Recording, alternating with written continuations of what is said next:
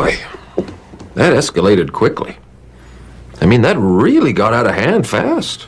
It jumped up a notch. It did, didn't it? Let's get into some.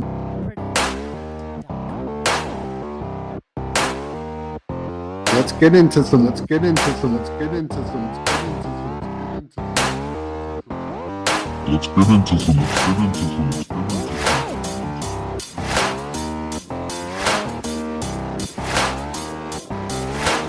Let's get into some 007 stuff. Stuff.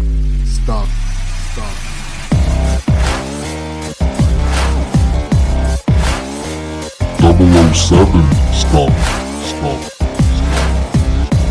007 stuff.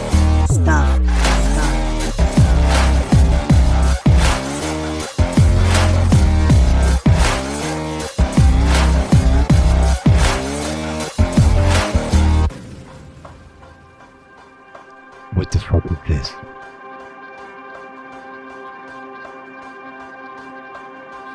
Can somebody please tell me what this is?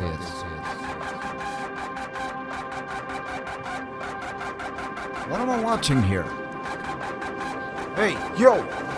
What the fuck is this? 007 stuff. 007 stuff. 007 stuff.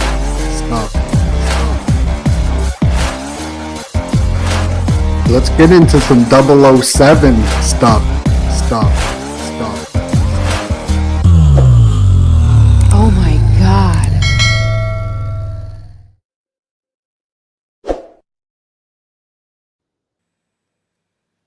Greetings, salutations, welcome, Shabbat Shalom. We've got a whole two people in here. I forgot to turn the background over. We are. It's Friday, so that means musicless karaoke, ladies and gentlemen. If you hadn't worked it out already, It's happening. Can I get a cue? this is where. Yeah, you got a cue, mate. All right, so let's go for it. Yeah, Friday. Join in as soon as you know the song. Heaven.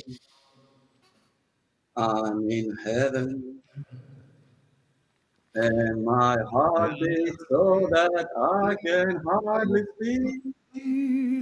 I don't know the song really. And I seem to find the happiness I seek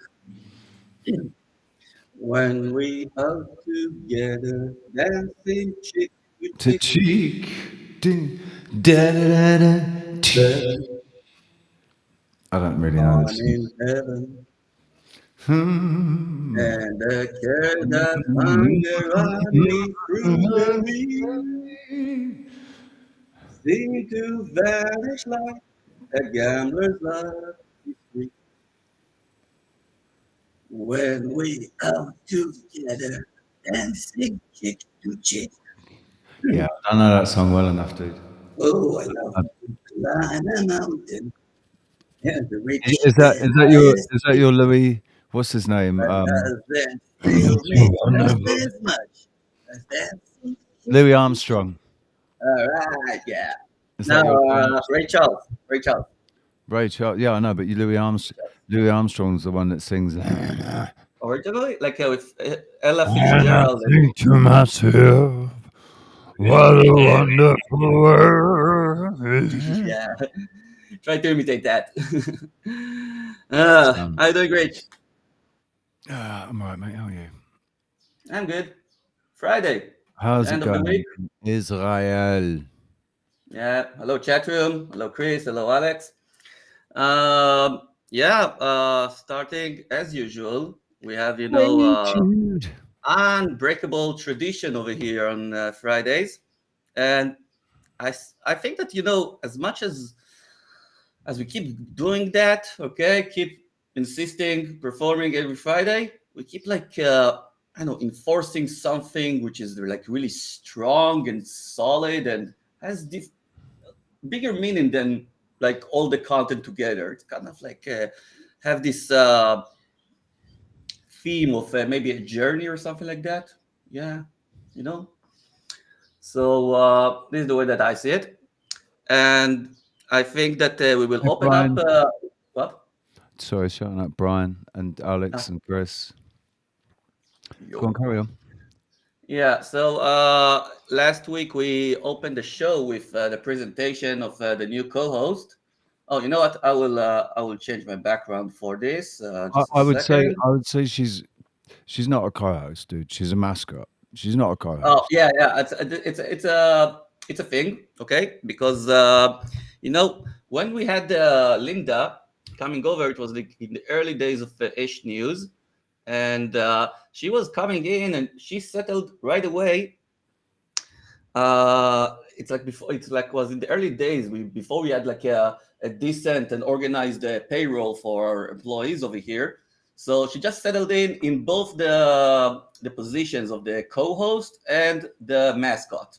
Now, when Linda got raptured and we got Jessica, so it's already in the era of the more. It's in already in air news where everything is much more like open and free. And she's like, Does starting with bargaining on her, contract. And she's saying to me, "Hey, I got like two positions right now. I got like two, co-host and mascot, so I have to get double letters and carrots." I think she does she No, because she's a year late, right? Really, last year was the year of the rabbit. This year yeah, is the year of a dragon. Does she identify as a dragon? perhaps we will see. We will ask herself. Okay, yeah, dear Eleanor over here presenting our co-host slash mascot, Isn't and she gorgeous? yeah, she's sweet. Today we stuffed her lots of carrots, and Did you she listen seems to what very I nice. said about feeding her lettuce, not cabbage? Yeah, Feeding her cabbage, not lettuce. yeah, I did follow your advice, and I bought her cabbage today. But she seems to, I but might be I getting mixed up with. I might be getting mixed to- up with tortoises. It might be. It might be tortoises.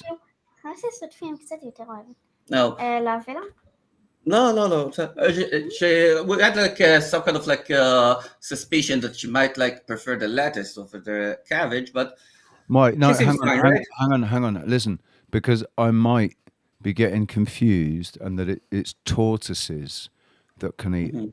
that eat cabbage, not lettuce. I know it's something that Yeah, no, we should feed it lettuce, but it's really uh, cabbage. yeah, just a second. We want to thank Elinor and Jessica Eleanor, for the performance over here on your show. We'll say goodbye to them. thank you. Shabbat shalom, Eleanor. Yeah. Thank you. Shabbat shalom. All right. All right. So we got through the presentation of the co-host. I will change back my background, I think. Yeah, something more, I don't know. Yeah, spring-like. So we gone through. Let's start this show, and Just before we do quickly, yeah. I just saw in the chat room, dude, Brian, mate, that sucks a big one. Is it on the? You must have said something about it on. I haven't had any notifications, so I'll have to go and have a chat. But Brian's been fucking robbed. Got robbed Wow. doing his Truth Cafe yesterday. Oh, bummer. Was it Oh, the like? one in Denmark. Was it like a robbed in secret? Like they came, they ran, or like an opportunist thing, or did they come up and hold you up, like with their finger stuck in their pocket? Is a stick up, give me all your shit. Or what? I want to hear how that happened, man. That sucks. Really sorry to hear that. Don't you need like a club or a gun for that? I don't know. It's in Copenhagen, right? Or like in Denmark? No. He's in America now, doing Truth Cafes Oh, in every state. So yesterday, was it Illinois? When we were in, I can't remember where he was yesterday. But he started off in Chicago. He went Chicago, then to Illinois, I think, and I'm not sure where he was yesterday. But I'm going to go and check it out after this. They broke into your hotel. Oh, right. Oh, motherfuckers. Did they steal all your equipment? Or did you have it all with you? Did you? That's the thing. Did you have it all with you, or had you left stuff? Motherfuckers, man. So right, yeah. Sorry to hear that, dude. Sorry, I just wanted to address that quickly. Hey, Lexi. Louisville. All right. Start talking. I think. If you remember, like 2 weeks ago, we talked about Passover. So we passed Passover, and oh, by the way, I spoke over in the Seder at my parents' house before the Seder dinner. It went along pretty good. I wasn't too much of like vicious with the guests. Okay, I still wanted to leave like a good atmosphere over there, and we knew that we had to read the Agadah thing and afterwards. So I did said my the things that I insisted on saying, but yeah, it went on pretty good. My mother was relieved that I wasn't like too much of a conspiracy theorist on Passover.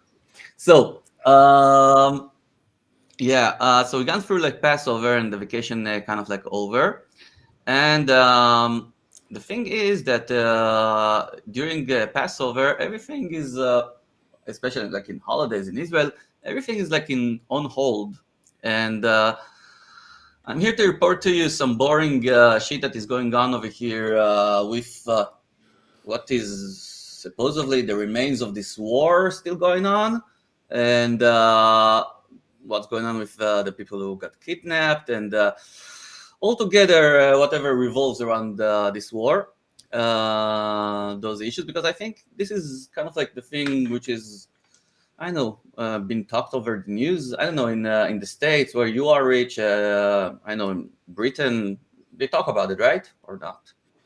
About in Britain? I'm not in Britain, am I? I know where you are in Britain, in the United I'm States. not What do in, you gather? I'm not in Do you Britain. gather? I'm in Canary Islands. Yeah, I know. But like, is it like on the news? Is it like a topic on the news? Where I don't watch the news either. I know. Anyway, Like, um, I don't know. Honestly, I don't know what's going on yeah, mainstream media in the UK, but you can absolutely guarantee that European media, English media, they're all in line. They're all yeah. giving their version of the same bullshit, and focus. It's all. So I don't know if they're talking about the war. The only news I see really is via alternative news, and I don't trust that either. So yeah, Yeah.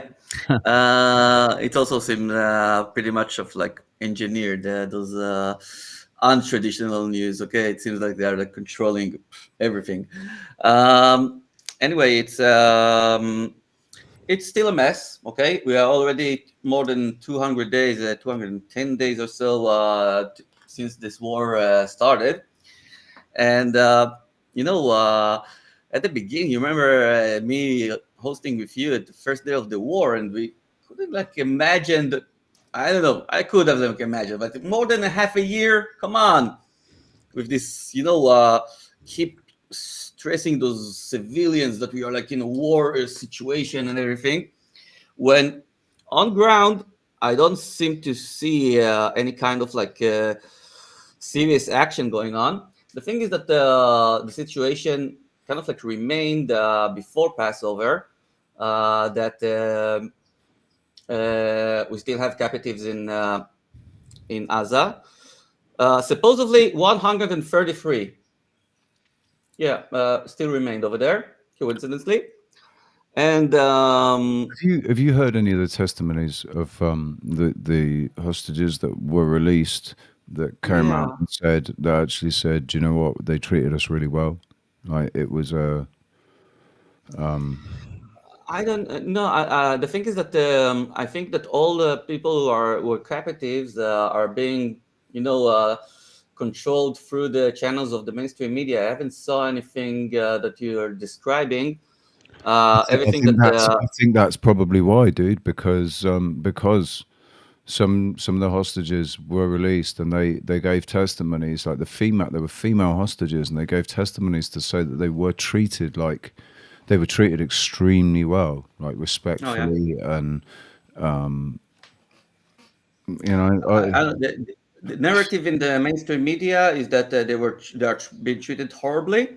oh, of course. They're not being allowed to be visited by the Red Cross or anything like that. And Well, the Red Cross is corrupt as fuck. So, like, you yeah, know, of course. But and altogether, those delusional situations that I don't seem to gather. Okay, because again, I think that if the Israeli army was really, really, intense and really anxious about getting back the hostages, okay, they would bring them back already. And I think that it's all a part of the big master plan of who's ever like controlling this country right now, Benjamin Netanyahu. That to create this kind of like situation, and there's now like huge protests and huge like voice from the public about his conduct with this crisis, about like him not really caring about getting back the hostages back. Now, if you do look at October 7th as engineered false flag, and he probably took it under consideration that there will be thousands of casualties on that day and people being kidnapped. I think that in his own twisted, sick mind, he do thinks that the people who got captured are part of the sacrifice, I part of think the he's already payment. written I them don't off. know. Yeah, yeah, Okay. he's already written them off. Their lives are already gone. They're already lost. As far as he's Yeah, concerned, they're already dead to him. yeah, and also there's a big misinformation about who is living over there. Okay, they're saying that I have 133 people who are like captives in Gaza right now, but you don't know how much of them are like alive. Okay, I So, assume my estimations. Okay, not more than 20. All right, my estimations. So what? Not more than 20 who? hostages who are alive. Right. Yeah. Yeah. So Yeah. I basically, I'd question if more than a few and of them. whoever is going to be back over there after 200, 300 days, okay, is not going to be a normal person, believe me. Well, I mean, it really does depend, doesn't it? It depends on if what they're saying is true, that the hostages are being treated terribly. Listen, Whereas, like I'm seeing now the people who got listen, survived from the dude, Nova party. the last Okay, thing the last thing Netanyahu wants is hostages being released and saying, "Do you know what? These guys were actually really, really good to us, and they said to us this. yeah, The of course, argument isn't with us, and they understand that, and we were treated really well, and because that doesn't fit his narrative at all. So it of doesn't course. fit. It's not beneficial for him to let the Yeah, the hostages be released yeah, and we're talking here in that about public situation. opinion. Okay, we're talking about public opinion, and we're Welcome, switching over Denizen. to talk about the aspect of the world's opinion about Israel and how it's being affiliated right now in the campuses in the United States. Now, I don't know. Again, this is all being presented by the mainstream media, so I don't really know how much is like an actual situation um, or it's something which is being engineered by this mainstream media to portray that there is now a big wave of anti-Semitism, anti-Zionism, and I told you, if you remember, like the big article that we'll be discussing this year, this whole concept of anti-Semitism is very, very blurry, okay, and it's intentionally blurry by the media, right? That they are like saying everything that is related to hate towards either Israelis, Jewish or Zionist, okay, is being described as anti-Semitism, okay, while we need to distinguish and to see who is it being referred to. All right. Dude, Now, the whole ridiculousness of it. You're anti-Semitic if you go against the people that want to bring about war, but you need to hate the Palestinians. Hate the Palestinians who happen to be part of they're Semitic themselves. They speak yeah, Arabic. They're part of the Semitic group. yeah, So it's a you're like you're damned if you do, you're damned if you don't. yeah. It's a big bullshit. So, first of all, to get into this, by the way, like an update about what's going on in the campuses in United States, they're saying now that they kind of like formed a tent field over there in the campus, and they're not allowing Jewish students to get into the campus. Okay. Where's And this at UCLA? lots of, I don't know, I think in New York and some others, and people over there. First of all, I think it's ridiculous. Okay, ridiculous. The way that they are like forwarding their violence towards I don't know, Jewish American people. What they got to do with that? Okay, what they got to do with like with Brainwashing, what's dude. going on over here in Israel? Right. Come on. Brainwashing. They're basically they're flying monkeys. They're useful idiot flying monkeys that are getting emotionally triggered. The worst thing about this whole thing is that anybody that supports Palestine is labelled as a supporter of terrorism. Automatically, if you're supporting the Palestinian people, you are supporting Hamas. And I don't understand that. So people that are standing up and protesting because of the loss of life of innocent people, and what they're actually protesting for is just for the war to stop and for the killing to stop. But mainstream media is portraying them, in a different way. It's all being portrayed. They're being portrayed to everybody as being supporters of terrorism, supporters of a terrorist group, Hamas. They're not. They're supporting the Palestinian people, who are just like us. In fact, they're no different to us. These are people, innocent people, getting caught up in a war between a bunch of little dicks with little dicks and erectile dysfunctions who haven't got their own fucking egos in check. Right? That's what we're dealing with. So to support, it's this whole stupid mentality of people who think that they don't understand nuance. They don't understand. They certainly don't. They just don't. They don't understand the simple thing. Okay, that they are putting themselves. Okay, if you're picking to be on Israel side or in the Palestinian side, okay, you're doing the same mistake. All right, you're just putting yourself into the narrative. Okay, Yeah, it doesn't matter exactly. You're not which side part you of the are. narrative. Okay, Exactly. you're We're just not getting part into of the that narrative. Okay, I will put myself in this side or that side. It doesn't matter. So now I hate this one or now I hate that one. It doesn't matter. Okay, No. what matters is that this is not the actual war. This is not what is actually causing the killing. All right, what's causing the killing is the simple fact that since whenever there was like leadership and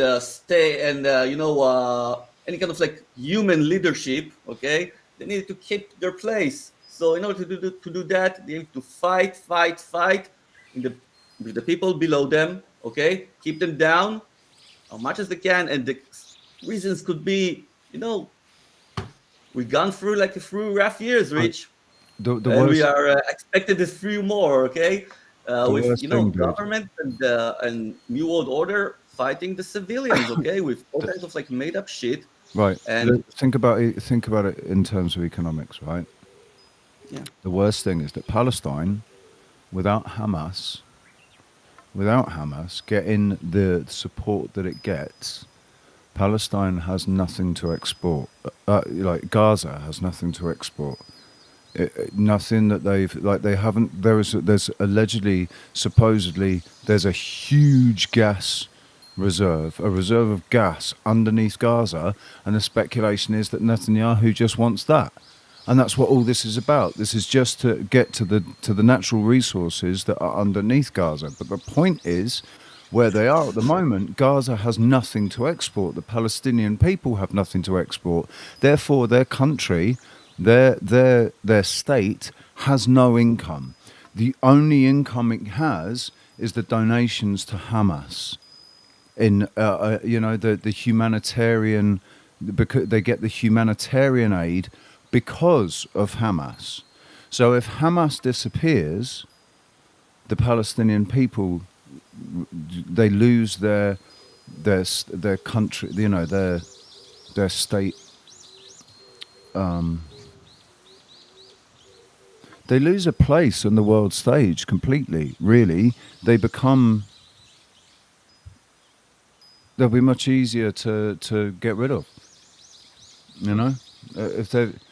If they've got no money at all behind them. But you see that this whole situation, okay, that's been created nowadays before like October 7th, that the Palestinians will be kept in this Gaza Strip and Israel, and they will do all kinds of like firing and all kinds of like terror attacks like they did in October 7th, all of that. It's all to maintain this position of war, okay, with them. So they can go out into operations each and every time, and they're doing that for like how much, like 20, 25 years already. All right, okay. Each time going to Gaza, blah blah blah, firing a little bit, and then came back. And you see that that to keep this conflict alive, right? For the benefit of the people in the government, of the as you said, the gun industry, the weapon industry, the military industrial complex, medical, media, of course, okay, to keep all those bodies, okay, being occupied and they're working as they love to, okay. You need to keep on penetrating this war situation, okay? You need to keep this war going on, all right, all the time. And this is why you kind of like obstruct incidents like that in the campuses, okay, in the United States. Yeah, they hate them really, really bad right now. Really, really bad. So what we going on this war right now, and everybody like government and weapon and media and everything are being involved. It's important. It's important. We're showing you that, right now, anti-Semitism, going up. On the other side, they're showing you Israel is like bombing Gaza. Now we are like escalating, and you should be worried. Worried all day. Be worried, and about the captives. It's so like emotionally. Revelations, bro. Revelations. Like there will be wars and rumors of wars. I mean, really, I think just the fact that the military-industrial complex has become such a strong thing, such a big thing. The business model there. Too many people invested in that business model, so we're gonna have forever wars until there's some big reset. Until there's some big fucking reset to level the playing field again. They need to waste all this weapon. It's laying down in the storage.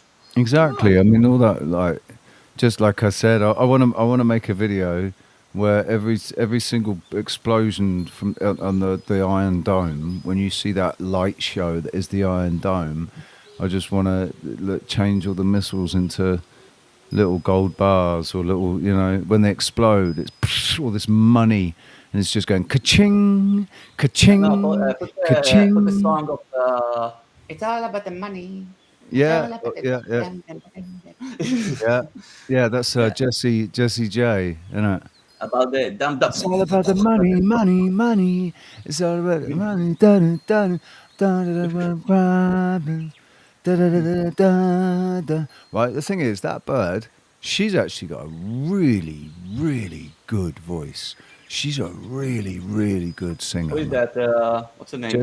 Jessie J, I think it is.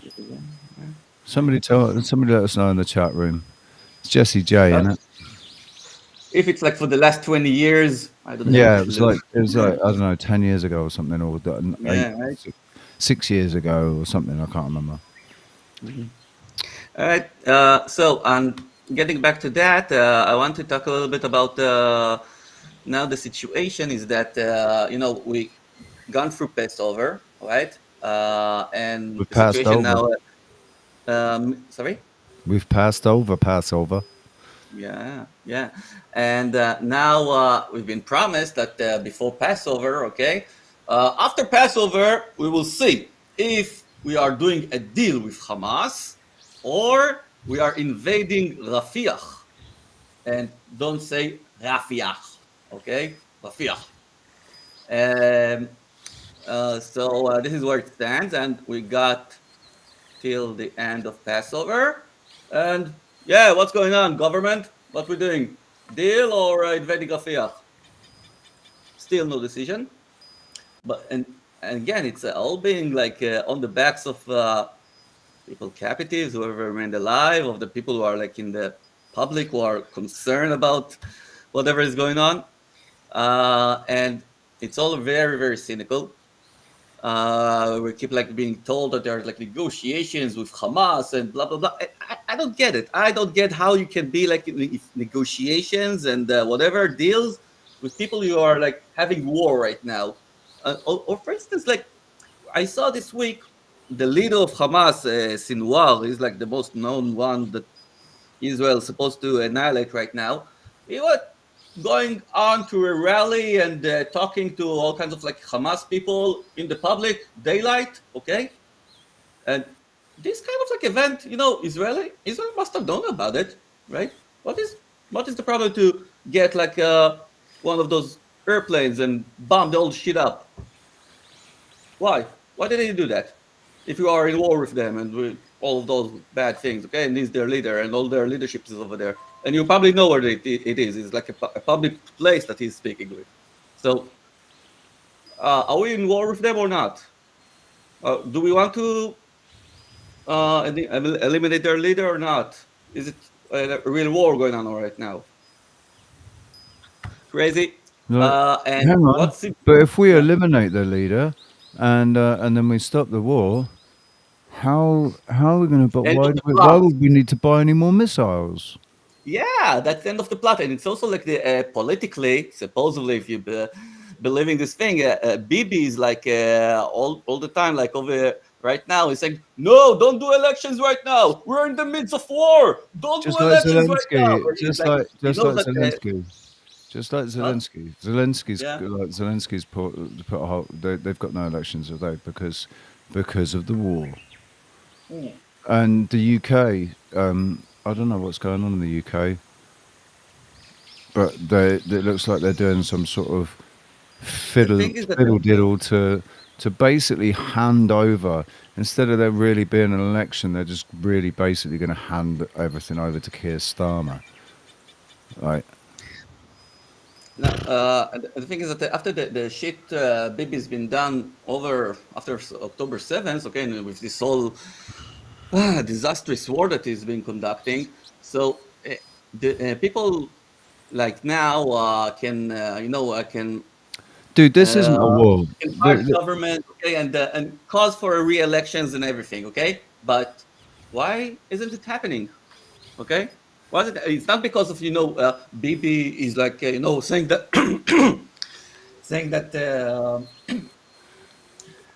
is now at war and we shouldn't be fighting. A second. It's all Sorry, the I got bongs, stuck. dude. It's Yeah. ripping that bong. That's what does that. Yeah. Ripping a bowl on Anyway, the so bong.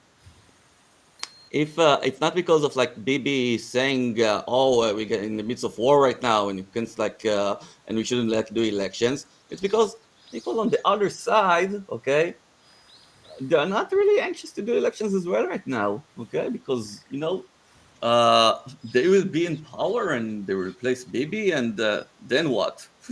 Then what they will do? They will. I know. Still need Nobody to. wants to fuck the status quo. Nobody wants to fuck the status quo at the moment. It is in a the way like so that they've got it. The way they've got it at the moment is conditions for a forever war. No end in sight, basically, because Now, listen. Really interesting thing is the media, of course. From one side, you got like the left wing channels, okay, which are in dissonance conflict, okay, which is again the thing is that they don't get it yet that Bibi took under considerations that the people who are captured are not going to return. All right, they don't follow this. They still like saying, oh, he's trying maybe to do like negotiations with Hamas, but he doesn't really want to or anything like that. This is the whole narrative that they're trying to describe to us, that there's actually like been going on negotiations and it might will happen, it might not happen or whatever. Okay, but if you're like involved in this narrative, it's like you're involved in sport or something like that. Okay, yeah, what's going to be with my team or whatever. But this is if I you. mean, listen, that's exactly what's going on, though. It's all part of the left-right paradigm. This side versus that side. It's all part of this. Yeah. And now, like the left wing is so confused because he's been saying about Bibi Netanyahu horrible things all day, but altogether he doesn't suggest any kind of like solution or any kind of like alternative or whatever. No, this is a very, Anyways, very lucrative situation to be in. Lots of money to be made. Don't want to, can't. Like, it's not just, and listen, it's not just the missiles and all that. It's the aftermath. Who rebuilds afterwards? Who don't gets think the about. contracts to rebuild afterwards? This is such a lucrative business to be in. Yeah. And about oh, and about the media, the right wing, okay, they Hey, are Lewis. in absolute denial, okay, denial of this horrible truth that we are witnessing. And they have this show, The Patriots, and I think it's like on the evening time, and they have this panel of right wing hosts over there, and they are all, I don't know what kind of like drugs they're giving them before broadcast, but that they are being able to push this horrible reality. But they are over there ecstatic. They're wearing these hats with saying that they will win or something like that. Absolute win. This is what is written on the hats. Okay, they're sitting like morons in the studio with these hats and like gloating and happy and sure that we're gonna eliminate Hamas right now and bring on the captives, and Bibi Netanyahu should still controlling this thing. Anyway, again, I don't know which kind of drugs are they giving them. They seem so I don't know what kind of like ticks in their eyes or something. Seems to me that something really, really wrong going on over there. Anyway, so this is media, and now we are being involved. We are being occupied with the media about what we're gonna having this week and next week, right? Which are the two events and the week altogether, which is the most sad, depressing, horrible, boring as well, which is the National Week of Israel, which starts off with Holocaust Day. I think it's on this Sunday or Monday. And a week afterwards, the Memorial Day for the IDF soldiers and the Independence Day. Now, a few voices were heard. I know, not a few, a lot of voices been heard that Israel shouldn't really celebrate its independence while being in war and while after what's happening in October 7th. What do you think about it, Rich? You're going to have to repeat because I'm doing Okay. some Some housekeeping. people are So like thinking that we're approaching like Independence Day, so we should have like thinking. Okay, so people are like really thinking about it. If we should celebrate our Independence Day this year, okay, because of what happened on October 7th, and because we are like now in war, and because we have captives in Gaza. So should we or should we not celebrate the independence of our corporation?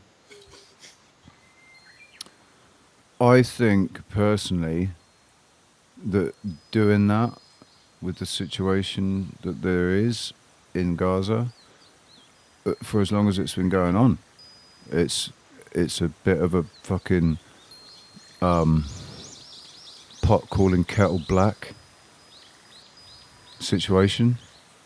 Like the way that the Palestinians have been treated in Gaza and have been treated for however long it's been.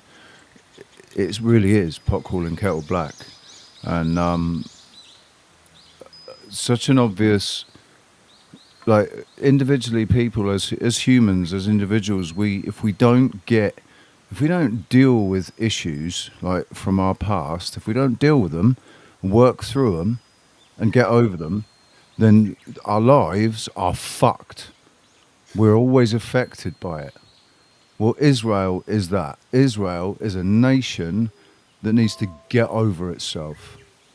The Israeli, like that, not you, obviously, but like Israel as it is, Netanyahu, and all of that, the super ego of Israel needs to get over itself. Of Judaism, the Jews need to fucking get over themselves.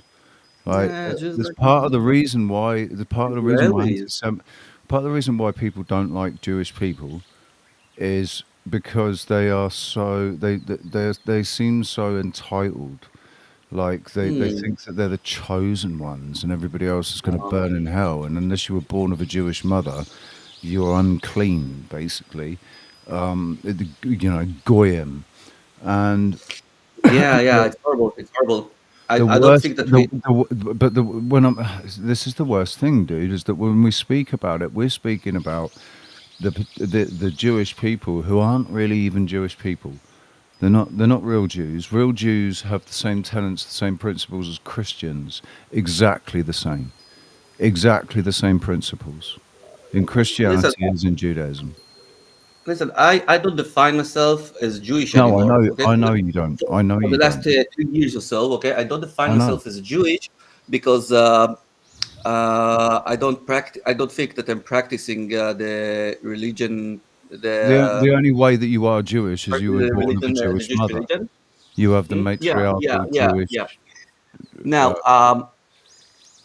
Now, what you're saying that about the entitlement, okay, that Jewish people feel for themselves, okay, and think that they are above other and the chosen people or whatever, okay. I totally disagree with that. Okay, I don't feel any kind of like superiority over anyone on this earth. Okay, because I was born to a Jewish mother, or because I have this I don't know tradition behind me, or pact with God, or something like that. Bullshit. Come on, bullshit. Um, and I do get how some Jewish people do think that they are okay, like the other goyim or But they whatever. can't be blamed for that. The thing is, they can't be blamed for that because that's the indoctrination they've received. Yeah, yeah, That's what they've been totally, told totally. their whole fucking lives since as long as they can remember. So, like, you Yeah. can't blame people. It is the indoctrination. It is the indoctrination, and Israelis are a bit different from other people, but it doesn't mean that they are like better in any way. Okay, and they are entitled in any way. They only made themselves entitled. Okay, by the thing that you are always pointing on. which is the victimhood. Okay, because of this victimhood, we are entitled, and this is also a big lie, because victimhood can't, you can't build your life and your image and your whatever on victimhood. Okay, it's not gonna last you for a while. Okay, that's what I think. I'm trying. Always like whenever like bad things are happening in my personal life, I always like don't like to share it to much people. Okay, only maybe to my close friends or something like that, because I don't like to be in the position of the victim. Okay, it doesn't I know give me much comfort with other people. Maybe sharing my sorrow or something like that.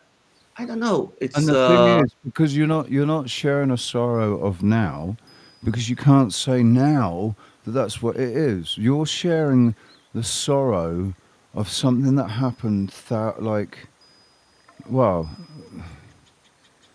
I guess if we include World War Two, yeah, it's a fairly recent sorrow, but still. Yeah, but altogether, it doesn't matter like how it happened chronologically. It keeps like repeating again and again and again that we are like the victim, and we are like by pointing on ourselves. Hey, everybody, see, we are the victims. Well, Acknowledge then us. because Title us. then we have Okay? to then we have to explore the psychology behind victim mentality and victimhood and stuff, and that's where we get into psychotherapy, where Israel needs psychotherapy to get over its victimhood, because now Mm. because it's constantly it's like if that's all you're doing, you're perpetuating it. If you make yourself a victim the whole time, then that's what you are. You are a victim, and you will always be a victim if that's all you keep. It's like, yeah, it's like the Israel as a state is an extension of.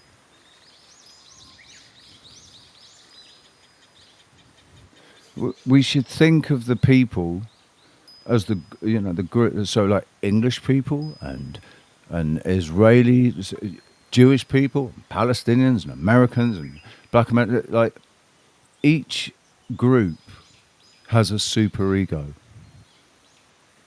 right? Which is connected to the physical, Yeah, but obviously, but in a spiritual sense, in a spiritual way. It's like it's a manifestation of the collective ego.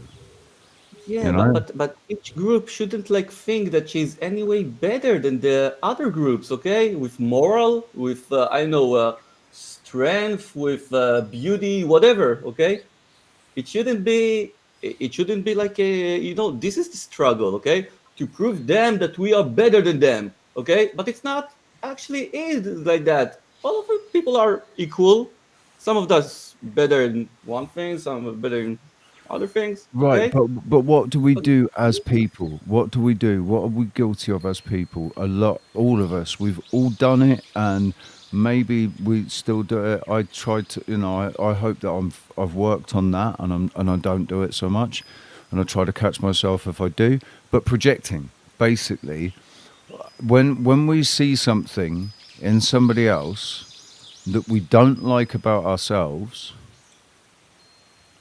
we call it with rah rah rah. You are this. You are that. You're so like, no, and it triggers us. Oh, like, or my ego. There's parts of me that I've tried to tone down, but I see them blasted out full degrees from full volume from other people, and it triggers me because I think, rah. Well, I saw that I had to work on that. Why haven't you seen it? Yeah, you need to fucking work on that, right? But I don't say that anymore. I keep those thoughts to myself now, because who am I to say that? Because I had to work on those things myself. It took me time to get to a point where I realised, wind your neck in, son. You know, it took me a while. Like, who am I to say when it is time for somebody else to reach that realisation?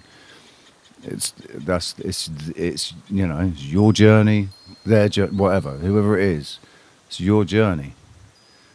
Voy you're kind of right. I sort of agree. It's a nationalized. But this is where I talk about. This is why I said the superego. So the superego is nationalism. Like it is Yeah, the it yeah, is yeah. is And the hate. nationalism is to think that you are better than someone else, right? Okay, the No, nationalism no. is I don't. patriotism. No, I don't think. I think that's where it's confused.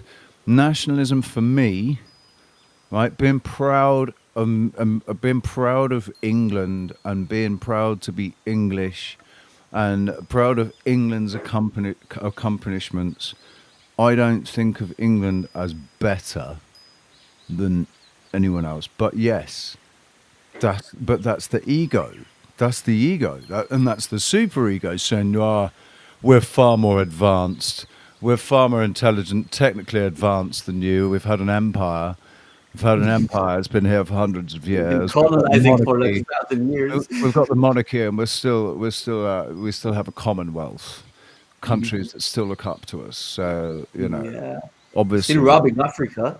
So obviously we're give us some better, respect. right? That's the Yeah, fucking super ego.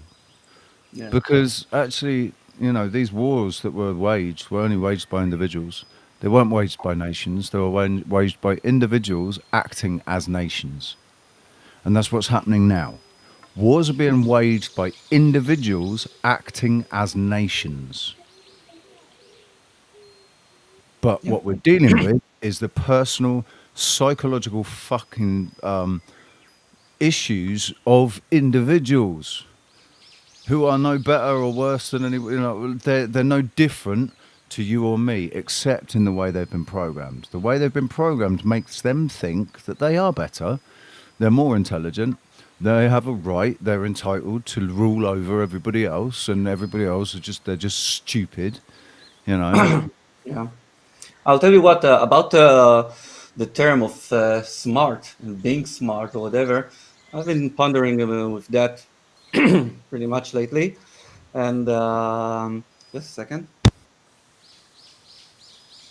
Yeah. With like my mother told me in some kind of like conversation after really exhausted her for something like 1 or 2 hours. Uh, she told me, "Oh, come on here. You're I don't have time and strength to do any more of these conversations. You're a smart person. You have the strength for that. I'm not smart as you." And I'm like, after I finished the talk, I kind of like thought about it. And I said to myself, like, whatever like makes me smart? What makes me smart? This thing that I know I have 2 academic degrees. Does that make me smarter? Nah. Do I have like street smart like they call it? How do you call it? Intelligence, uh, emotional intelligence. Okay, do I have emotional intelligence? Whatever like people define as smart. And I will. The conclusion Smart's that I right, got. because this is the thing as well, right? There's intelligent, and then there's smart. Yeah. Uh, Smart is more than just Now, intelligent. Like, yeah. Let's say the they wisdom. don't they don't Okay. say this anymore. They used to say he's got smarts, right? Yeah. No, but it's like it goes out to 2 different kinds of things. I will go by. Did you ever play the Dungeons and Dragons, Rich? So that again. Dungeons, Dungeons and Dragons. Have you ever played it? Have I ever played it? I've never played it. I've never actually You've never played it. played it. I've seen it being played, but I've never actually played it. I've played the equivalent of on computer games in the early days when PCs first came out, and Yeah. the games that you played were descriptive. Like the game that he plays in Big, where it's Yeah. descriptive. It's a really terrible Yeah. picture, Yeah. Yeah. Yeah. Yeah. picture art, animation of this thing. Go over there. Go over there. King, like But King it's all Quest. described in text, and you King have Quest. to, Remember yeah, Police and you have to Quest. say King Quest. open Yeah. open door. Larry Quest. Did you play Like, Larry Quest?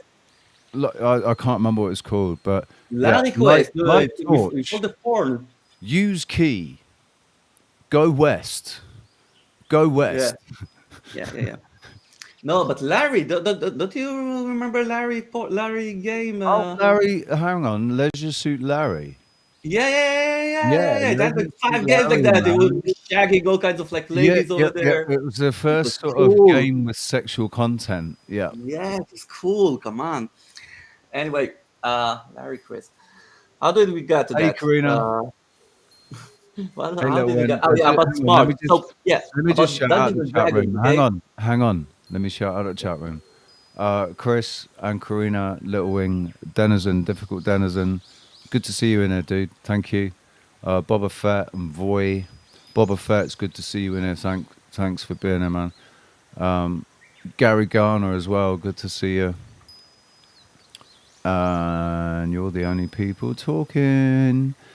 Na, na, na, na, na, na. Little Wing, I've said hey, haven't I? Yeah. Craig Burns, Alex Dunn, all you guys. Thank you very much for being here. Right, continue. All right. So I was talking about the Dungeons and Dragons, and over there they have like qualities of each like character. So they describe the amount of things that you learned. Okay, is like wisdom, and intelligence is the ability to use your the thing that you learned in Wisdom is practice. applied knowledge. Yeah, it's Like, like applied that knowledge. difficult denizen is saying, right? Wisdom is applied knowledge. So, knowledge is knowing that tomato is a fruit, and wisdom is knowing Yeah, that you don't put it in a fruit salad. yeah. No, intelligence is not No, putting it in there. intelligence tells you it's a fruit. Wisdom No, tells you not. wisdom tells you No, it's a fruit. no. This is Intelligence the way it tells went down you in D&D. no, dude. Chat room, back me up. Intelligence tells you that tomato is a fruit. Wisdom tells you that you do not put it in a fruit salad. Vice versa. Chat room No, decide. nope. Chat room decide. Chat will I don't. decide. Okay, I listen, dude. You don't need Well, to feel bad. All right, you don't need to feel bad. I won't feel bad. No And you matter don't. what the chat room. And I know that. but I know that you bought all it. you And need all this you need chat to room. do is I know say this chat room is all you need yours. to do is say, Rich, I'm Uh, sorry, I bow to your so wisdom. willingly suck you up. You Just a just second. bow. I have a You phone all you call need over to do here. is bow to my wisdom. That's all you need to do. Thank you, boy. But this might just be a translation thing. Might be a translation thing, you know?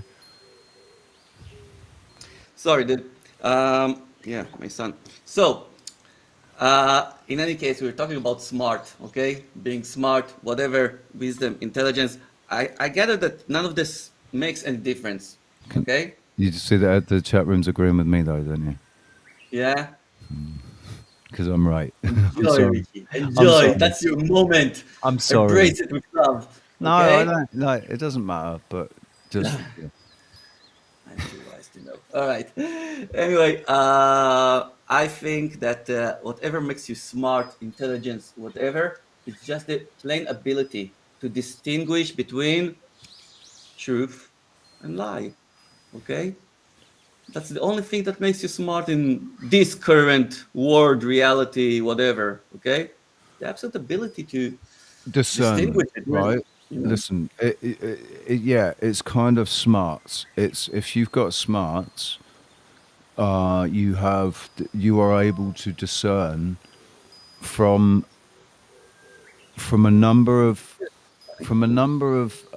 influences. Like you see what you witness, but what you feel as well. Like people that know when they get a feeling, that the feeling they listen to the feeling because the feeling tells them either this guy's full of shit or this guy is not full of shit. This guy's all right. This guy's not all right. You know, It's the intuition. You're talking about the intuition, but it's all intuition. part Yeah, of it. But it's all part of it. It's all like both the wisdom and the intelligence, no matter how you define it, and the intuition and whatever emotional intelligence, whatever. Okay, it's all need to focus on the distinction between truth and lie in every field of your life. Okay, in every field of your life, you have the truth and you have the lie, and you have to. And the thing that makes you smart, okay, is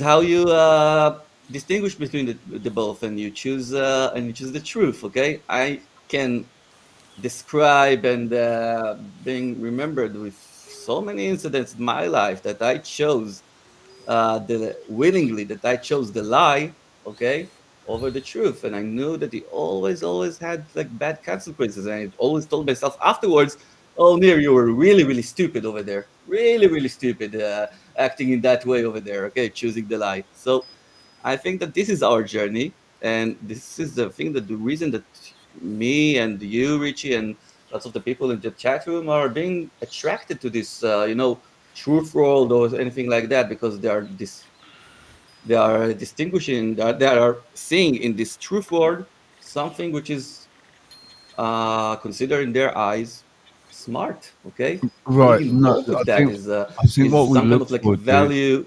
It increases the value of like you being smart. Mostly what people are looking for Hmm? is genuine. The person doesn't even have to be right, and the people watching that person You're don't lagging there, even have Rich. to. Eh? They don't worry about the lagging, dude. Fucking hell. What the Rich, audio I don't hear lagging? you very well. You don't hear me. Chat room, can you hear me all right? Is the chat as the Yeah, audio? yeah. I don't. You scrambled it. You scrambled it.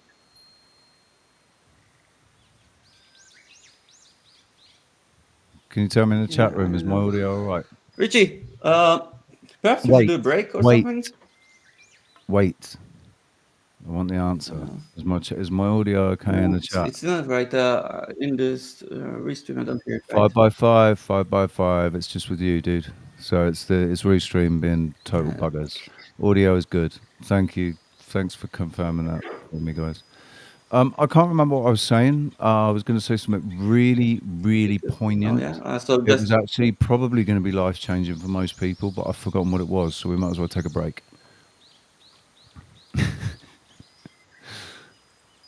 Can you hear me? all right. Let's do a break and come back You afterwards. right? I think Listen, with dude. Enoch You and need a to. better Yeah, we're streaming. getting I a think. massive I don't know. lag. Something is like We're getting a really massive lagging lag, over here. dude. You need to leave. You need to go and come back. You need to go out and come back. It's Yeah, your I will leave connection. and come back. Yeah, yeah. All right, mate. Bye, chat Right, room we're for going to take a now. break, guys. We're going to take a break. Don't Anti-Semitics. go I love it. anywhere. Don't go anywhere, peeps.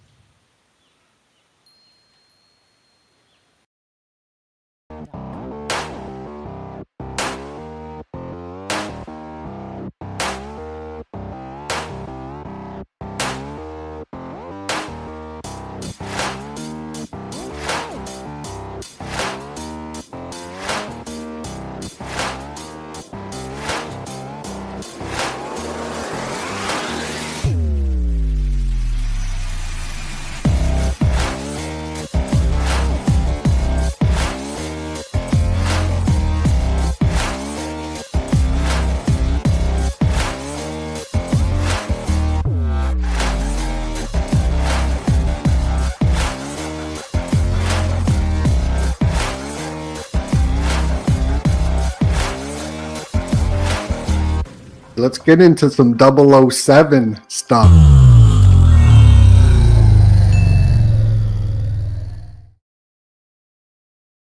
You that the fate of humanity, the fate of our race, indeed, the fate of all that exists and ever will exist, rests with you. You are the single most important person in the universe. For the international order that we have worked for generations to build. Ordinary men and women are too small-minded to govern their own affairs. That order and progress can only come when individuals surrender their rights to an all-powerful sovereign. Bruh. They said I cure cancer. Looked at me like, why cancer? Because no one thinks we can. That's why, and we can. We can end cancer as we know it. Deliver on our sacred obligations to veterans was the second thing. Okay. What you just said is one of the most insanely idiotic things I have ever heard. At no point in your rambling, incoherent response were you even close to anything that could be considered a rational thought. Everyone in this room is now dumber for having listened to it. I award you no points, and may God have mercy on your soul. Emotional damage. You won't?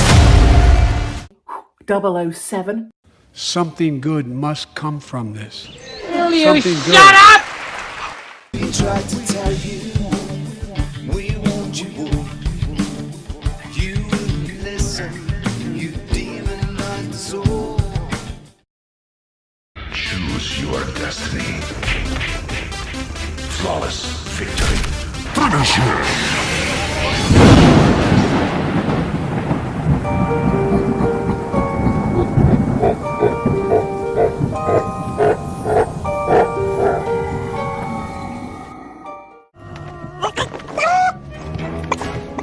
Second braces! Up on the fire down below!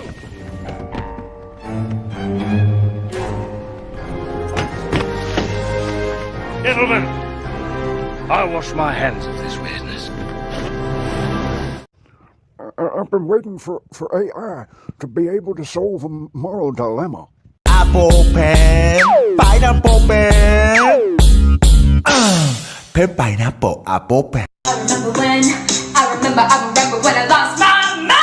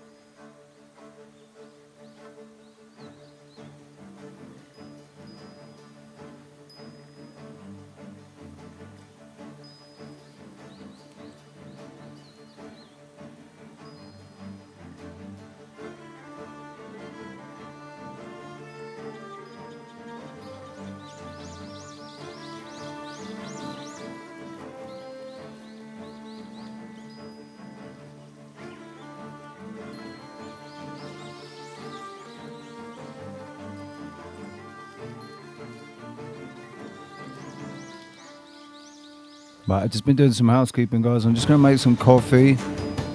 Make a quick cup of coffee. It'll take 3 minutes to heat it up. Don't go anywhere.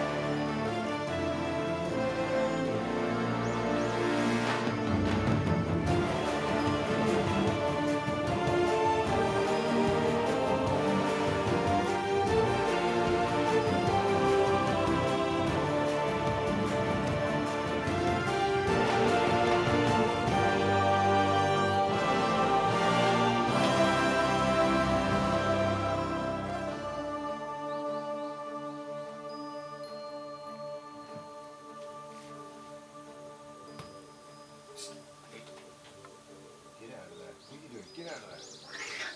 Get out of there.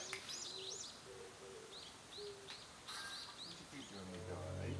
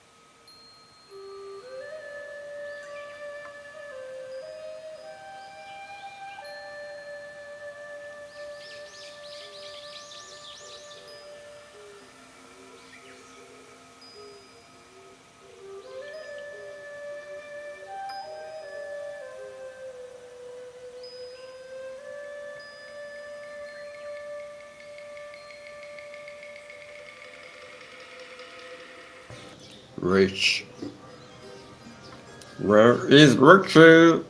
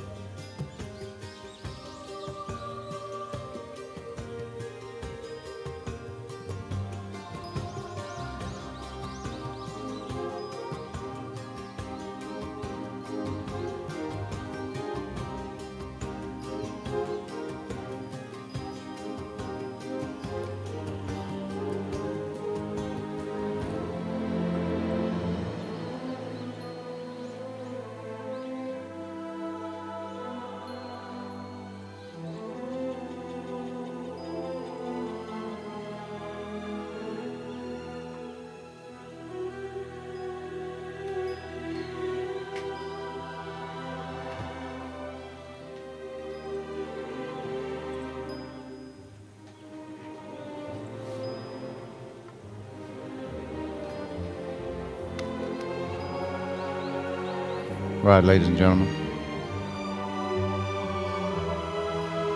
If I could ask you all to return to your seats, please return to your seats.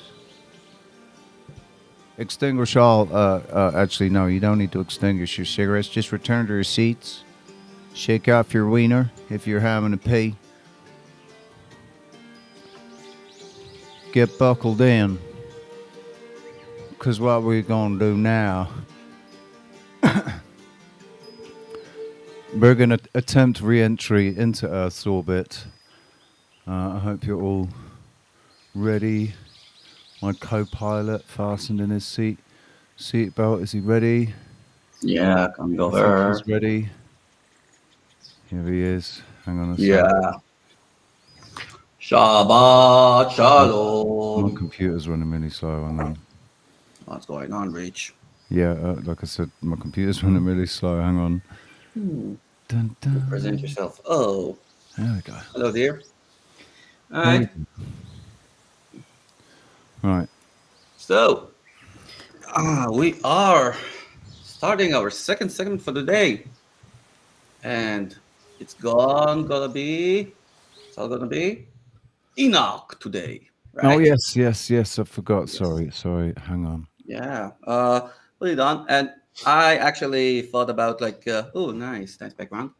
Sorry, something like doesn't work out with my hair today. I keep being Having a involved bad with it. head, eh? That's a shame. That's one of the Yeah, reasons why I but shaved my I have head. this wink thing going on over here, which is kind of goes down every It's bed. time, and It's where basically it's the bed. Yeah. it's Dude, not this is supposed why I to shave my be. head. It completely eliminates all bedhead situations, like bed Yeah, I hair know, I know. situations. I have no day when I'm having a bad hair day. It's like actually no, that's not true. Now it's actually migrated to my facial hair. I could be having a bad facial hair day. Right. And I used to be like you, actually. I used to have really short hair, lots of years in my life. Oh, it's so Anyway, much easier, dude. So much easier. yeah, right. So, yeah, we're gonna. I thought about continuing our tradition for the last 2 weeks. 2 weeks ago, we read down the Haggadah of Passover, and last week we read from the book of Jasher about Abraham and his story. And I thought about continuing this tradition and see that it works out pretty nice, and we're having interesting discussions about You the need things to that. send me that link again, dude, Oh because yeah. it hasn't. It's not a link. So like, but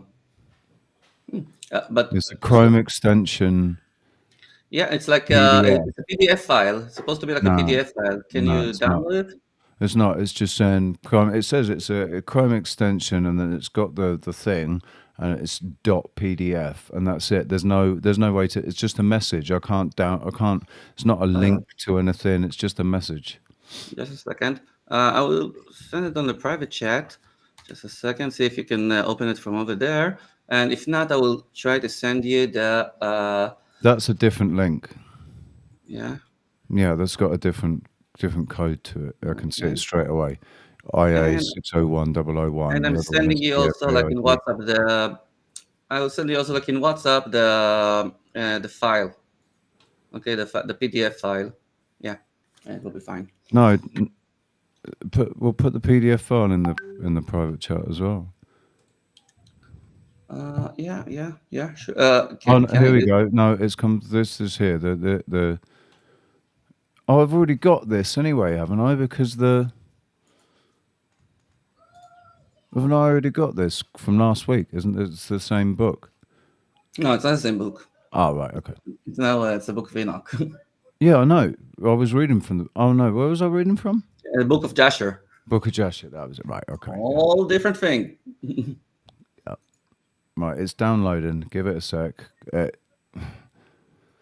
but it It takes ages to download anything or upload anything to Signal okay, or so in the WhatsApp. meantime, I will start talking about the Book of Enoch, and hoping that the chat room over here, some of you did read it, some of you didn't. I don't know, but I've got the I will spinning rainbow wheel of death on my computer. Everything's frozen up, so I can hear, but I can't see anything. Perhaps you can read it out from your phone. Huh? Perhaps you can read it out from your phone. Hang on a sec. All right, no worries. So I'll start talking about the Book of Enoch, and I will say that it's one I read it out like about 2-3 years ago, and it made me I know pretty much of a big revelation about how I'm seeing I know the truth war, the time that were like before the first flood, and all kind of like it really organizes lots of the unsolved questions in the biblical story, at least for me. And it was after like a few years that I was doing shows with Oren Shushan, my friend, and he's been talking about this book all the time and saying that it's a very important book for reading for everyone. Like he was like interested in the scriptures because it gives you the whole story of the plot, which is kind of like if you do miss the plot of the Book of Enoch, so you can't gather lots of the ideas and lots of the I don't know situations that are happening afterwards in the Bible and until our current day, actually. Okay, because I think that the Book of Enoch about explains to you what is evil. Okay, what is evil and how it's being formed and what's the targets of evil and and what he's been using, okay, in order to achieve his goals. And it's all being said over there in the first few chapters that we're about to read of this book, and it's being also divided to I think five books, which the first one is the Book of Watchers, and again I'm reminding that this story is happening in the pre-flood era, okay, according to the biblical story, the pre-flood era, and somewhere in between chapter 5 and 6 in the book of Genesis, they are saying now it's also been Mandela effect at the place of these verses, okay? But they are mentioning over there that the woman, okay, were intercoursing with those fallen angels. Okay, with those not fallen angels, they are calling themselves over there the sons of Bnei Elohim, the sons of God. That they were intercoursing with them, and from them there's another breed that being evolved, and then afterwards when they're starting off chapter 7, I think in Genesis, so they're already starting with the story of the flood. Okay, with the humans did wrong in the eyes of God, and God decided that He will bring on a flood, and then begins the story of Noah. Now, the missing part, which is in Genesis, and I do think that, it's not only editorial reasons that they kept this book apart from the Bible. They didn't in Ethiopia, though. Sorry? They didn't in Ethiopia. In Why did- Ethiopia, it's still part of the canon. Oh, yeah? Oh, Yeah. probably. No, not probably. It is. It is It is, still it is, part of it the is. canon in the Ethiopian Orthodox Church. It's Mhm. still part of the canon. It's still in their Bible. Yeah. So anyway, it's you see that this book had pretty much of a good intention, bad intentions, okay, of him being out of the canon, and the story is that first of all, it's been talking about angels and fallen angels, which are like different entities from what we are used to know in biblical stories. Okay, usually when in biblical stories, it's only God in front of man. All right, and in a few places they do in the Old Testament they do mention the devil, okay, in the book of Job, which is also pre-flood era, okay, and in all sorts of like other places in the New Testament they mention him a few times as well, but all about like other entities, angels and kruvim and all kinds of like things like that. It's all very vague in the Old Testament, while in the story of Enoch, it's very it's the whole story. Okay, and to be frank about it, I used to like believe in one entity. Okay, in regarding like religion, I used to believe, yeah, there's only God, and there's no other like entities in between, or like below them and above humans or whatever. But when I read the book of Enoch, kind of like changed my mind a little bit. I opened up to this option that it might be possible that there are like more entities, and altogether, I think it's also like we will discuss, I think, afterwards about the truthness and about how much it is reliable to count on whatever is written in the book of Enoch or in the scriptures in general. Okay, it's like a discussion that I had this week, maybe the following week, maybe the week before, with truther friends of mine, that they are lacking in the belief that whatever is written down in the scriptures is actually true. But So I think yeah. this is a good. I think this is a good time for me to voice what Yeah, I've been yeah. saying in the last sort of week or two, because it's something that occurred to me. It only really occurred to me recently, but now it's occurred to me, it applies everywhere, like to everything. It really does. It applies to everything. When we're describing manifest reality that other people witness and can agree on, and most of the definitions are already firmly established, it's very easy to describe to somebody things that you've seen. But when you're trying to describe to somebody things that are unseen, things that are felt more than seen, things that are perceived in the mind's eye more than seen with the, or if they are seen with with your eyes, you actually witness it. Nobody else saw it. Nobody else was there to see it. Nobody else, So it is unseen to the people that you are trying to explain it to. It's unseen to them. It might have been seen to you, but it's unseen to them. So to describe the unseen, all we can do is use our own personal points of reference, which is very much dependent on the life that we've lived, the experience that we've had, the data that has been inputted. It's all about how the perceptions that we hold help to define the unseen things, or help us to define the unseen things. We can only use the vocabulary that we have, right? So when you describe something that only you have experienced and nobody else has experienced, it was a completely unseen thing, either unseen by them or unseen by everybody. It was only experienced in the senses, in the other senses. As soon as you voice it, as soon as you try to describe what it was you experienced to anybody else,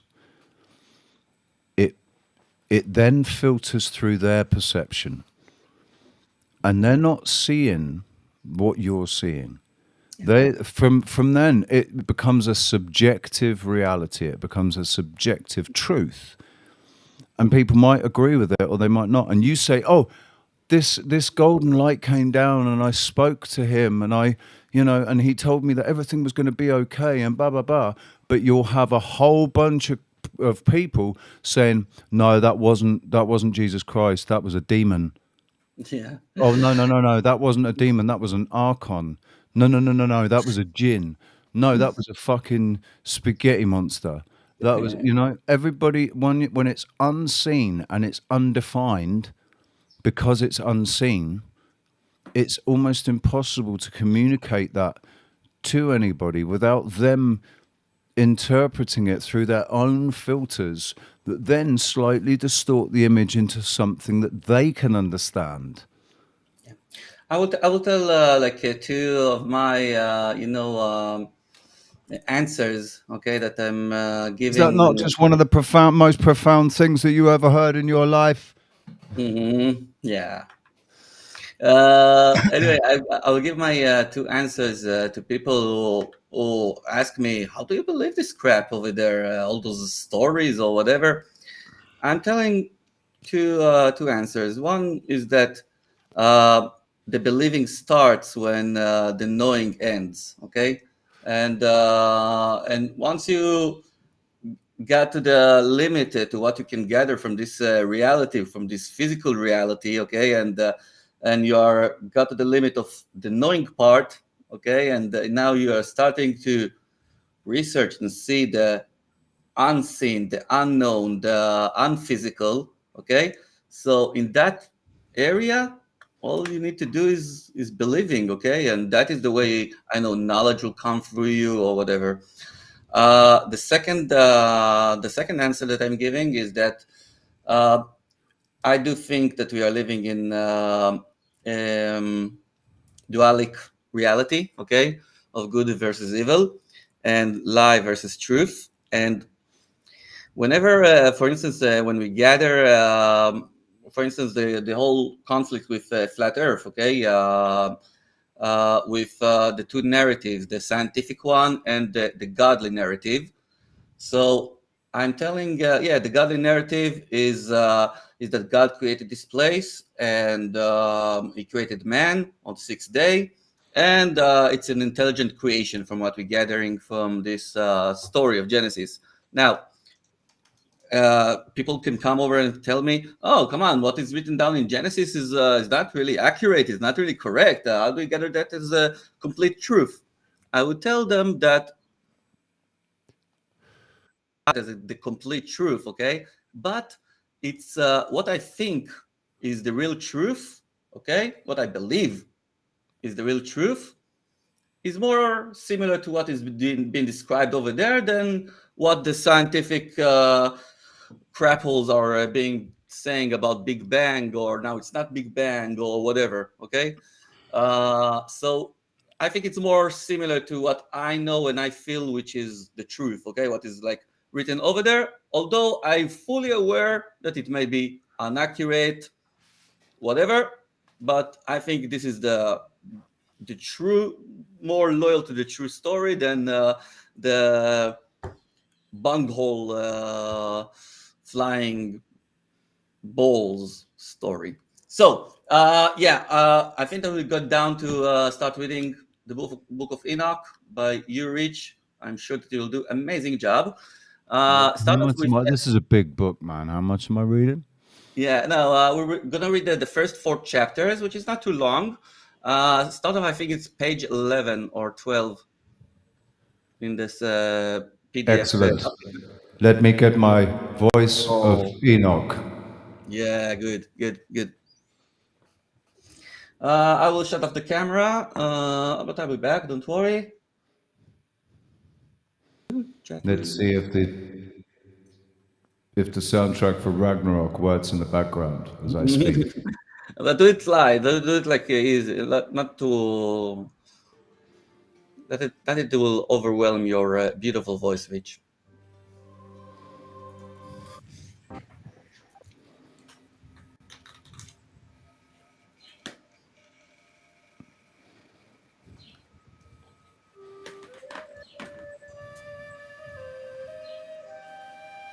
Yeah, pretty nice.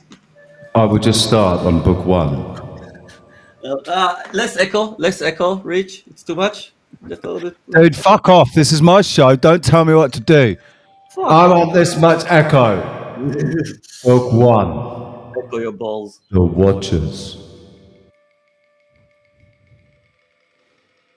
I actually need my glasses.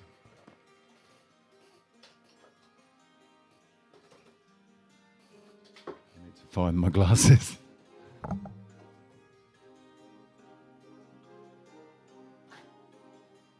Where the fuck have my glasses gone?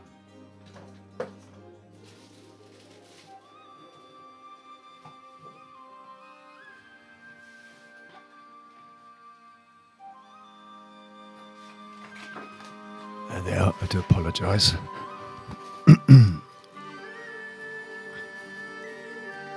Are we all sitting comfortably?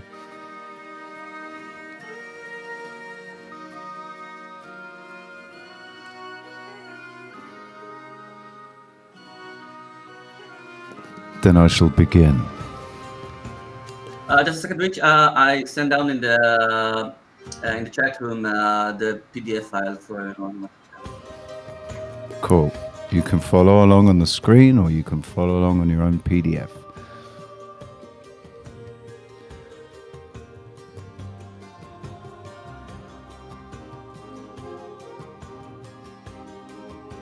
Here we go. Book 1, The Watchers. Chapter 1. The words and blessings of Enoch. The words and blessings of Enoch, wherewith he blessed the elect and the righteous, who will be living in the days of tribulation, when all the wicked and godless are to be removed. And Enoch, a righteous man, whose eyes were opened by God, took up his parable and said, I saw the vision of the Holy One in the heavens, which the angels showed me, and from there I heard everything, and from them I understood as I saw, but not for this generation, but for a remote one which is for to come. Concerning the elect I said, and took up my parable concerning them. The Holy Great One will come forth from his dwelling, and the eternal God will tread upon the earth, even on Mount Sinai, and I will appear in the strength of his might from the heaven of heavens.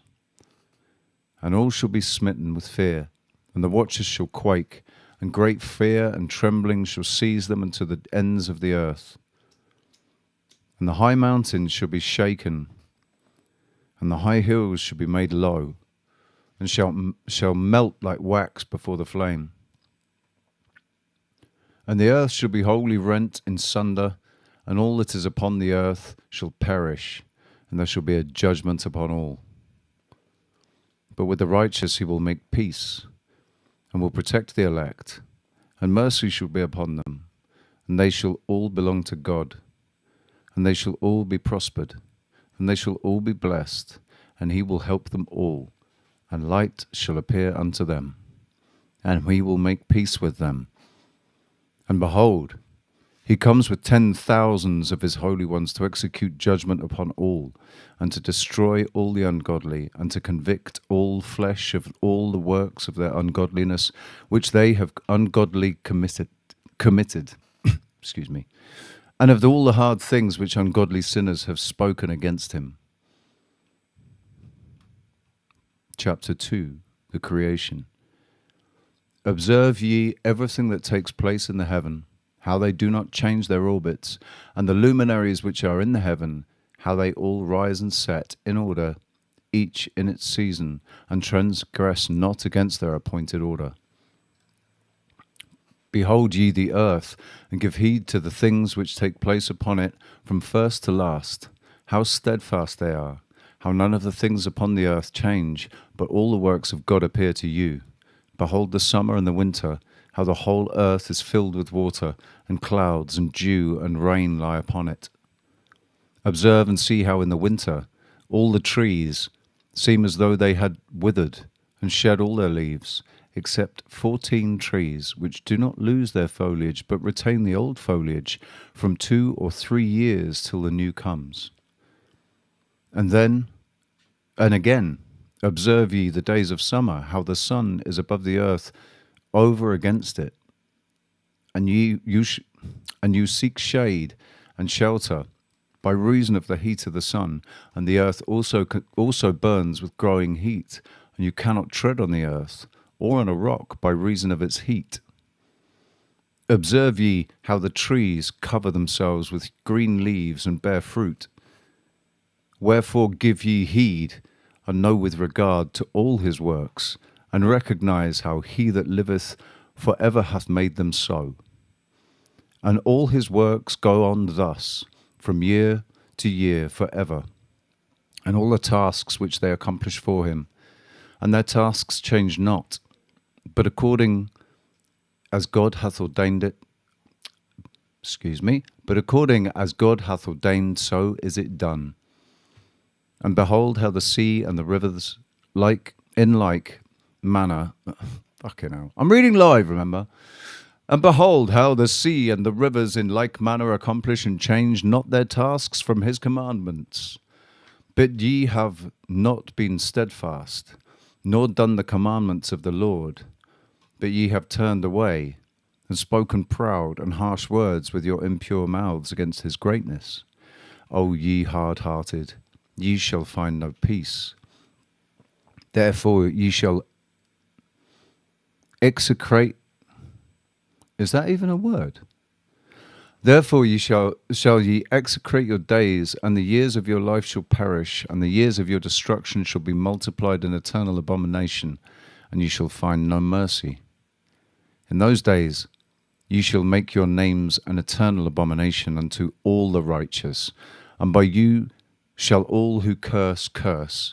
All the sinners and the godless shall imprecate by you, and for you, the godless, there shall be a curse. And all the righteous shall rejoice, and there shall be forgiveness of sins, and even mercy and peace and forbearance. There shall be salvation unto them, a goodly light, and for all you sinners there shall be no salvation, but on you all shall abide the curse of the beast. But for the elect there shall be light and joy and peace, and they shall inherit the earth.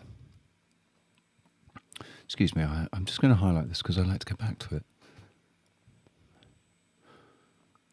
And then there shall be bestowed upon the elect wisdom, and they shall all live and never again sin, even through ungodliness or through pride. But they who are wise shall be humble, and they shall not again transgress, nor shall they sin in all the days of their life, nor shall they die of anger or wrath, but they shall complete the number of days of their life. and their lives shall be increased in peace, and the years of their joy shall be multiplied in eternal gladness and peace all the days of their life. Chapter 3, Fallen Angels. And it came to pass, when the children of men had multiplied, that in those days were born unto them beautiful and comely daughters. And the angels, the children of the heaven, saw and lusted after them, and said to one another, Come, let us choose us wives from among the children of men, and beget us children. And Samjaza, who was their leader, Samyaza, fucking I don't know, who was their leader, said unto them, I fear you will not indeed agree to this deed, and I alone shall have to pay the penalty of a great sin. And they all answered to him and said, Let us swear an oath, and all bind ourselves by multiple imprecations, not to abandon this plan, but to do this thing. Then, Yeah, Rich. yeah. Rich. First of all, you're doing a great reading. Don't stop. Yeah, and this is the important part of the story, where they are doing this rebellion against God, and they are talking now about Mount Hermon. Mount Hermon is still existing today in the territory of Israel. Dude, I've got things I want to say from earlier on. I got comments Right. to make about this. Yeah, Right? do continue. Perhaps we should wait. We should just wait until I've finished reading all of it, and then we Go can go on. and tear it to pieces. Right. And they all answered him and said, Let us swear an oath and all bind ourselves by mutual imprecations, not to abandon this plan, but to do a thing. Then swear they all together and bound themselves by mutual imprecations upon it. And they were in all 200 who descended in the days of Jared on the summit of Mount Hermon. And they called it Mount Hermon because they had sworn and bound themselves by mutual imprecations upon it. And these are the names of their leaders: Samnazaz, their leader; Arak, Arakelbar; Ramil, Kogoblel, Tamlel, Ramlel, Danal, Ezekiel, Barakiel, Azael, Amoros, Batarel, Ananel, blah, blah, blah, and Richie. And these are their chiefs of tens. And all You want me to repeat the names? Rich. Say that again. You want me to repeat the names? Do you want to? You can sound better than me. Yeah. Just make sure you include Richie in there. Shamchazai, Arkaba, Ramael, Kochviel, Tamael, Ramiel, Daniel, Ezkiel, Barkiel, Asael, Amaros, Batarel, Ananel, Zakiel, Sampi, Satarel, Turiel, Jomikel, Sariel, and Richie. Yeah, it's like it goes better in Hebrew. So like, only one of them. Two of them technically, but AL and EL are interchangeable as far as I'm aware, especially in Hebrew, which doesn't have any vowels. So the only one is Amoros, right? All the others have the L. L is God, which is God, right? So who's Amoros? Because he doesn't have L. Amoros. Let's see. They're telling lots of their chronicles afterwards. Continue. Come on. And all the gods, all the others together with them took to themselves wives, and each chose for himself one. And they began to go in unto them and to defile themselves with them. And they taught them charms and enchantments and the cutting of roots, and made them acquainted with plants. And they became pregnant, and they bare great giants whose height was 3,000 ells. And an L is obviously that big, right? So 3,000 of these ells. and else, who consumed all the acquisitions of men, and when men could no longer sustain them, the giants turned against them and devoured mankind. And they began to sin against birds and beasts and reptiles and fish, and to devour one another's flesh and to drink the blood. Then the earth laid accusation against the lawless ones, and Azazel taught men to make swords and knives and shields and breastplates, and made known to them the metals of the earth and the art of working them, and bracelets and ornaments, and the use of antimony, and the beautifying of the eyelids, and all kinds of costly stones, and all colouring tinctures. And there arose much godlessness, and they committed fornication, and they were led astray, and became corrupt in all their ways. Semyaza taught enchantments and root cuttings, Armoros the resolving of enchantments. Barachiel taught astrology, Kokabel the constellations, Ezekiel the knowledge of the clouds. Well, you fucked up, Ezekiel, didn't you? Eh? Because there's new clouds now. Arakiel, the signs of the earth. Shamsiel, the signs of the sun. Sariel, the course of the moon. And as men perished, they cried, and their cries went up to heaven. Chapter 4, Intercession of Angels. And then Michael, Uriel,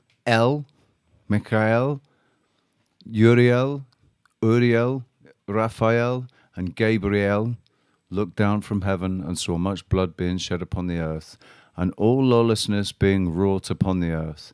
And they said one to another, the earth, made without inhabitant, cries the voice of their cryingst up to the gates of heaven. And now to you, the holy ones of heaven, the souls, bring our cause before the Most High. And they said to the Lord of the angels, Lord of lords, God of gods, King of kings, and God of the ages, the throne of thy glory standeth unto all generations of the ages, and thy name holy and glorious, blessed unto all the ages. Thou hast made all things, and power over all things hast thou. And all things are naked and open in thy sight, and thou seest all things, and nothing can hide itself from thee. Thou seest what Azazel hath done, and who hath taught the unrighteousness on the earth, and have revealed the eternal secrets which were in heaven, which men were striving to learn. And Samlazaz, to whom thou hast given authority to bear rule over his associates. And they have gone to the daughters of men upon the earth, and have slept with the women, and have defiled themselves, and revealed to them all kinds of sins. And the women have borne giants, and the whole earth has thereby been filled with blood and unrighteousness. And now, behold, the souls of those who have died are crying out, making their suit to the gates of heaven, and their lamentations have ascended, and cannot cease because of the lawless deeds which are wrought upon the earth. And thou knowest all things before they come to pass, and thou seest these things, and thou dost suffer them, and thou dost not say to us what we are to do to them in regard to these. Then said the Most High and Holy and Great One, spake, and sent Uriel to the son of Lamech, and said to him, Go to Noah, and tell him in my name, hide thyself, and reveal to him the end that is approaching, and the whole earth will be destroyed, and a deluge is about to come upon the whole earth, and will destroy all that is on it. And now instruct him that he might escape, and his seed may be preserved for all the nations of the world. And that's how God speaks. And again, the Lord said to Raphael, Bind Azazel, hand and foot, and cast him into darkness, and make an opening in the desert, which is in Dadael, and cast him therein, and place him upon the rough and jagged rocks, and cover him with darkness, and let him abide there forever, and cover his face so that he may not see the light. And on the day of the great judgment he shall be cast into the fire. And heal the earth which the angels have corrupted, and proclaim the healing of the earth, that they may heal the plague, and that all the children of men might not perish, through all the secret things that the watchers have disclosed and taught their sons. And the whole earth has been corrupted through the works that were taught by Azazel. To him ascribe all sin. And to Gabriel, and the Lord, said the Lord, proceed against the bastards and the reprobates, and against the children of fornication, and destroy the children of the watchers from amongst men, and send them against the other. Send them one against the other, that they might destroy each other in battle. For length of days they not have. And no request that they make of thee shall be granted unto their fathers on their behalf. For they hope to live in eternal life, and that each one of them will live 500 years. And the Lord said unto Michael, go, bind Samnazaz and his associates, who has united them with the women, so as to have defiled themselves with them in all their uncleanliness. And when their sons have slain one another, and they have seen the destruction of their beloved ones, bind them fast for 70 generations in the valleys of the earth, till the day of their judgment, and of their consummation, till the judgment that is forever and ever is consummated. In those days they shall be led off into the abyss of fire, and to the torment, and to the prison which they have been confined forever. And whosoever shall be condemned and destroyed will from thenceforth be bound together with them to end of all generations, and destroy all the spirits of the reprobate and the children of the watchers, because they have wronged mankind. Destroy all... Fucking, I'm going to turn it off now. Destroy all wrong from the face of the earth, and let every evil work come to an end. And let the plant of righteousness and truth appear, and it shall prove a blessing. The works of righteousness and truth shall be planted in truth and joy forevermore. And then shall all the righteous escape, and shall live till they beget thousands of children. And in all the days of their youth and their old age shall they complete in peace. And then shall the whole earth be tilled in righteousness, and shall all be planted with trees and be full of blessings. And all desirable trees shall be planted on it, and they shall plant vines upon it, and the vine which they plant thereon shall yield wine in abundance. And as for all the seed which is sown thereon, each measure shall bear 1,000, and each measure of olives shall yield 10 presses of oil. And cleanse thou of the earth from all oppression, and from all unrighteousness, and from all sin, and from all godlessness, and all the uncleanness that is wrought upon the earth, destroy from off the earth. And all the children of men shall become righteous, and all the nations shall offer adoration, and shall praise me, and all shall worship me. And the earth shall be cleansed from all defilement, and from all sin, and from all punishment, and from all torment, and I will never again send upon it from generation to generation and forever. And in those days I will open the store chambers of blessing which are in the heaven, so as to send them down upon the earth over all the work and the labour of the children of men. And the truth and the peace shall be associated together throughout all the days of the world, and throughout all the generations of men. And before these things Enoch was hidden, and no one of the children of men knew where he was hidden, for where he abode, and what had become of him. And his activities had to do with the watchers, and his days were with the holy ones. And I, Enoch, was blessing the Lord of majesty and the King of ages, and lo, the watchers called me, Enoch the scribe, and said to me, Enoch, thou scribe of righteousness, go declare to the watchers of heaven, who have left the high heaven, the holy eternal place, and have defiled themselves with women, and have done as the children of the earth do, and have taken themselves into wives. Say to them, ye have wrought great destruction on the earth, and ye shall have no peace nor forgiveness of sin. And insomuch as they might delight themselves in their children, the murder of their beloved ones shall they see, and over the destruction of their children they shall lament, and shall make supplication unto eternity, but mercy and peace shall ye not attain. And Enoch went and said, Azazel, Thou shalt have no peace. A severe sentence has gone forth against thee to put thee in bonds, and thou shalt not have toleration nor request granted to thee, because of the unrighteousness which thou hast taught, and because of the works of godlessness and unrighteousness and sin which thou hast shown to men by teaching them weapons. Then I went and I spoke to them all together, and they're actually no, because he taught girls how to tie themselves up. And they were all afraid, and fear and trembling seized them, and they besought me to draw up a petition for them that they might find forgiveness, and to read their petition to the presence of the Lord of heaven.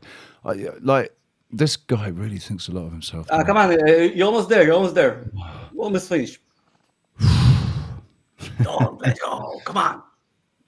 For from thenceforth they could not speak with him, nor lift up their eyes to heaven for shame of their sins, for which they had been condemned. Then I wrote out their petition and the prayer in regard to their spirits and their deeds individually, in regard to their requests, that they should have forgiveness and length.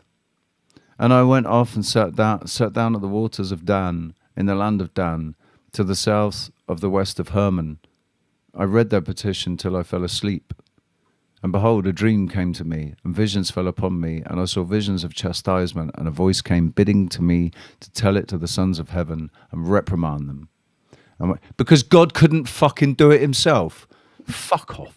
Sorry. And it ends with 33 verses. And when I awakened, and I came unto them, and they were all sitting gathered together, weeping in that place, which is between Lebanon and Sennaser, with their faces covered. And I recounted before them all the visions which I had seen in sleep, and I began to speak the words of righteousness and to reprimand the heavenly watchers. Nice one, Rich. Do you know, it's weird, right? Well, it's not weird. I guess it's just how it is. Like, when I read it now, yeah, I read it, I hear it with different ears now, right? And I got to tell you, what I hear is ego. Yeah, tons of ego. Massive. This is what went down over here before the flood. Some guy says that he's fucking spoken to God and went and talked to the Watchers and done all this shit, and just because he said so, and then he disappeared in a big fucking he did. Oh my God, like. No, next chapters he went over to meet God. Yep. I did that as well. I went and met God last Tuesday. We had a cup of tea. He revealed to me the entire plan. He's actually informed me that I am one of the fallen, and but it's just there we go. Fucking anyway. Yeah, it's a fucking story. Great story. Come on. You know what gets me most? Forget for a second. What gets me most about it, though, dude? What gets me most about it is that because of the lack of true education, we're sat here still in 2024 talking about the perceptions of a man, a story that's been heavily suppressed for a long time. It's been attacked, it's been ridiculed, and it's been also uplifted and given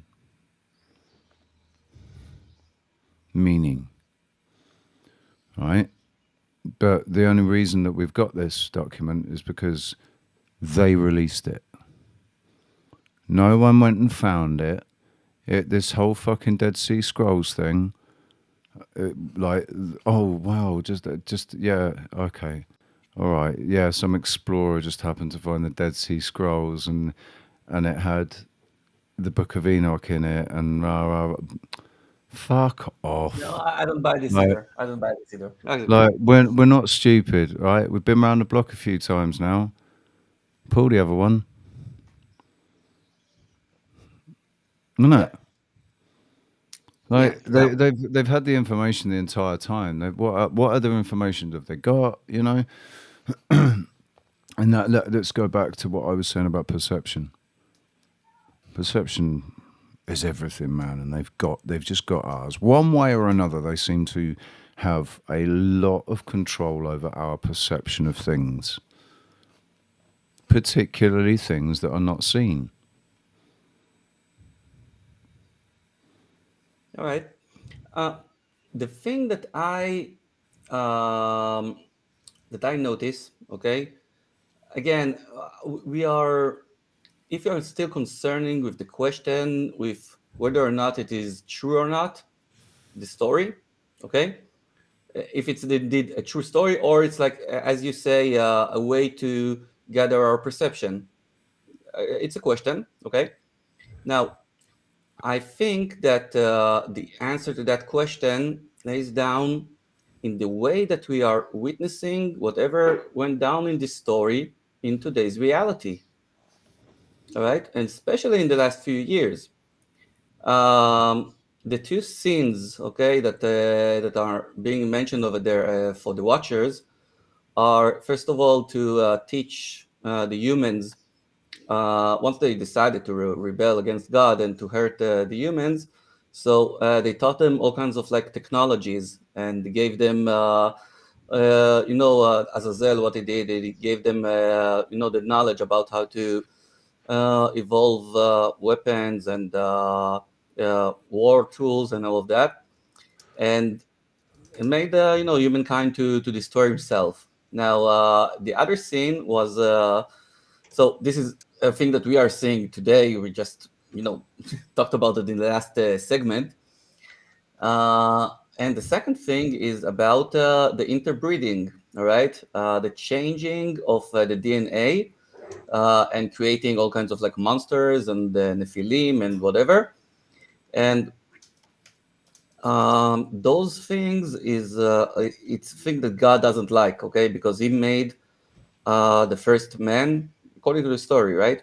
He made it pure, okay, and once you start messing with the DNA, okay, of the pure man, so then God gets angry, and one of the reasons he picked Noach over there, and Noach was, of course, the grandson of Enoch.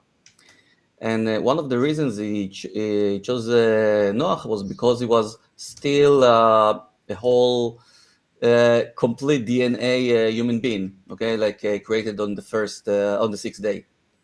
So this is why he decided to eliminate all humanity. And how can you see that relates to our days? Come on, we got the coup thing going on last few years, and the jabs thing, and over there they're telling you right on the art, yeah, this is mRNA experiment, and we are doing you messing with your DNA thing, but it's all right, safe and effective, right? But we're messing with your DNA. It's okay, don't worry about it. We're changing all kinds of like I don't know, fucking microchips they're putting inside, whatever. But it's all about transhumanism, and you see the same things that we are experiencing in later years happened according to this story in the pre-flood era. Okay, and you know what happened? What happens after the pre-flood era? Happens the flood, right? And that gives us pretty much a good signs. If we didn't settle for all the signs that we got already right now, that we are like approaching critical times in humanity, okay?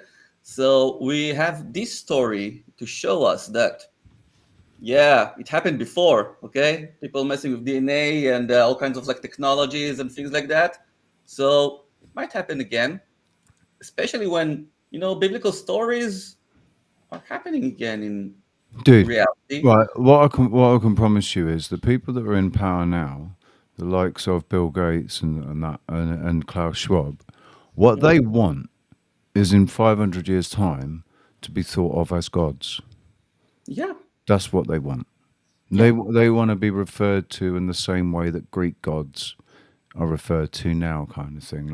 Like they almost want to become myths in their, because they're so their status now is celebrities, okay? Is Yeah. celebrities, and this is the highest they can get. I don't know, whatever mankind is like defined to itself. Probably when all the AI shit will go in, they will start to define other kind of like human beings, and will Dude, define probably them as what the gods or whatever.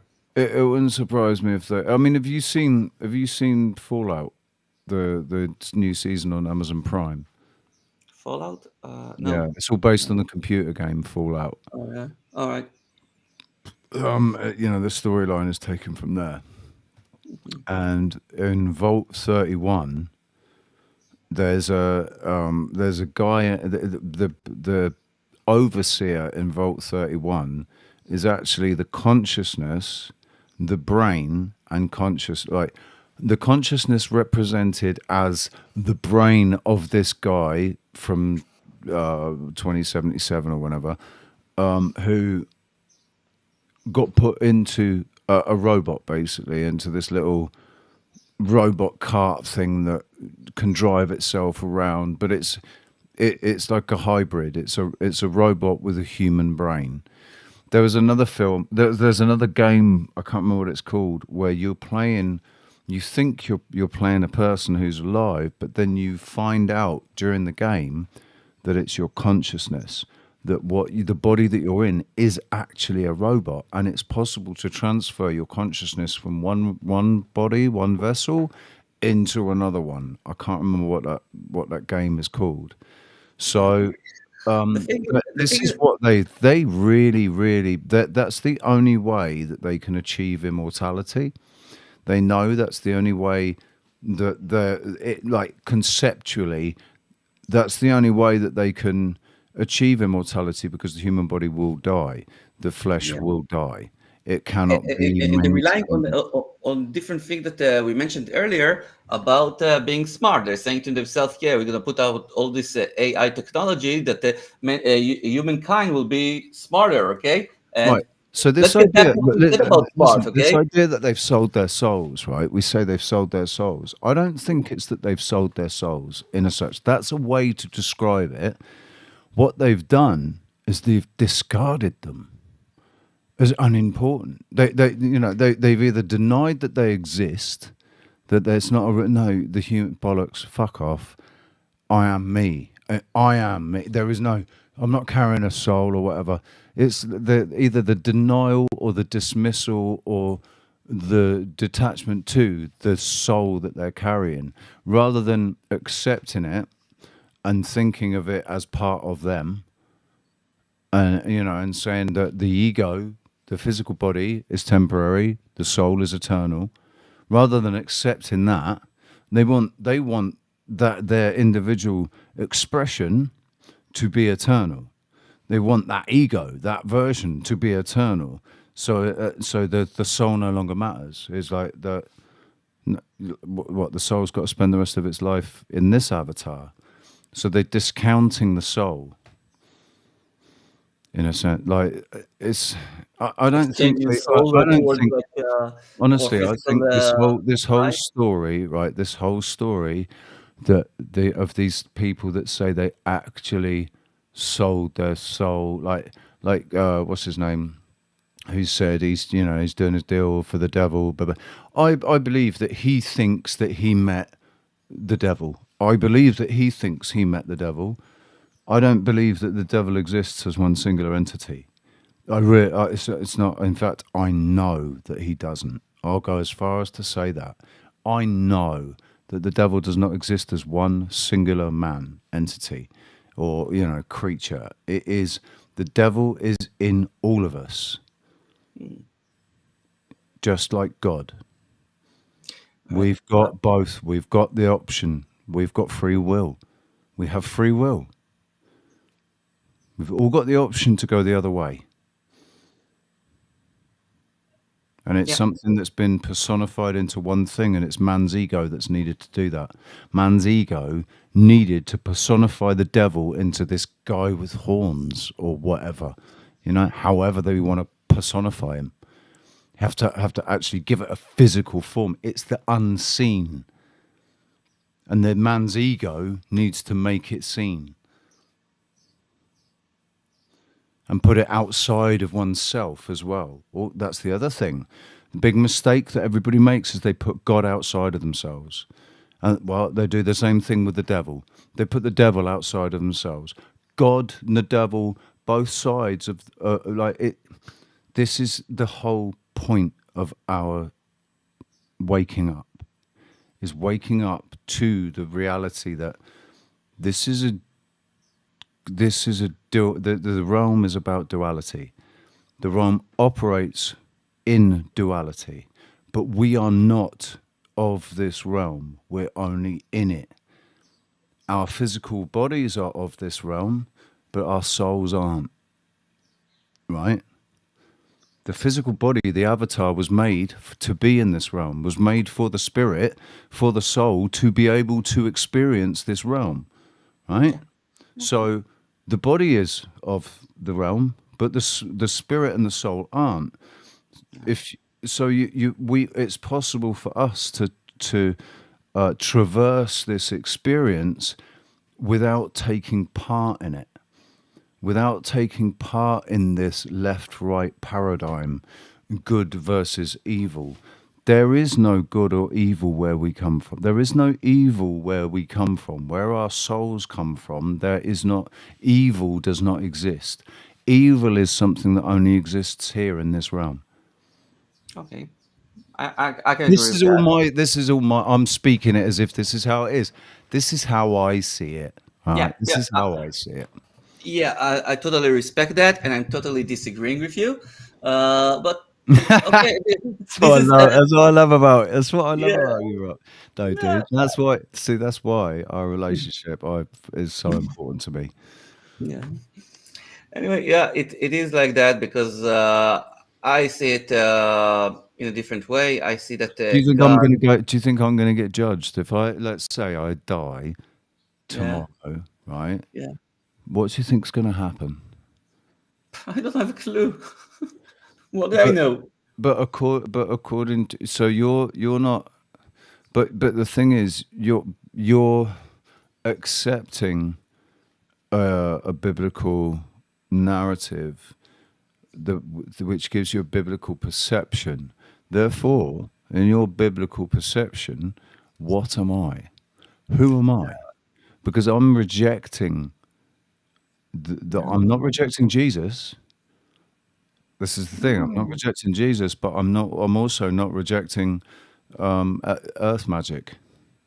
I think that this is all. That's all a psyop by religion to demonize something that actually is part of who we are.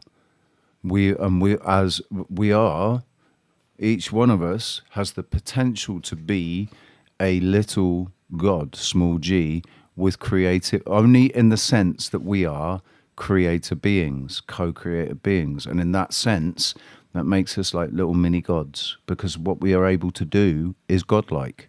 We are able to create things.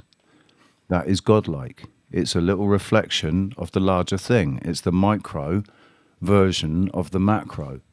Yeah, and I will stop you there because I totally agree with you. Okay, but I define it not as a part of God, but as a quality, a character, a thing that God is excelled on, and He gave that quality to human beings. But do you not? Just a second, and I don't think that means that we are a part of God. I believe that God is a separate entity. Yeah, go on. If we are a part of God, right? No, Because we are a creation of God, I say that we are naturally part of, because we are an expression. God created us. That creation in itself is an expression, right? That expression contains the essence of God. Therefore, each one of us contains the essence of God. We have that is Now, the gift. That is God's gift. Emotion, say, okay, emotion is God's. The ability to love unconditionally. The ability to forgive and to all of the godly virtues, right? They're all gifts. They're all gifts that make us better as people. You know. Yeah, but also like the other animals contain those qualities as well. Yeah, Besides, absolutely. Yeah. yeah. But the thing Now, is that, but one thing, I mean, I do actually think that. So one thing I notice with my animals is jealousy.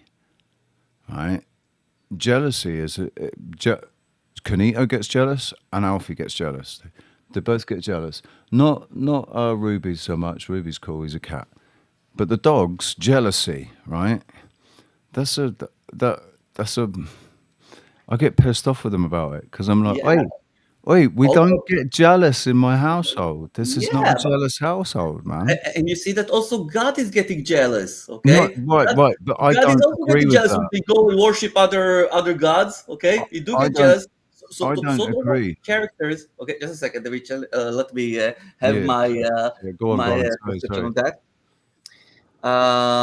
First of all, the one quality that I think differs us from all the rest of the animals is indeed the creation. Okay, and I think that God blessed human beings with giving them the ability to create by themselves, in opposed to all the rest of the animals that they only like create for physical means for themselves and not for other I know creatures from their species.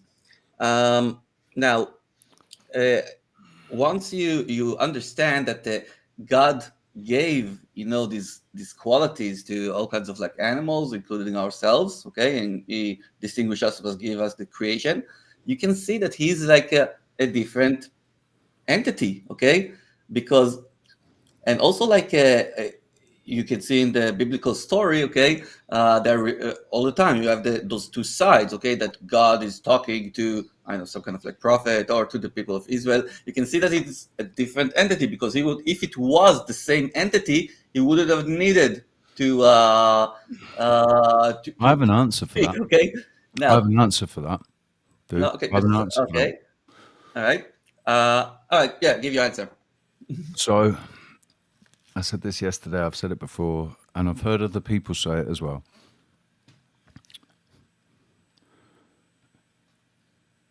Our experience, our relationship, everybody's relationship with God is an absolutely personal, unique thing, right? And that is your right to have a personal relationship with God. God comes to you, the creator, whatever it is, source, comes to you where you are, and in a way that you will be able to perceive him or her. I hate it that we automatically default to him. I hate that because creation only happens on this earth between male and I think the fact that male and female exist as two, like, you need male and female, positive, whatever, like you need male and female to be able to create new life. No. Even in the animal kingdom. No. There's Yep. a sexual and non-sexual. Yeah, but they still have. But right. Listen, the ones that can hermaphrodite, they still hermaphrodite. They still need to go from being a man to being a woman. They still need both reproductive organs in order to be able to create. One is a male reproductive organ, and one is a female reproductive organ. Huh? Cells what? Cells don't need to like male and female to reprocreate. They do that by themselves. Cells don't appear out of nowhere. Cells are part of the whole. Cells aren't individual things; they're part of the whole. So cells by themselves, in order to split and multiply within a system. That's a program that's set in place once the male and female thing has happened. Once the male-female thing happens, then all of those other processes can take place where you don't need male and female for it to happen. But what you do need is positive and negative. What you do need is positive and negative. A positive and negative charge. Because cells are all about positive and negative charges, aren't they? Because they've got with electrons and all this bollocks.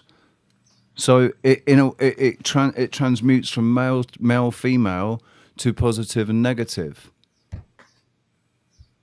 It's the same. It's the same. What's the word? I think we all need to get. It's the same dielectric thing going on. Anyway, yeah, let's get back a little bit.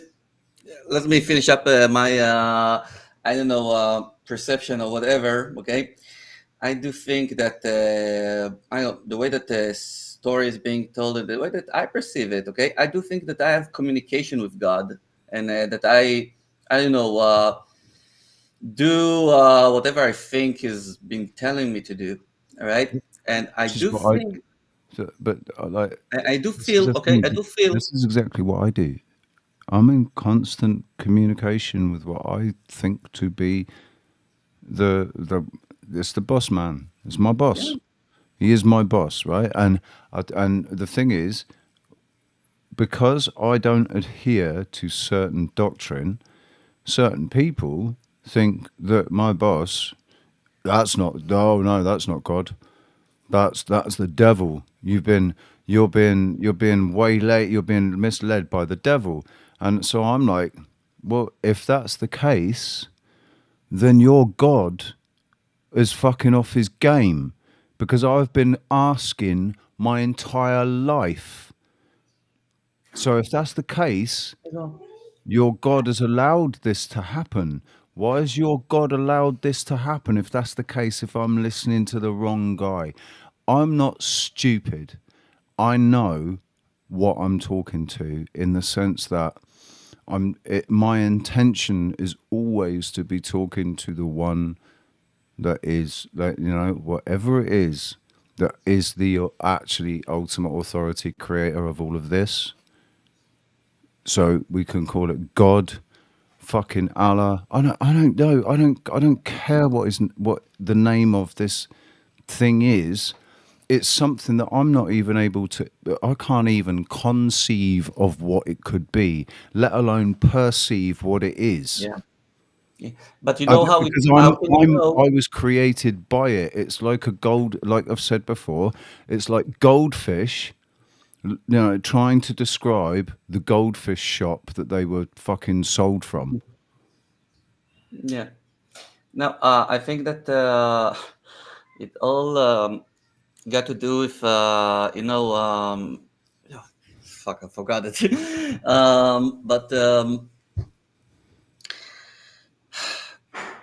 Yeah, Rich. Yeah, continue on. I forgot kind of like the point that I was. Right. Mary says, if I like it, it's God. If I don't like it, it's the devil. Oh, That's yeah, that's your yeah. discernment. That's I mean, exactly that's your discernment, because you're a good person, and we could all agree that you're a good person. Yeah, no. I wanted to say that, Rich. Wanted to say that. Okay, the way that you can distinguish, okay, whether this God entity is talking to you or this other one is talking to you, okay, is by the way that that what's being told, okay, and the way that the action is being forwarded to you, okay, for you to later on to pass it on. If this voice or whatever that you're hearing, communicating with, is convincing you to do things for other, okay, then you would know that it's a godly thing, okay. If this voice or something is telling you, oh, do everything it's for more yourself nuanced. and fuck the others, okay, and fuck the others, know that it's not the godly entity. Dude, I think it's more nuanced than that. More nuanced, right? okay. Because I think, you know, because then somebody could be getting getting this idea that they have to help somebody, right? But maybe that somebody that they're helping, like I don't know. It's I know what you're saying, but it's all about basically. There's good people on this earth and there's bad people on this earth. There's people that don't give a fuck and they only think about themselves. And so No, but they'll only listen to the voice that tells them to get things for themselves, right? And then there is the other voice. There's the other thoughts that says, and this is the whole fucking angel and devil on our shoulders thing. It's the conscience. It's God. It's whatever, right? You have one side saying do it for yourself, and the other side saying, do it for what's best. Do what's best. What do what's right. Fuck. what is best for you or for others? No, That's the question. what's best. Right. So because in some situations you do need to do what's best for you and not for others. It depends on the circumstances, right? So yeah, if there's a situation where you really should be where you could help others not rather than yourself, you're not going to lose anything, or maybe you are going to lose something, but you're just not going to hurt you too much. You'll get it back to help somebody else. Be that lose face or get lose money. I don't know. Right. Anyway, Sacrificing something for somebody else. Right. I'm really. I think that I know we gone through this discussion after reading those chapters from the Book of Enoch, and I think that we got the actual involvement with the question of good and bad, good and evil, and angels and demons and all that. I think it's a good talk. Okay, no matter if it's like if you think it's indoctrinated or whatever. I think it's a good talk because it's part of our lives, right? And I think that it's a good thing that we read those chapters because there are very important conclusions that we see that are happening in our life. Okay, no matter if you believe that there are like other entities or not entities, or it's part of you or not a part of you, whatever. Okay. I said in the beginning that I think that the Book of Enoch kind of like points the absolute evil regarding if like the stories before that in Genesis were about the Garden of Eden and the moral fall of Adam and Eve, and then when Cain killed Abel, so also like a moral.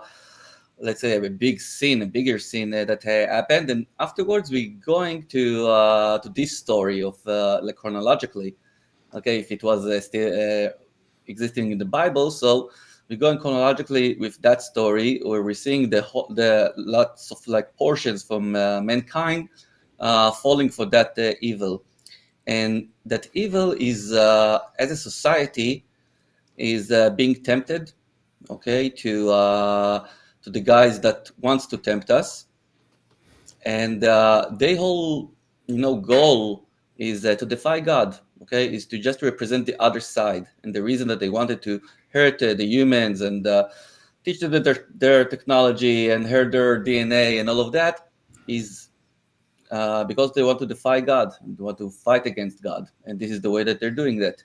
And the same way is the same. It doesn't matter if it happened or not. Okay, I do feel that the people, the people, Masons, Illuminati, whatever, elites, whatever you want to call them, okay, they do inspire their actions from those mythological characters of the fallen angels nowadays, and they see themselves as more than humans. This is why they, excuse their behavior. And I do think that, just the acknowledgement of this story can open our eyes in lots of ways, especially when we are talking about truth word and we're talking about this sad reality that we're experiencing nowadays. So yeah, we got lots of inspiration to get out of this story, especially at the end, when the end of the 4th chapter that you read, that afterwards, after this whole flood, after this whole disaster thing going to be, so humankind will begin to prosper in the world of truth and the world of happiness, joy, all of that. Okay, and this is it's a good story. It's a good thing. It gives hope, and yeah, why not? Why shouldn't we believe in that, Rich? Because I think the main reason is because what we need to believe in, right? We need to be humble to the fact that we were created by an intelligence far greater than ourselves, and there is a clear intention, right? An obvious intention for the creation to continue to create, not to destroy itself, right? And the best way for that to happen is for the basic principles of Christianity, Islam, and Judaism to be established, which are cause no harm, do not kill, do not covet, do not multiply DNA wrongly. Okay, yeah. Well, we know, like we talked about this. It's something that's written on our hearts. We don't need. It doesn't need to actually be written down because it's written on our hearts. Yeah. So I agree. If what the Creator wants is for us to get our shit together. That's what the Creator wants. What they want is to control us. The best way to control us is to get us all fixated on a narrative that is working in the future or the past, and nothing talks about now. Nothing talks about how it's all about either things that happened thousands of years ago or things that are coming in an unknown time in the future. I think this is our assignment to bring it to now. This is what we did in the last it's all speaking about the unseen. Things that have not been seen by or experienced by any of us. The whole point of life is that the only time that matters is now, because now is the only time you can affect any change. As physical entities, as human beings on this earth, as the creators, intended creations on this earth, intended by the original creator of this earth, we have the authority to affect that change. And what God wants is for us to sort our shit out and do it now if we can. That's what the Creator wants. Yeah, but they've painted a picture of this story that we really don't really have. It doesn't matter. It doesn't matter. There's nothing we can do. It's just basically fall in line or you're going to burn in hell. Fall in line, say these words, accept these tenets, and accept this version of reality, or you're going to burn in hell, and you'll never be forgiven. Right? Let's go back to the Book of Enoch, to those, to what he You said. that God must be worshipped or something like that. There's that bit, right? There's that bit where he's talking about God should be worshipped. Right, where he's saying, and all shall worship me, and that's all I heard was some little fucking Zelensky type stood there going, and all will bow down to me and will all worship me. I'll tell you now, that's not what the Creator wants. The Creator doesn't want to be worshipped. The Creator wants us to get on with it and live a decent life and just procreate and be as happy and as loving and as fruitful as we can. And that's all by being decent people, because you don't get anywhere being a see you next Tuesday. So the other bit was about he's saying, oh, God is so loving and forgiving and so loving and forgiving, unless you deny him, and then he'll hate you and you'll burn forever. That is bullshit, because you've got people in cultures who have never even heard of that version of God, and they've been brought up to perceive God in a different way. and they're respectful to God in the way that they've been brought up to perceive it, and they're going to have eternity in hell, or to not be that forever doomed because they were ignorant and not through choice, through circumstance. I don't buy that. I don't buy it that there is a God I tell you what. fucking entity that's sitting there. I will answer you that. Okay, I know that it might sound a little bit, too much of an ego for you. About what was written over there by God, supposedly. So No, it was not written by God, dude. It was written by a man. No, a right? man that's describing what God said. Okay, Saying that God said it. I could Yeah. do that. I could sit here and write something out and say and absolutely fucking insist that it was God that told me. Yeah. It's no different. The only difference is who's going to stand behind me and go, yes, yes, yes, God spoke to him. Oh my God, God spoke to him. His words are holy. If people did that, then people would listen to me, and I'd be able to say, yeah, and God fucking spoke to me, man. Yep. He told us he told me that we got it all wrong. We got it all wrong because he is actually a spaghetti monster. No, it's bullshit. The only reason people accept things is because of confirmation, is because of confirmational bias. Right. There is confirmational bias on this thing that loads of people say, oh no, this was inspired by God, the Book of Enoch, because we were taught this in school. Right, so yeah, obviously because I was taught it in school, and because these fucking dickhead liars that we know them to be fucking dickhead liars. They're all saying it. Oh no, this is the word of God. This was inspired by God. Where's that little 9-year-old boy? Yes, these were the words of God. This was, it was fully inspired by God. If the words of God, God spoke through the hand of man. Yep. Don't think about ego. Don't worry about ego. Don't worry about the interpretation of that individual and where he was and what his ego was in that individual that sat down and wrote out these words and said, it was God that told me. Seriously, dude.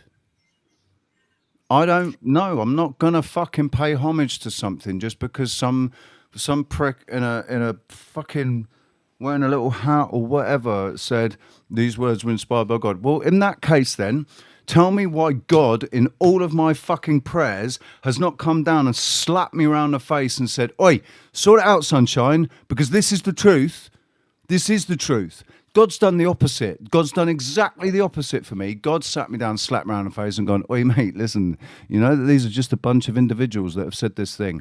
Each one of these individuals is an ego. Each one of these individuals is an expression of consciousness that is unique and individual and completely fucking is a singularity. And everything that they speak is their experience. It's not yours. Yeah, I will answer you very briefly. Freedom of choice. Sorry, I had a little rant there. That was No, my no, no. ego.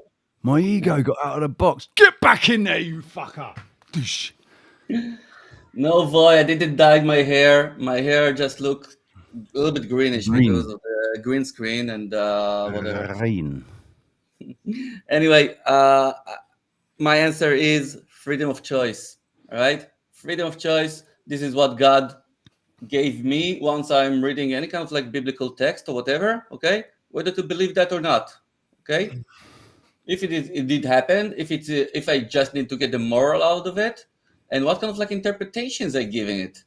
This is my freedom of choice, and the way that I chose, okay, is to believe some kind of like a narrative, which is, again, I can't tell you, I don't know it is precise or not, okay, because I told you it's not about knowing, it's about believing and it's about feeling. Right, this is where we disagree again, right? Because I say we should not believe anything because this whole thing that believe, the word believe, has lie right in the middle of it. Yeah, And in yeah, I order know. to believe something, you're admitting that you do not know. Of But course. you're believing, right? So that you should keep your beliefs at an absolute fucking minimum. So I know, right? I know that my questions have been sincere, that I follow, you know, when I'm speaking from my heart, and I know that I'm not, I have no bad intentions, and that when I say I'm trying to speak to God, I'm trying to speak to fucking God, and if God's real, God should know that, right? I know that in 46 years, all of my experience has shown me that God is not what we think God is. God is it's a real thing, but it's not what we think it is. It's a weird. I can't explain it. There are no words in the English dictionary for me to be able to explain what God is, except things like source, right? The source of the energy that is contained within this realm. That all that energy, all that source energy, creative energy comes from whatever God is. And I believe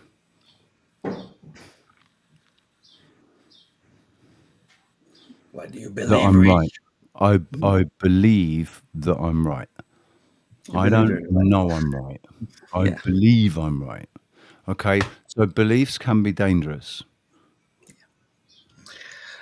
All right, Rich.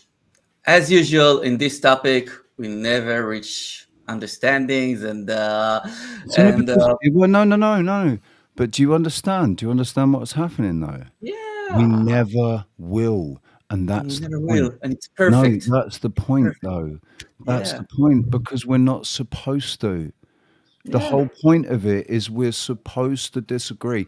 We are supposed to be able to disagree with each other about things that we haven't, like that are unseen, right? yeah, If you disagree with me that these are a pair of scissors, then that's a bit different.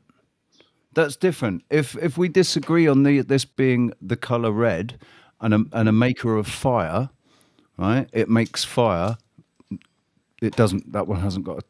When it's got a flint in it, it makes yeah. fire, right? I call it a lighter, and in Hebrew, it's called Mitzit. mitzit. In Spanish, and it is isquero Mm-hmm. or fuego, fire, fuego, right? And it's white, but you say no, it's not. It's black. Then But that's if you would tell me you that we are can't. living on a ball, Rich, But that's we have unseen. disagreement on No, that. dude, that's the unseen.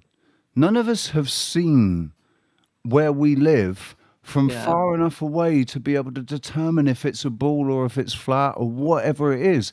It's unseen. yeah. All right. Even the astronauts that have supposedly left the surface of the Earth, their entire experience is encapsulated into a small space, right? And all they have is the cameras and what they can see out of the windows. I bet they can't see very much out of the windows. They can only see a little tiny bit. I could believe wholeheartedly that people leave, go into low Earth orbit and fully believe that they are looking at a ball because they just can't see the whole thing. So they can't say it's not. So they just go along with the narrative that it is because they're working for NASA, for fuck's sake. Right? So it's the unseen. This is the big thing. It's the unseen. We're describing the unseen. We have been absolutely hobbled, right? We've been completely hobbled by the people that are controlling the knowledge that we have. The Watchers. Anyway, Rich, I think that I'm I done for think love today. is consciousness, Mary. I Mhm. think love is consciousness. Yeah. True consciousness, not the fact of being awake. I'm conscious. I'm awake. My eyes are open, and I'm not sleeping. All in the terms of physically, not metaphorically. I think that we've We've still done got 20 people here, dude. What? Shout out to all the guys, everybody here. We've still got 20 people here. 20 people. We love you all. We're doing well. You're adorable. Doing well today, man. Amazing. And I think that they're gonna say farewell for today. Okay. And Does that mean we've got some more karaoke? sure, of course. I wish you like. Or can I is it? skip I that? mean, is it part of the? It's part of the game that I have to guess what it. I have to work out what it is that you're singing and then join in, right? Yeah. I have it's a very important. It has a maybe it will help you to guess. It has a relation to the song that we sang that we had earlier. It has the same name as the first word of the song we sang earlier. Right, but I don't know what the song was that we sang earlier. I sort of recognized it, but I don't really know it. It was cheek to cheek. Cheek, yeah, when we're dancing cheek to cheek. Yeah. Okay, we will start singing, and I will say to the chat room, Shabbat Shalom. Thank you very much, Rich, for hosting me today. And yeah, love you all. Yeah. A second, give me 3 minutes. Let's go 4, 3. Yeah. Oh, thinking about our younger years. It was There were only you and me. We were young and wild and free. Now nothing can take you away from me. We've been down that road before, but that's over over now. now. You keep me You keep me coming back for more. And baby, all that I want. And lying here in my arms, finding it hard to believe in heaven. Love is all that I need. And I find in your heart. It's hard to see. We all in heaven, Rich. My chat room. Shabbat Shalom. Yeah, no, I found it. Shabbat Shalom, bro. I love you, dude. Bryan Adams, ladies and gentlemen, Bryan Adams, and that song was then covered and done in a dance version. And I don't know who the girl was that was singing it, but I know I had the hots for her. She was cute as, and actually thinking about it, she did remind me a little bit of Not of This World. Not of This World reminds me a little bit of the girl that sang Heaven when they did the dance version of it in 2000 and whenever it was. You all know what I'm talking about, yeah? Yep. I'm going to change the background because we're not going to talk about Enoch anymore. So I'm going to change the background here. I'm going to put a link out. If anybody would like to join me, I'll put a link here. So we're also going out on, we're still going out on Nia's channel. Yeah, if you're in Israel and you speak English, and you'd like to come on and have a chat, the link is coming out, and anybody who's listening is welcome. Particularly if you're a troll, I'd love to speak to you. Do come up and enlighten us all on your wisdom.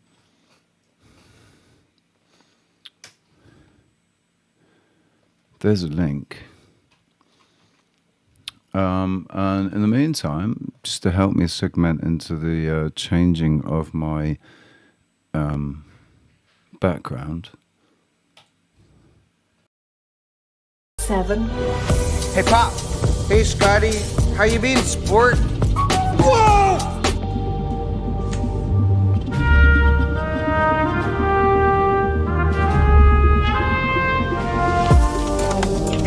I'm sorry, can I stop you? Can you just take a couple steps back? I'm allergic to nuts.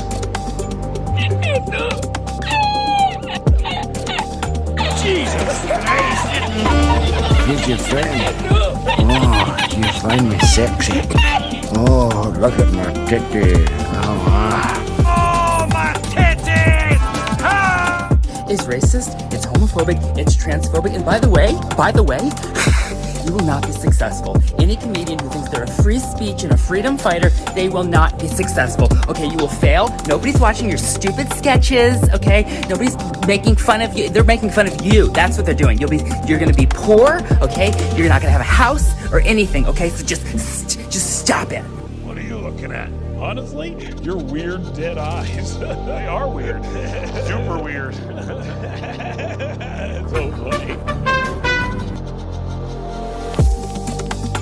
We had, together with my leadership team, when we started in 19, the first week we met in January of 19 in California, and to set up the goals for the next 5 years. And one of them was by 2023, we will reduce the number of people in the world by 50%. I think today this dream is becoming reality. How do I approach this matter? How can we see the truth? Things that are going very well, things like reducing childhood death,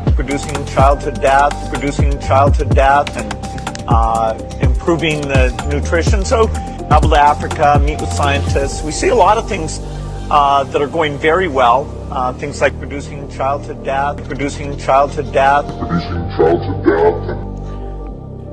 So I don't think I'm being dramatic when I say that the Global Pandemic Treaty and the amendments to the international health regulations will allow the WHO to declare a public health emergency of international concern a fake.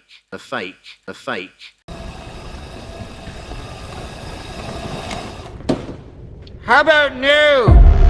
I keep smashing my head against the wall. And I've got a headache. I don't understand why. 007.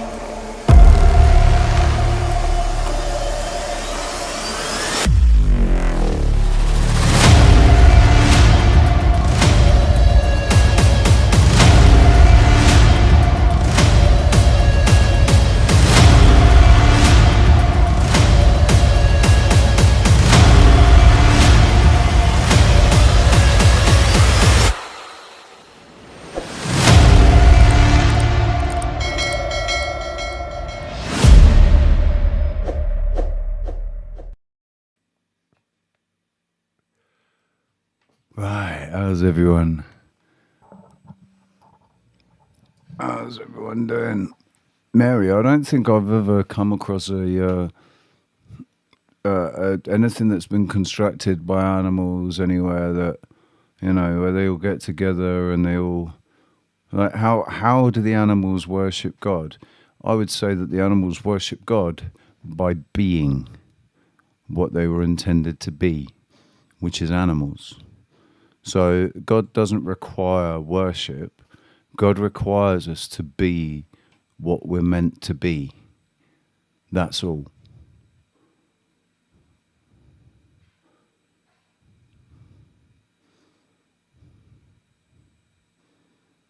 I think church is a gathering of people, not a physical place.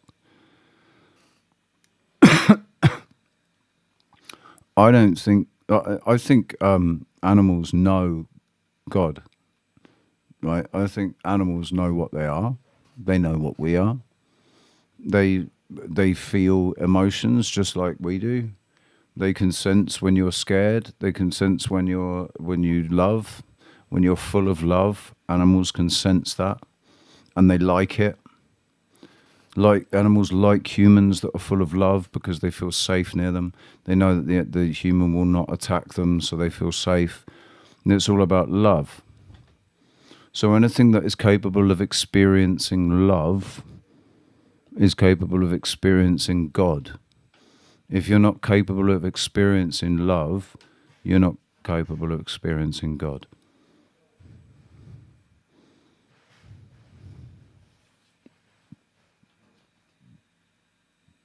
But God doesn't need to be worshipped and doesn't want to be worshipped. God wants us to live our lives and be what we should be, which is custodians. We should be custodians of this earth, seeking only to make it better, not to rape and pillage it and make it worse, not to damage it, not to hurt it, and if we do hurt it, to repay, replant, reseed, you know? Because the idea is abundance. Be fruitful.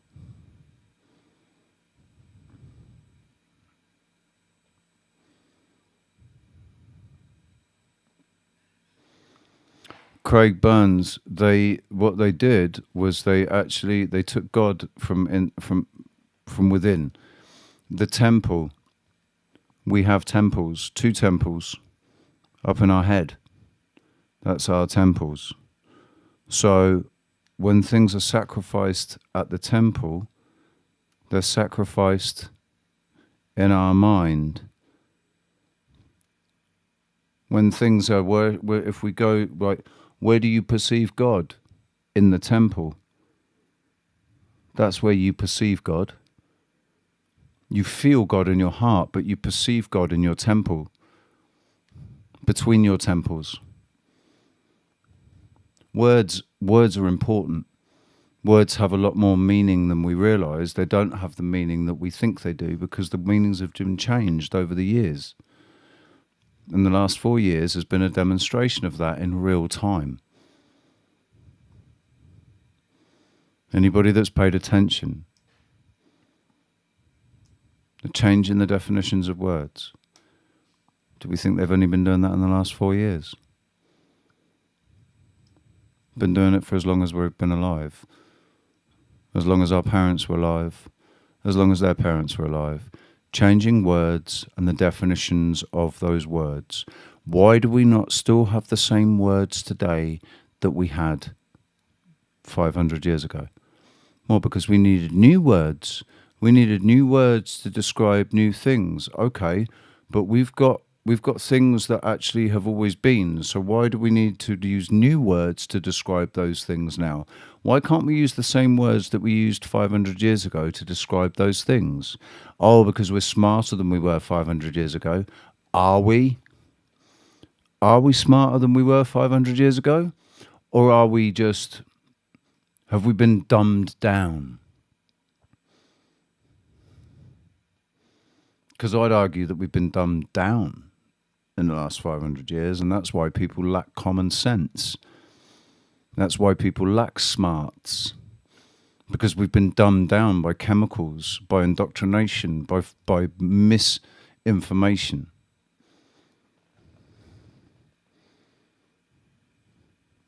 Being given bullshit information by people that we've been taught to perceive as authority figures.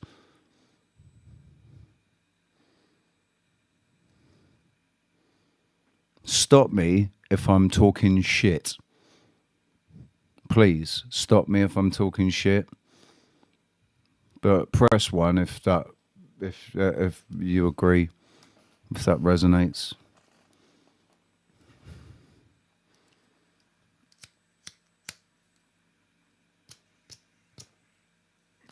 I say that because we're carrying immortal souls, the souls that we're carrying, each one of us now, this iteration that we're in, we're all carrying souls that did this 100 years ago, 500 years ago, 1,000 years ago. And everything that's happening now is just, it's the same thing that's happening now as was happening 1,000 years ago. The only difference is the references. And the references are different because the technology is different. The vocabulary is different. The programming is different.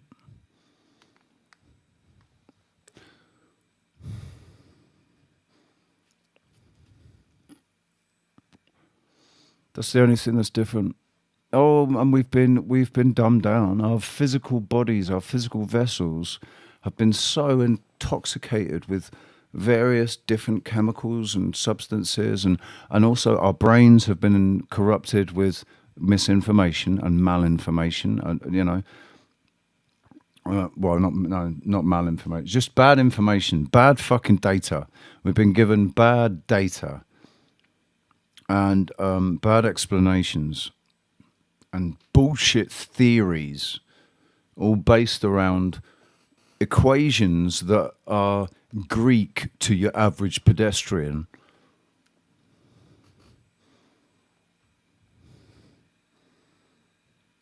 I don't think we're any different. I think the souls that we're carrying are sat inside going, fuck's sake, for fuck's sake, I did this 500 years ago. The only thing that's different now is the tablets and the computers and the mobile phones. But basically the essence of it is the same fucking thing. Oh, Gary Garner, thank you, man. Thank you. That means a lot to me. That's because at the end of the day, I think I don't know what my role is. I think my role is to help. I have to help people, but I don't know how so I spoke to Roxanne today, and she told me, when I answered the phone, she was absolutely, she couldn't stop thanking me.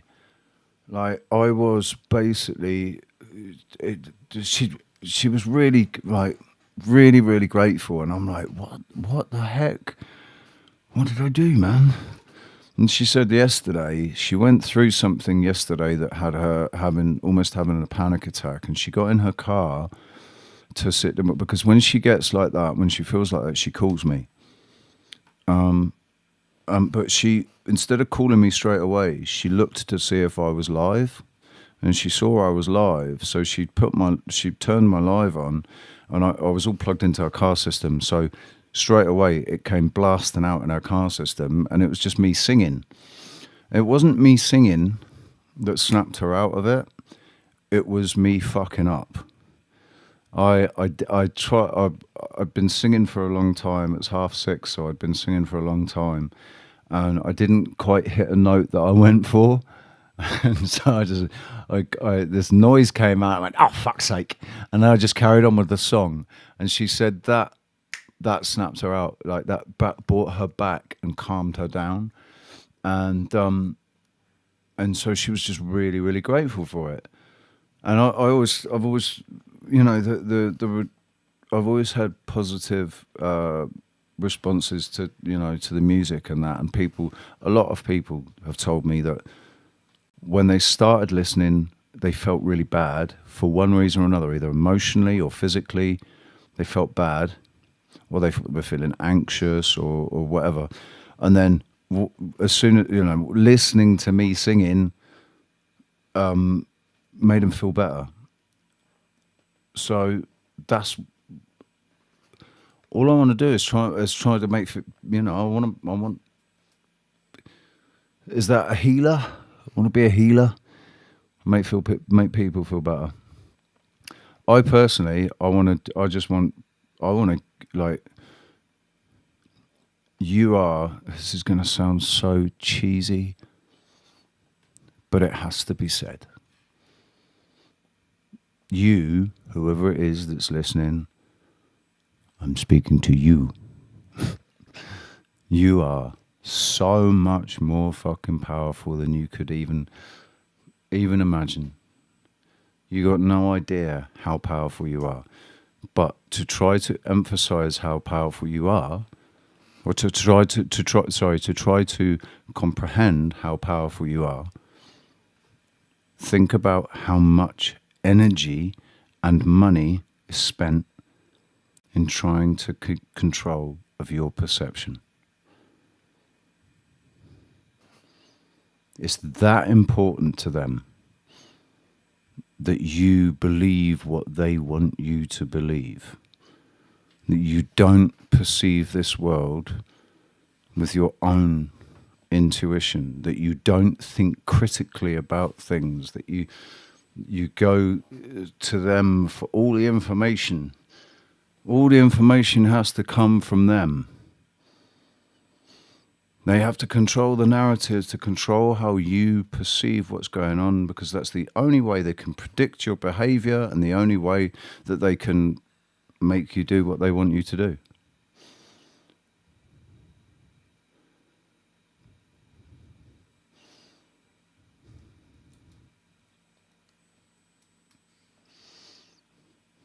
Modern day bed. I need a loot. I totally right. So I would have been. I was the warrior, right? That had 2 swords on my back, but I also carried a lute.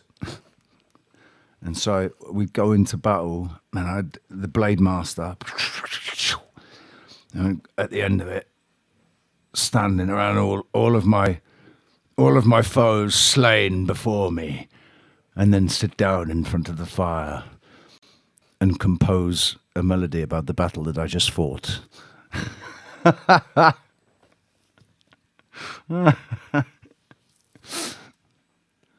And just imagine somebody goes back in time and takes the technology of the electric guitar back to the Middle Ages, back to the Dark Ages, and the lute gets replaced with a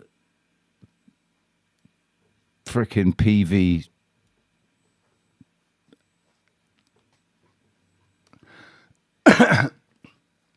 They did that, didn't they? Kind of with Bill and Ted, I think. They did something like that with Bill and Ted, I think. So, did I not pin the... Yeah, I did. I pinned it. I pinned the frickin' link. I pinned the frickin' link. What's going on? Nobody's come up. Extos to Heliopolis. I just see you there. Like, it's only one comment with froggies, so I think I know who you are, but I can't remember. It's been such a long time. I think you've actually been on a. I think you've been on a panel with me, with Bernie or something. If you're the person I'm thinking of.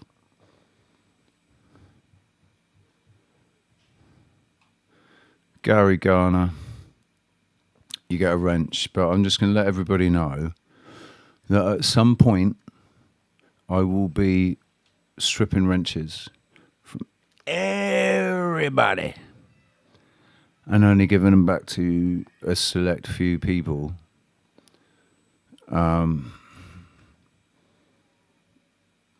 And it's nobody. I just don't want anybody to be offended.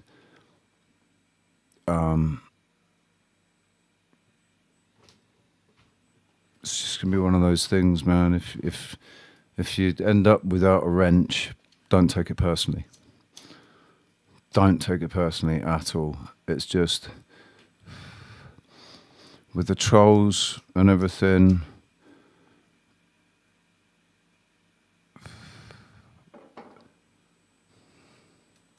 I know that I've actually ended up giving wrenches to some people that shouldn't have wrenches. Do you know what, JP?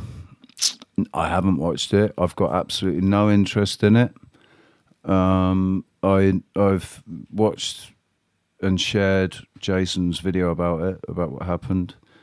He didn't go into any details specifically about what the charges were or anything, but I've heard from all the people that jumped straight on that bandwagon, and Jason's been arrested. He hasn't registered. Doesn't change the body of his work. Doesn't mean that he's gone out and committed a crime like that again. Doesn't mean that he's actually any different to the person that has been presented to us. If there is any truth to that specific, then all it is a guy in his 50s who, for whatever reason, didn't register this year, and or is late registering or something, and you know, it's not like he's gone out and fucking committed a crime again. It's a registration thing, and we're talking about a crime that was committed over 30 years ago when he was 17 years old, for fuck's sake. When does somebody, when are people going to say, like, you know, like, basically, is that it? Is that it? He's just condemned for the rest of his life, and he can never, ever achieve anything now for the rest of his life because of something that he did over 30 years ago. I don't buy that. I'm not on that. I'm not on that bandwagon. So anybody that's jumped on it, I just feel bad for him. Really. I had a go at Wiseman in the comment that he left on my thing because he used the term that I think like he deserves a fucking slap for the term that he used, because you cannot call a 17-year-old what somebody that did something when they were 17 does not fit them into that category at all.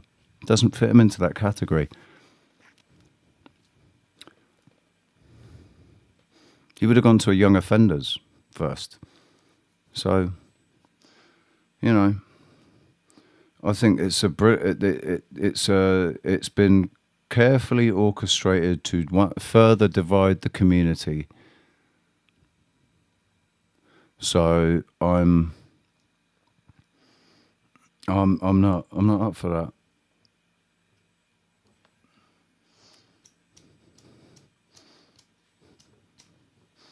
If he was getting arrested because he'd gone out and done something again, that would be a whole different story. But that's not what's happened. That's not what's happened. Sylvie, yeah, he didn't use the P word. He used the iddy idler, the fiddy kiddler. He called him a fiddy kiddler, right? And that is bang out of order. Bang out of order, calling him that. And I made that very clear. I said, if that's what you're gonna call him and you're gonna label him that, then get lost. Get lost. I've got no further time for anyone that's gonna call him that. Absolutely none. That's so fucking ignorant. He was 17. He was a child himself.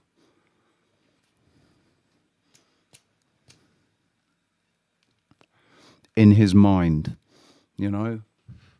Or are we going to say that 17-year-olds are full-grown adults now? No, they're not. You're not a full-grown adult at 25. You're still not a full-grown adult. At 30 years old, I don't think you're a full-grown adult. At 46, having not had children, I don't think I'm a full-grown adult yet. But that's different. Like, over 18. If he was over 18,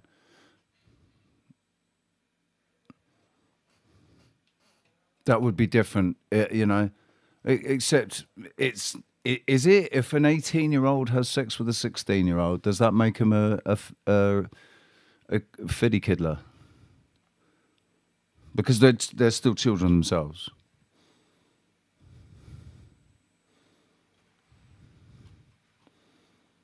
Anybody jumping on that bandwagon, just know I'm not on it.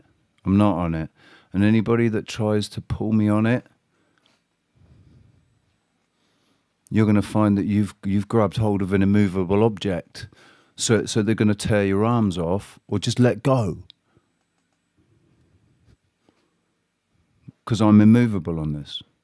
Unless he's gone out and actually committed a fucking crime, like gone out and done something like that again, unless that's happened, I'm not interested.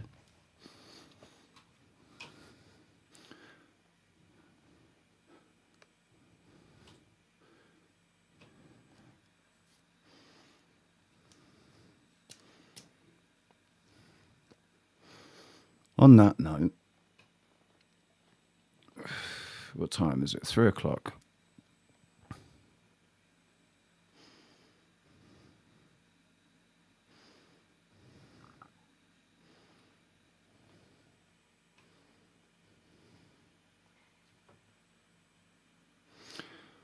Not of this world. Sylvie, legally at 16 you're classed as an adult. In some states in America, the age of consent isn't till 18.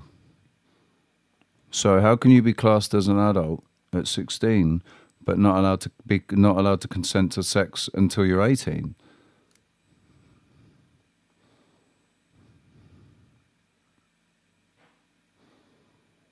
Like, it's 16 in the UK.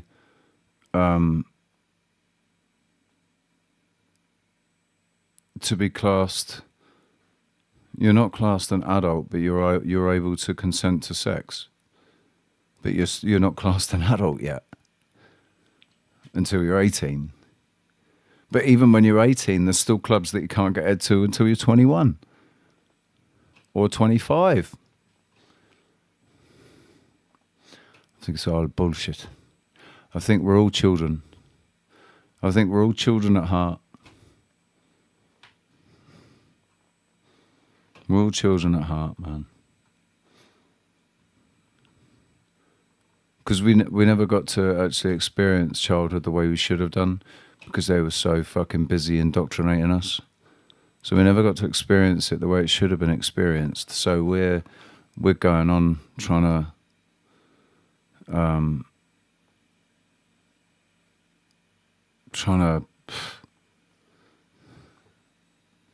don't know. Anyway, my brain is slowing down, stopping. I've got nothing really left to say. Nobody's going to jump up for a chat.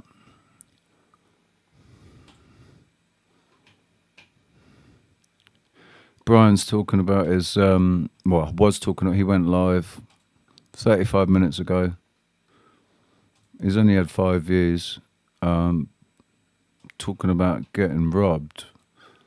So please go over and have a listen.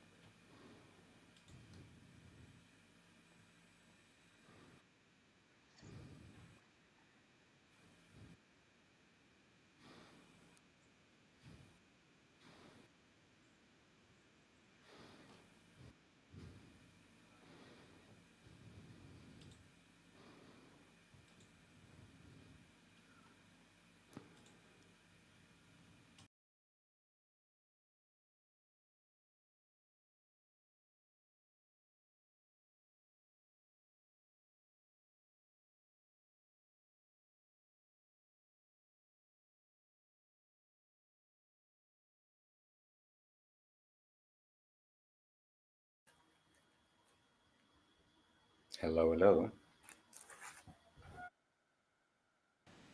Oi, oi. Oh, there you are. You right? I'm okay. How are you today?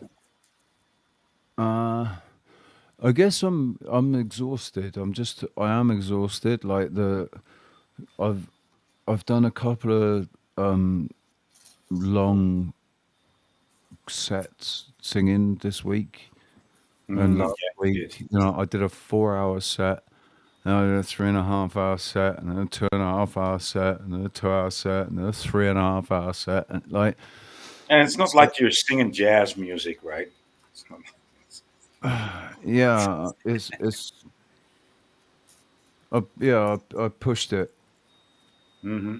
I always put everything into it, man, and it is. Yeah, that's what makes it. That's what brings the quality. You know? But it's exhausting. Yeah, I know. How to get that, dude? Spare And yourself. also, it's exhausting seeing what's going on. You know, out on like seeing so- the things that are going on. That's And why I hit the link. We got to speak about this business model, this very obvious business model that's going on, and that you're latching on to, well, not latching on to, but you're aware of this business model, and it's drama on your channel with oh, panel beaters. right, no, yeah. So what no, my taking I part mean, in that. I wanna get into some trouble with this not of this world, dude. Even if she's on the, My I my mean, my getting into it though, my getting involved in these panels is like a test of myself. So I think that I've reached this point, and I'm like, okay, I've managed to do this. I am able to master this aspect of my own ego. Let's put it to the test. And that's what I've been doing. I've been putting it to the test, getting involved in conversations that for a time I wouldn't entertain because they triggered me too much. And there was a time when if the conversations had been taking place, I would have been in there. I would have been one of those people screaming from one side or the other. I would have been the one that was just all in ego. Fucking, you're a fucking idiot. Do you know that? Like, what? Where's your brain, mate? It's on the outside of your head, and you fucking bumped into a wall. What? That side of me would have come out if these panels had been available 10 years ago. So it's been like a test to see how long can I sit there basically detached, just observing, not needing to get involved because I'm too amused by what I'm seeing, what I'm witnessing, like the whole black supremacy, white supremacy, racism bullshit, right? Watching that was reparations even. fucking Reparations. Fucking hilarious, hell. mate. We are watching the different views on reparations and why people think they should have reparations and all of this. I think actually that what I said holds water, and like I think actually repairing what's been done to Africa is a good idea and a good thing.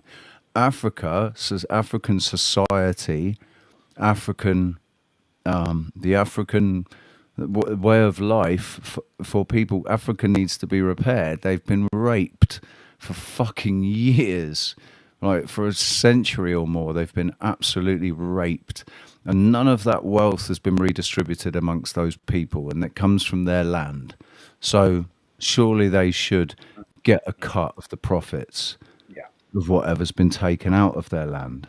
So But I think reparations in that sense That's a different are a kind. good Yeah, that's thing. a different kind of reparation. Right, exactly. This whole idea of reparations for fucking slave owners. Okay, then can I have reparations for the slave owner for the for the white slaves? Can white people have reparations for the white slaves that have been sold and are still sold? No. Exactly. No. Because white is evil.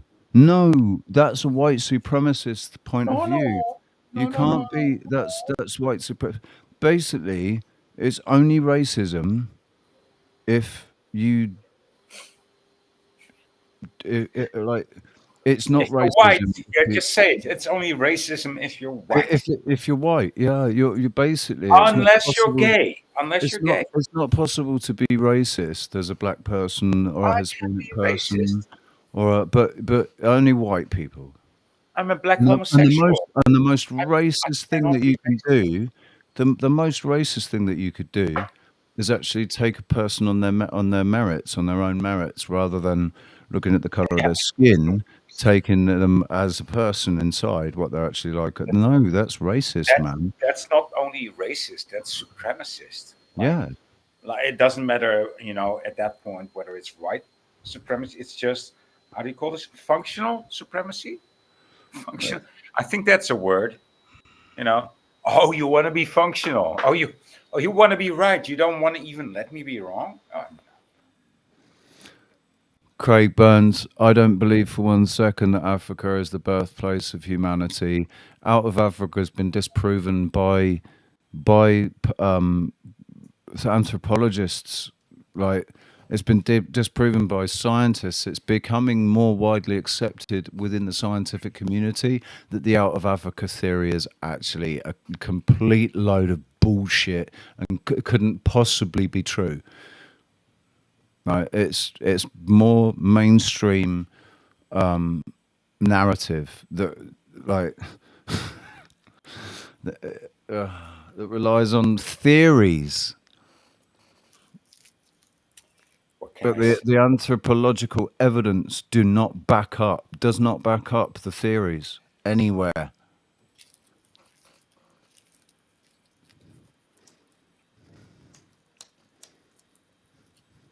But come on, Richie. I mean, we got to make some money on this channel, and I mean, what do you think I've been about this? thinking about that as well, right? It's like, even though this is my only source of income, it hasn't. If it was gonna, like, if it was a business model, like I'd apply a business model to it. Right, but I'm not. I didn't. That's going too far. I didn't ever want to do that with it. It's not a. I'm just relying on the decency of people. I'm relying on. Yeah, I'm relying on people. Okay. Like, for the right reasons. I guess in that way, it's sort of like, that's where I put it in God's hands, and I say, do you know what, mate? People are only going to give me money if you move them too. So it's in your hands. I get it, though. I mean, I wouldn't be able to pull it off either. No. I mean, but the way that Flo does it, I mean, I know he's not making bank, but he makes a No. nice deal. He's But making a nice deal of really, money. that If half of that would flow into your pockets, right, you'd be comfortable, right? I didn't look into it, but I don't know how much he makes on YouTube, but it comes easy. It comes easy to him. that's the other thing as well, right? That was another kind of a test. So when I was on the stream with him yesterday, whenever it was, and he was talking about soup money, and he said, "Help me and Richie, help me and Richie with soup money," right? But then he was getting all the super chats. Like, nobody gave me any money, but I didn't post my link. No. Right, and I didn't sit there and say, "What about me? Why isn't anybody sending me money?" No, but that's not your style either. Yeah, I'm not, mate. Well, it made I'm me. glad you didn't. It made me feel a bit. That was. I was just like. Actually, I felt. I was like, no, dude, send him money, man. I didn't feel. I wasn't jealous or anything. That's the thing. I can honestly say, I wasn't actually jealous. Like, sitting there looking how much money he was making and how much money he's made over the last couple of weeks where I've been on his streams and stuff. I'm not. I was when I first saw it. I was like, "You bastard! Like, you're just grifting." Meh, meh, meh. But now I'm like, "Yeah, he's grifting, and he's open. Like, he's just exploiting a situation, and he's not being false to anyone. He's just provided a ring. Basically, it's like the verbal combat, except I think it's a lot more. I think the people that go on Flow's stream are a lot more intelligent than the people that go on Speakeasy stream. Speakeasy,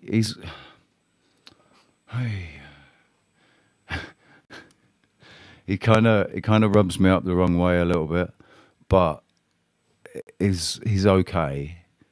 Like, I don't think the guy's stupid, but he is a bit stupid. Do you know what I mean? Oh yeah, I know what he's still. Don't get me started. Don't get me started.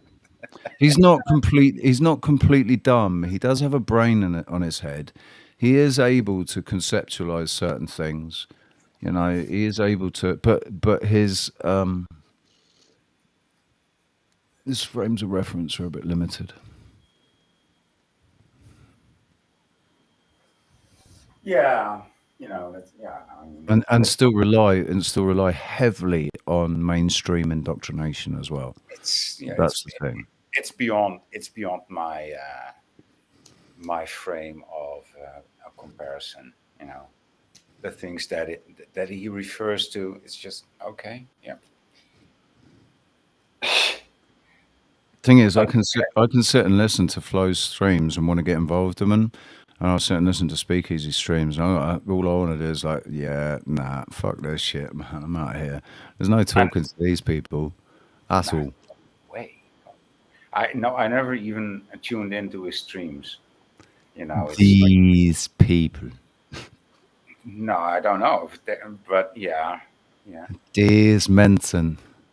Mensen. Deze mensen. Deze mensen. Nee, zulke mensen. Zulke mensen. Ja. Zulke mensen. Yeah. Yeah, no, it's. Yeah, are you impressed? Are you impressed? No, it's not that bad. Like yeah, it's like there's no reason. I came out with a little bit of Dutch. No, there's no reason. Dutch, man. Yes, yeah. Sorry, dude. I looked it up yesterday. Gesundheit. I looked it up yesterday. I don't know why. I put it in. You were there in the chat, and I looked it up yesterday, and I just put it in the chat in Dutch, just to see if you'd see it. Yeah, I saw it. Deze mensen.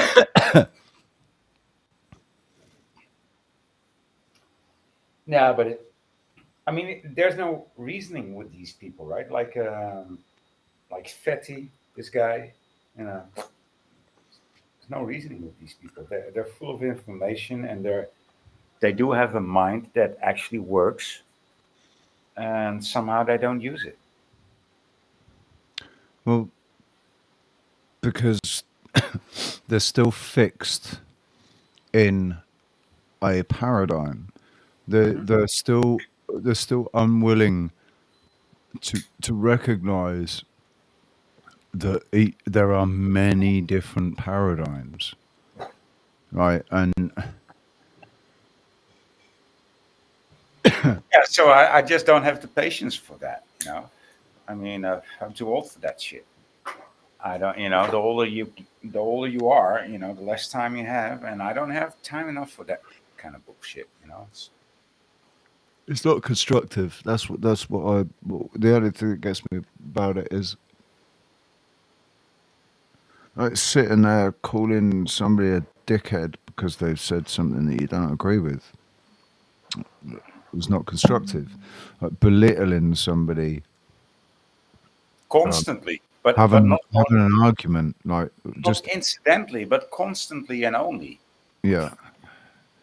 That's the way of communicating for these people. It's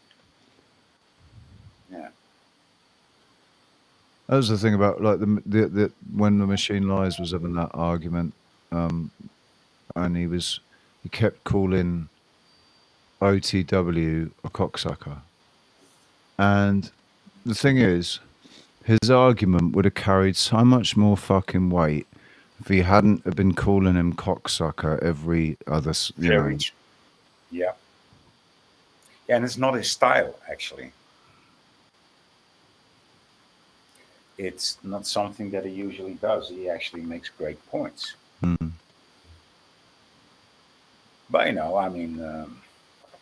like I said, it's not his style, but I will forgive him for that.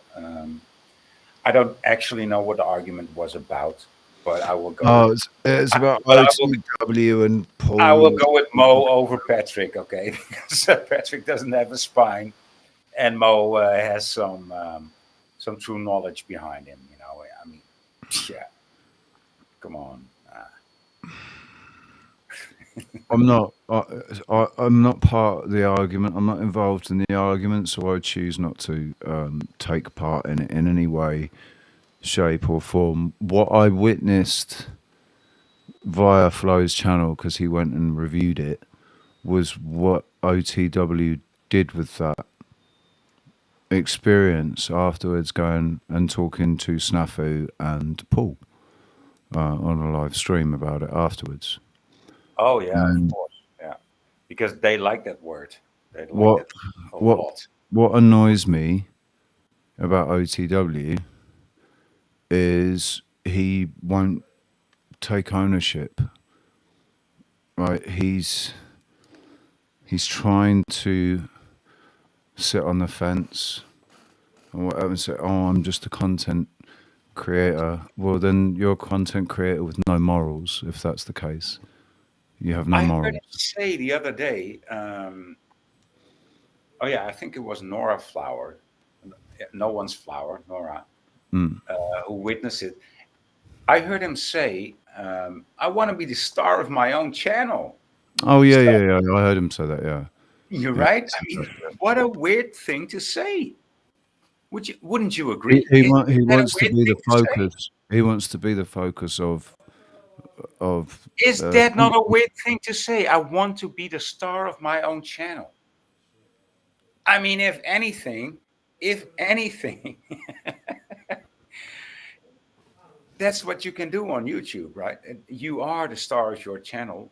but We're if that's the definitely. case, why is he How the fuck can why somebody is say he in this something like that? partnership with Paul Unslaved? If that's the case, why is he in this partnership where he is subservient to Paul Unslaved and what Paul Unslaved, he like. It's quite incomprehensible, isn't it? I don't get it. I'm surprised that he's friends with Paul. To be honest, It's not friends. I'm surprised that that's the way because he was with my channel. He came onto my channel, came onto my panel, and it was just obvious there wasn't enough drama here. Yeah. He is a bit of a like they all say that Flo's a drama slut. I think OTW is a drama slut. Well, I think I don't, that's a bit that's actually a bit too much credit, you know. But he knows how to create and but but he knows that drama gets views. yeah. And that's why, because this is, at the end of the day, he's admitted it. All this is about is his channel and him getting views and attention. This isn't about spreading truth. This isn't about bringing people together. This isn't about any of those things. This is about OTW having a channel that's successful. That's all it's about. That's what disappoints me about OTW, Patrick. That's what really does. I thought he was more than that. I thought he was, I thought he was on a path, but he's He's a not. great musician. I mean, Yeah, can we he agree is. on that? He is. He's Yeah, a great he is. musician. So Absolutely. yeah, and Absolutely, he's great. he's Like I admire his lead guitar yeah. skills. Like he's more dexterous than me, and much faster than me on the fretboard, and I admire that. That's Right, some good stuff that and he he's got a good going on there. musician. He's a nice guy. He's intelligent. He's just. I'm really surprised he's friends with Paul because He's not I can. friends at all. Well, why is he working with him then? That's the That's thing. something. Why is he working with him? Because It's not working either. It's a slave combination. It's not a friend. it does seem like he's his bitch, doesn't it? It does seem like he Yeah, has been. that's more like it, right? And that's not a friend. That's not an employee. That's And I'm more not like a saying slave, that. I right? like OTW. If you hear me saying this, I'll say it to your face. Right? That's just Oh, he what knows it that. seems He knows like. I'm not saying it because that's what I've heard other people say or anything like that. I'm saying it because I saw the stream with you and Paul Unslaved, and like you buckled too many times, mate. Good. Even You thinking buckled too about it. many times in that stream. I listened to you. You kind of asserted yourself, and then he came back at you, and you buckled. Why are you his bitch? The guy's got a fucking problem, man. The guy has serious issues that he needs to deal with. What the fuck? What are you And doing? he's enabling those Yeah, issues. yo, Mike, mate. I mean, Yeah, absolutely. that's even worse. I mean, that's not even worse, but that is, well, it's close to just as bad. It's just, what the fuck are you doing, dude? But then again, apparently this guy actually enjoys it. I mean, there's weird people going around, dude, especially on the internet.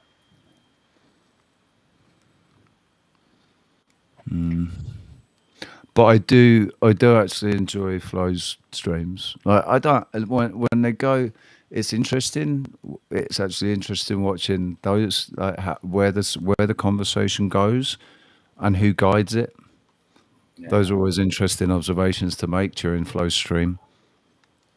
Yeah, yeah. You know, like.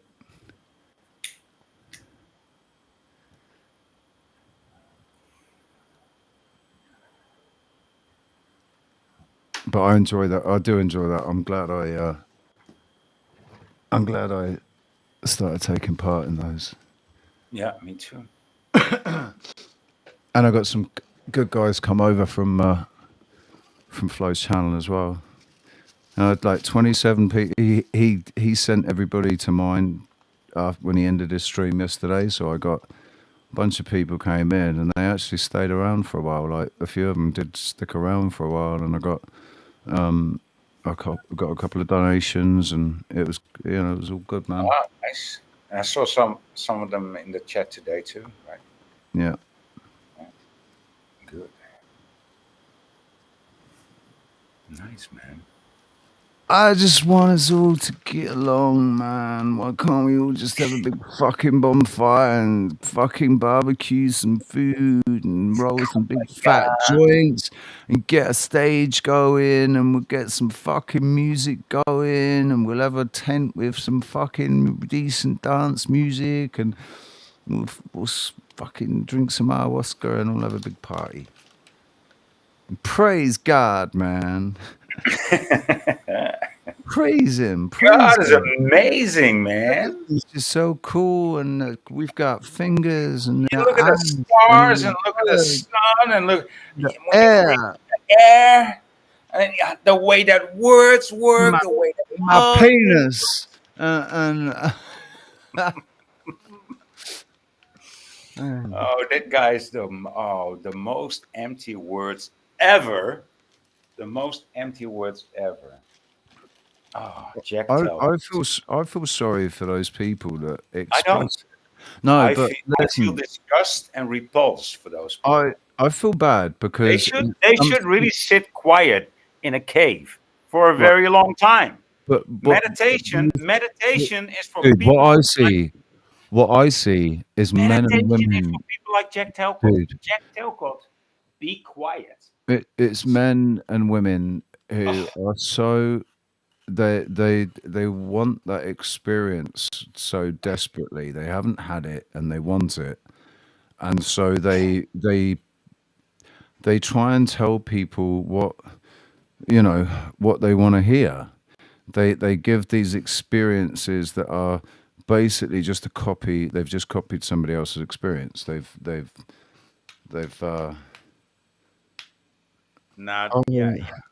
the angels came down to me and sat before me and told me blah blah blah whatever, and like all right, maybe. Like I said, the most empty words ever are always pronounced from his mouth. Always. He is emptiness itself. He's the empty vessel. That's why he sounds so loud. Right? It's disgusting to listen to. It's one of these people that I said. I mean, Jack Talcott is right there in the bin with Speakeasy. He's right there in the same bin for me. And it's. I don't have such a high threshold, to be honest. I can get along with most types, but there is limits. There is limits.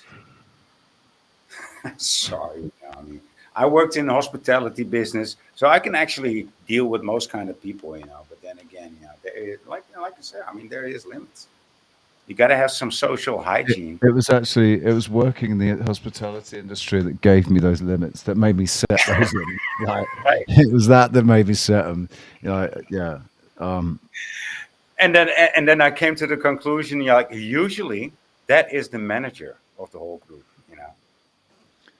I did a lot of day trips, and I said, why can't I say, oh, well, that's the manager. I said, not always, of course, but sometimes it was.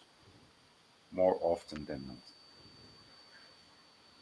Well, I'll tell you what, it was as the manager, the bar manager, well, actually restaurant manager, of the Winchester pub that I was in opposite the cathedral. So we used to get a lot of pedestrian traffic in there, tourists. And we had, I think it was a table of Germans had come in, and the guy was so freaking rude to me. And I brought the food out, and he was just so rude to me that I turned around and went and just started picking up all their plates while they were eating. Like they're just starting to tuck into their food, and I just no, sorry, terribly sorry. Let me have that. Let me have that. No, sorry. I can totally see you do that, Richie. I'm afraid I you're can not totally welcome see here. you do that and get away with it. I'm afraid you're not welcome here. You need to leave. Really terribly sorry. And he went, let me speak to the manager. And I'm like, yes, how can I help you? Get out. Like, I am the manager. Get out. You fucked with the wrong one. Sorry, mate. Bye. Oh man, I can totally see you do that. Oh, dude. And after that, that's when I said, I don't think I can actually work in hospitality anymore, because I don't think I'll be able to keep a job unless I go in as manager. I won't be able to work as a minion. Well, I remember this situation that so my sister was also working on the same ship as I was, and it was like a dual sail trip. So this other ship was sailing alongside of us, right? And so at the point we were connected, and people were walking from one ship to the other, right? And then we started sailing loose again, so we disconnected, right? But then one guy, of course, like I told you, the manager of the group, who was a bit older and a bit fatter than he remembered to be, he decided to jump from one ship to the other with his drunken face. And so that almost went wrong. And my sister actually saved him. You know, he was just hanging by his elbows, and he couldn't get up because he was way fatter. And so my sister actually pulled him up. And I think she even spilled the drinks. I don't even know that she was carrying, you know, just to save him. I didn't see this, but people told me. And I had been telling him that he should be a bit less, how do you say, Gluttonous? Yeah. Well, yeah, to say the least, right? And so he didn't. And then I heard that incident had happened. And I looked at the guy like, what the fuck, did that actually happen? And he looked at me, yeah. And then he went to the bar, and my sister was behind the bar. And I looked at the guy, and I looked at my sister. I said, dude, and I said, I don't want you to drink anymore. I mean, you almost got us into a lot of trouble, dude. You know, and my sister actually saved your ass, your life, the trip, and now you want to drink some more? Oh, sorry, it's a lie. No. Yeah, he tried that. You don't let me drink because I'm really tired. He did that, but I just kept staring at him, and the whole crew was staring at him, and I just walked away, and I stood silently on the bow of the ship. You gave him the void. I was just totally blown out. You know, I was like, no. Listen, disdain. There's only one boss above me, and that's the captain, and you don't want to deal with the captain. You know, I'm just being kind to you. And the whole ship knew it, and he actually cooled down, and he came to, and I think it was a few hours later, and he came, dude, sorry, I get it, and you know, he got some more Once you water. come back to his senses. Yeah. That's the trouble. Alcohol makes you do some really crazy things. It can it just. I know. The thing is, what My I remember, sister knows. You know, I mean, what I we are remember, forgiving. dude. It's not like we I remember about being drunk. One of the things I remember about being drunk, and one of the reasons that it sort of helped me to stop getting drunk or stop getting that drunk Right. was reaching that point where you make a decision to do something, and in your mind it's a very, very quick thing. It's like, oh, fuck it, you're drunk. Yeah. You Then just you're completely not actually dismiss drunk everything. enough. You excuse yourself. Like, you can't do that. Like, where you normally their voice is going, Jiminy Cricket is going, you can't do that. You know you can't do that. That's not right. You can't do that.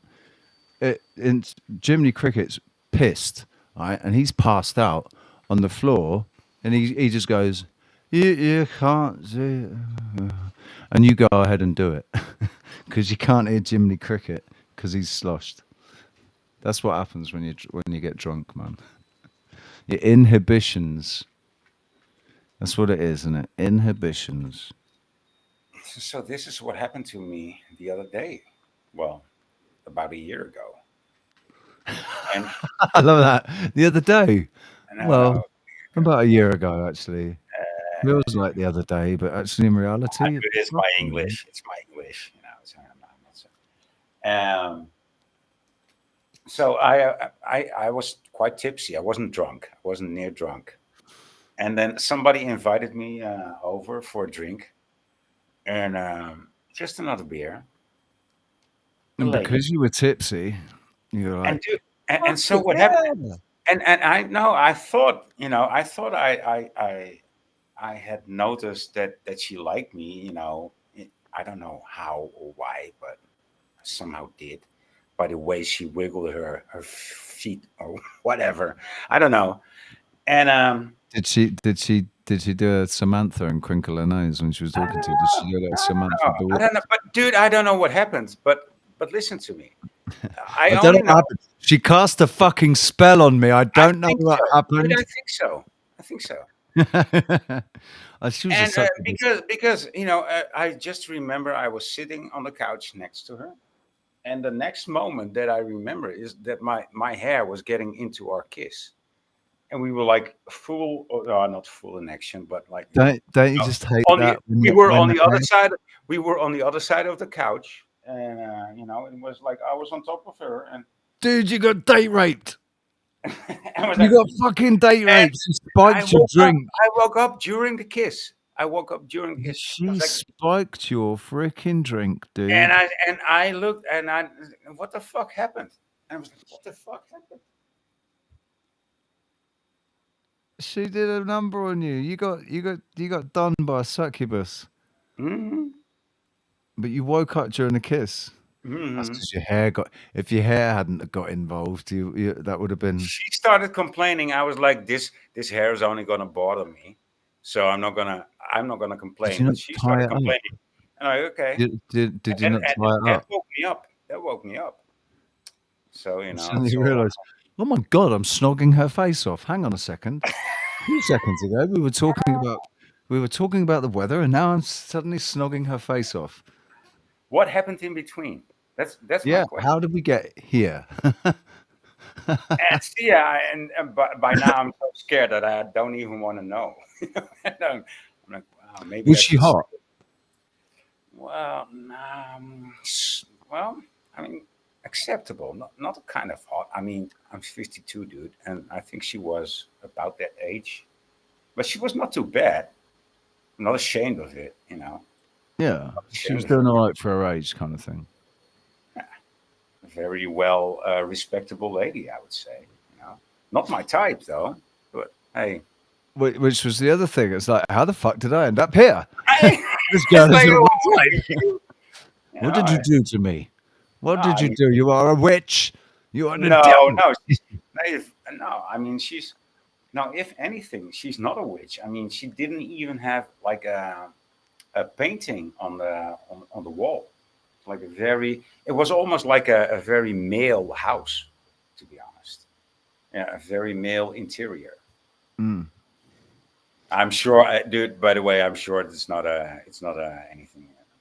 I'm pretty sure. I was just gonna say, are you sure? I'm pretty sure about that. Was this person? You know me. You know I need the boobies. Yeah, Not I gonna know, fall. but the thing is, dude, the thing You're is, not gonna you fall. went from being in a seated, relaxed position where you felt slightly tipsy to suddenly waking up in the Yeah. process of kissing the woman. So Yeah. what happened in No, between? Like, that's not too late, though. I well, mean, that's not it too late sounds for waking up. what might have actually happened. It sounds like what may have actually happened is right. This is a post-traumatic stress disorder type situation where It might have been what yesterday.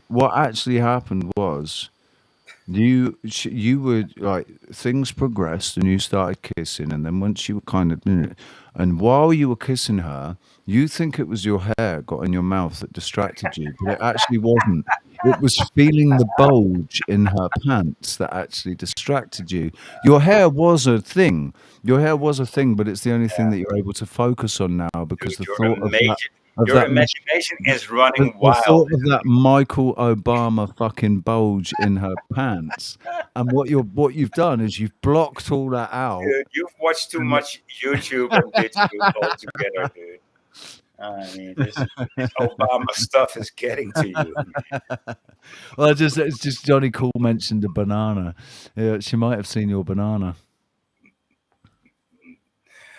But it was weird for sure, dude. It freaked me out. It freaked me out. I just almost just stepped up like, huh? Oh my god! She looked at me with those. She looked What? at me with those deep sunken eyes, like, Brian, come and join us, dude. Come and join us. The panel, the thing is linked. It should be. It should be pinned. The link. Sasquatch, come and join us. Truth Cafe, Brian, come and join us. Daddy's Big Funk Supreme, come and join us, man. Come on the panel, please. Extend this panel out to more than just me and Voy. because it was getting so boring. No, you dickhead. Fucking dickhead. Let's get some more input, man, because at the moment we've only got two sides. We've only got two perceptions going here. We can have more. No, not fucking hell. No, but that totally freaked me out, dude. So I just stepped away and I said, "Oh," and I looked at her, and I'm like, "What? You're not even my type." And she said, "Yeah, but you're a very passionate kisser." I said, "Yeah, well," and she said, "Like, what do you want? Do you want to be friends or what?" I said, I don't know. I don't know now, love. I don't know. 10 minutes ago, I wanted to be friends, but right now, I'm thinking that you might be a fucking body snatcher, so I don't know. Dude, I just stepped away. I just said goodbye, you know. Thank you for the experience. I didn't know what happened, dude. It's kind of scary. That is a little bit. It is a little bit, you know. I've had my drink. Dude, she got a Mercedes, this very special, what's it called? Maybach? She got like she got a thing for cars, you know. She got a thing for cars. She's got a thing for cars, so she got this like very slick Mercedes, so that was quite impressive. Was it what was it, like a CLK or something? I think worse than that. Dude, I don't know. No. It must have been a compressor, whatever it was. No, it was no. Way beyond that. No. Like really, way more special than that.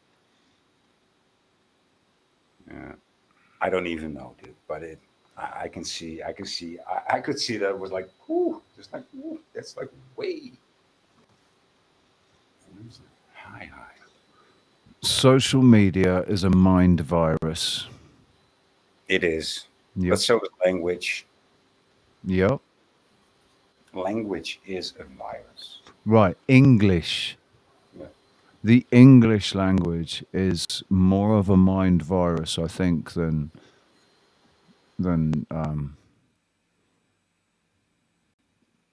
any other language. Spanish, right? For how long has Spanish been in its present form? And for how long has English been in its present form? And French, you know? No, I don't know.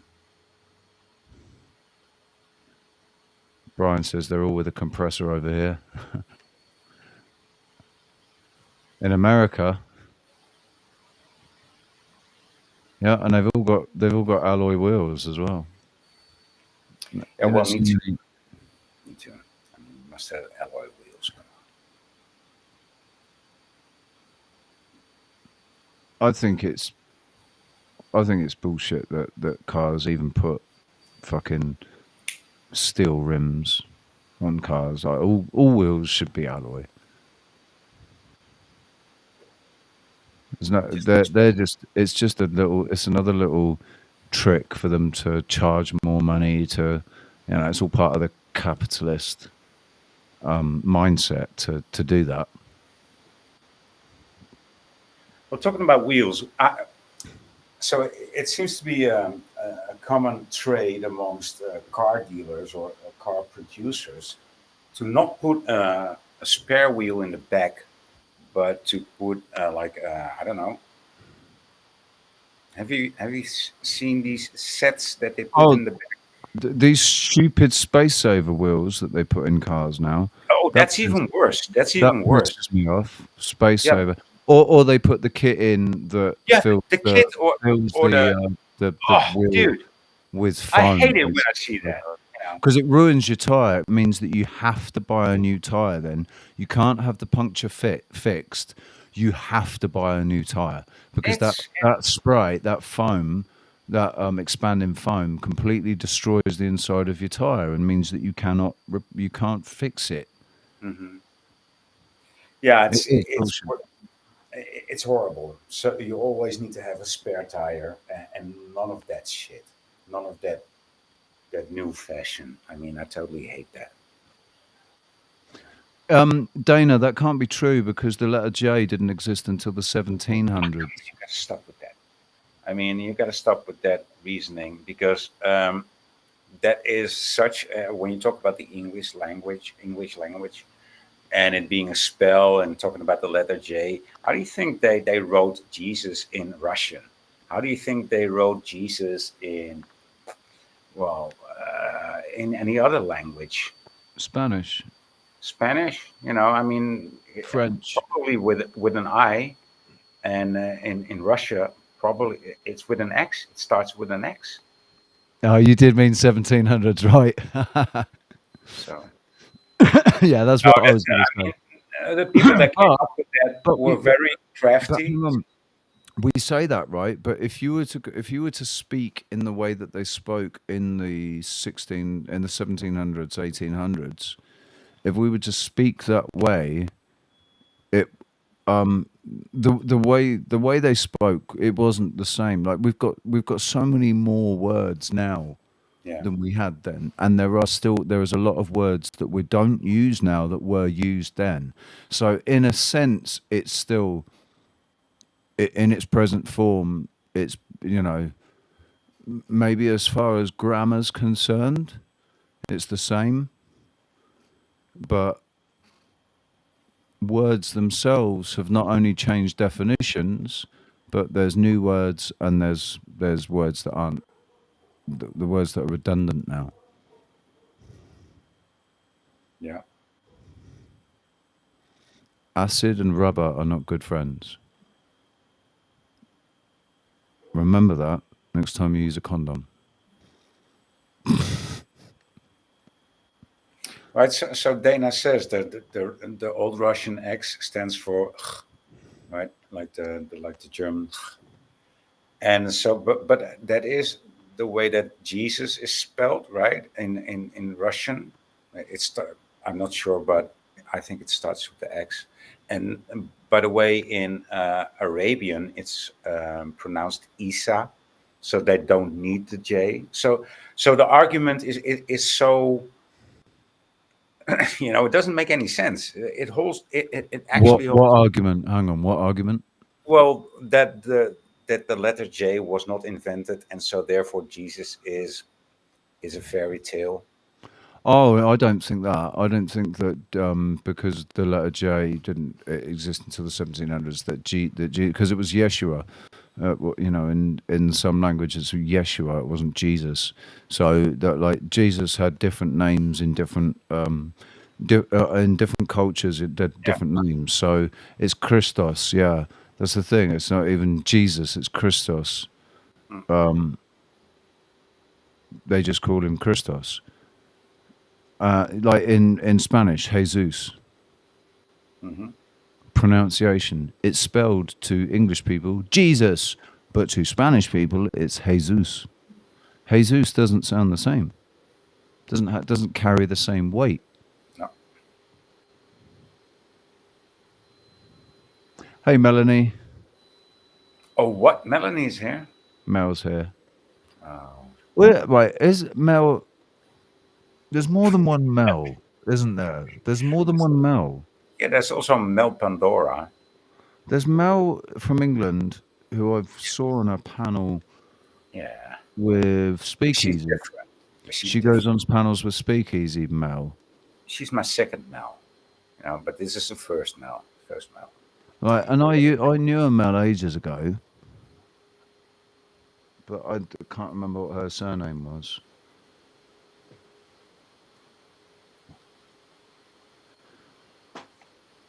Boy collects Mel's.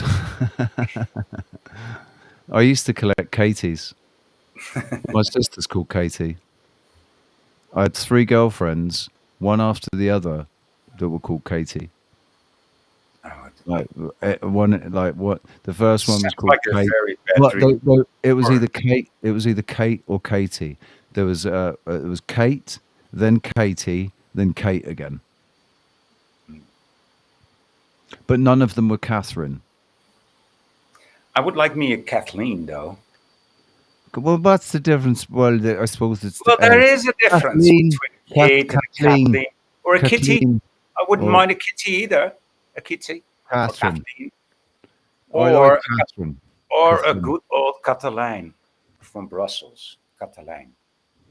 Oh, you know, these Belgian girls called Catalijn. Oh, yeah. Yeah. Yes, I please. like so the girl that I was first ever infatuated with was called Samantha, and that was my favorite name for a long time. And then like there's just so many really nice names, man. I like Jessica and Tiffany. nah, not so much Tiffany.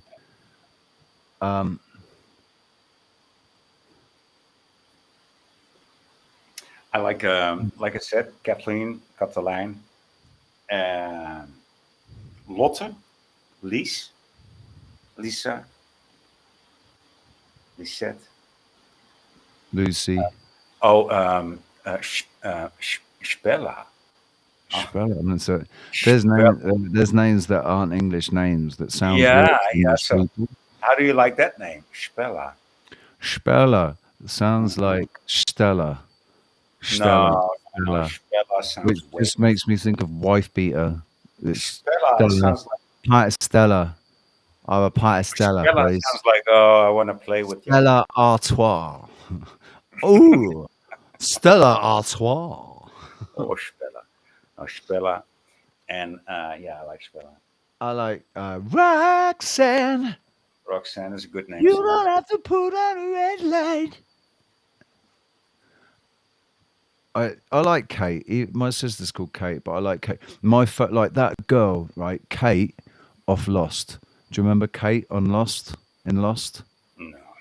I don't She was the girl who was being transported by the U.S. Marshal, and like, she'd been arrested for murdering her dad because her dad was like an abuser, and so she killed him, and her mum turned her in, and she'd been arrested. And do you remember, who in the chat room remembers Kate on Lost?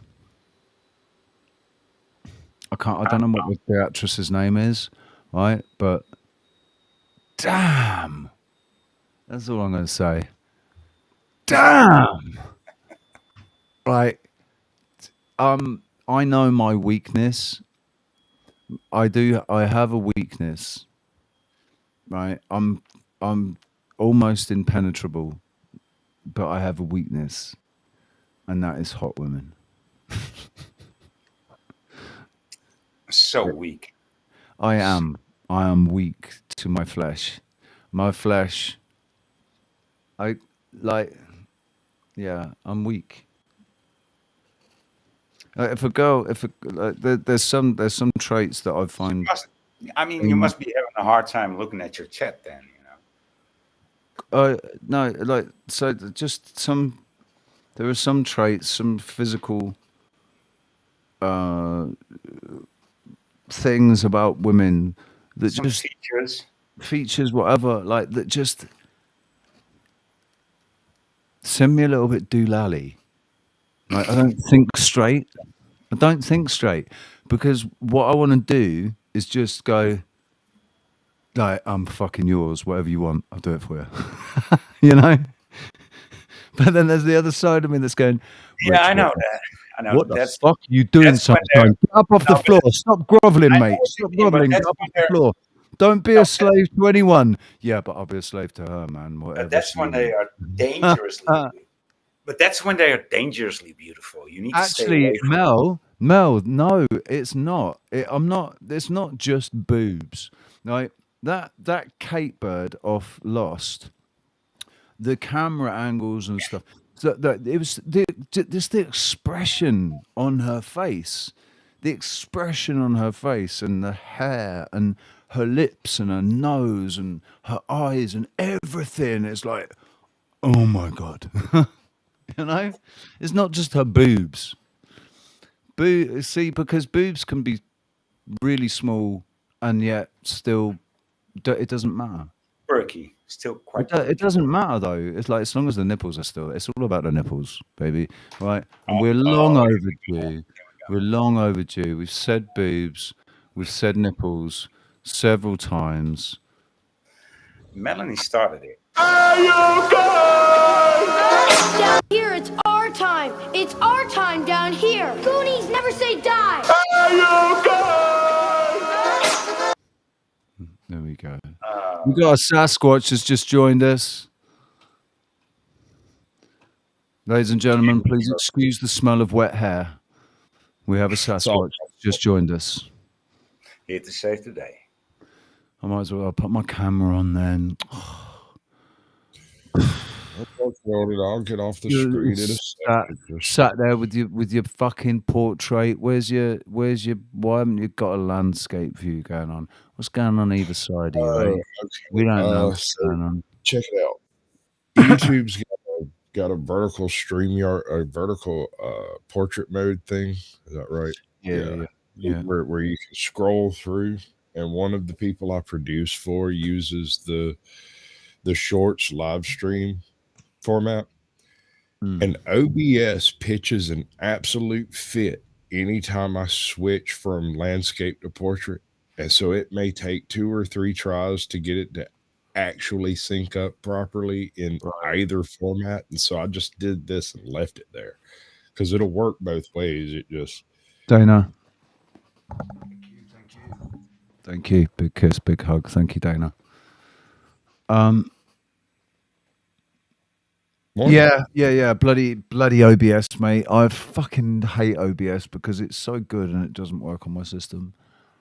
And everything's got to be perfect. It's ridiculous because it should work. Yeah. Like it should work. It does not seem that much of a stretch to have something turn on a button and function. Apple's designed to be able to, like, the iOS. I thought the whole point of iOS was it was for people in media. You know, that's where they did most of their business, was people in media and graphic design and stuff like that, which meant that the processor was meant to be good. You know, it's got a good processor, it's got a good graphics card, it's got a quad-core processor, man, like Intel. So it's not some fucking AMD copy. It's ridiculous. Started a new show last night if you're interested. Yeah, the slave YouTube slave class. Yeah. I was kind of amazed at the folks that showed up because I don't usually do open panels. Have you got any? Is it like? Can you go to any part of it and find something good? It should give us a little, taste of it, and drop a link for people so that they can come and sub up if they haven't done yet. I haven't really had a chance to look back at it, and it kind of went off without a hitch. I was a little bit impressed with my own capabilities on that one. I was kind of shocked. So what was it? Like a panel situation, or right? Now I really want to know more. Come on.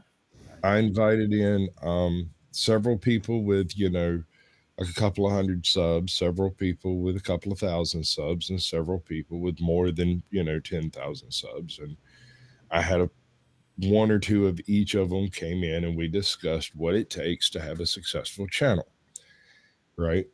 And it was specifically the difference, the specific topic for this show was the difference between when running a panel, the people with creator thoughts that are creators that use terms of service and all of that stuff versus the random people out there who don't have a channel, don't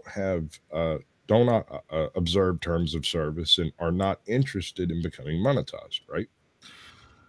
And is it worthwhile to bring people on a panel that have no stake in either your channel or YouTube in general? Right? I know it seems kind of silly, I think, but no, I think it all depends on what you want your channel to be, doesn't it? So that's true. If you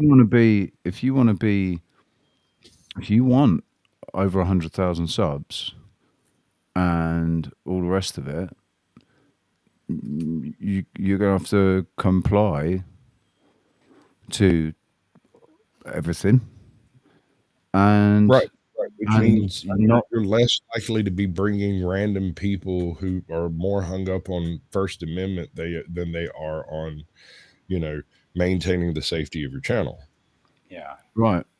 I mean, and you would expect some general decency, but yeah. I mean, yeah. This is the wrong platform for that. Europe, dude.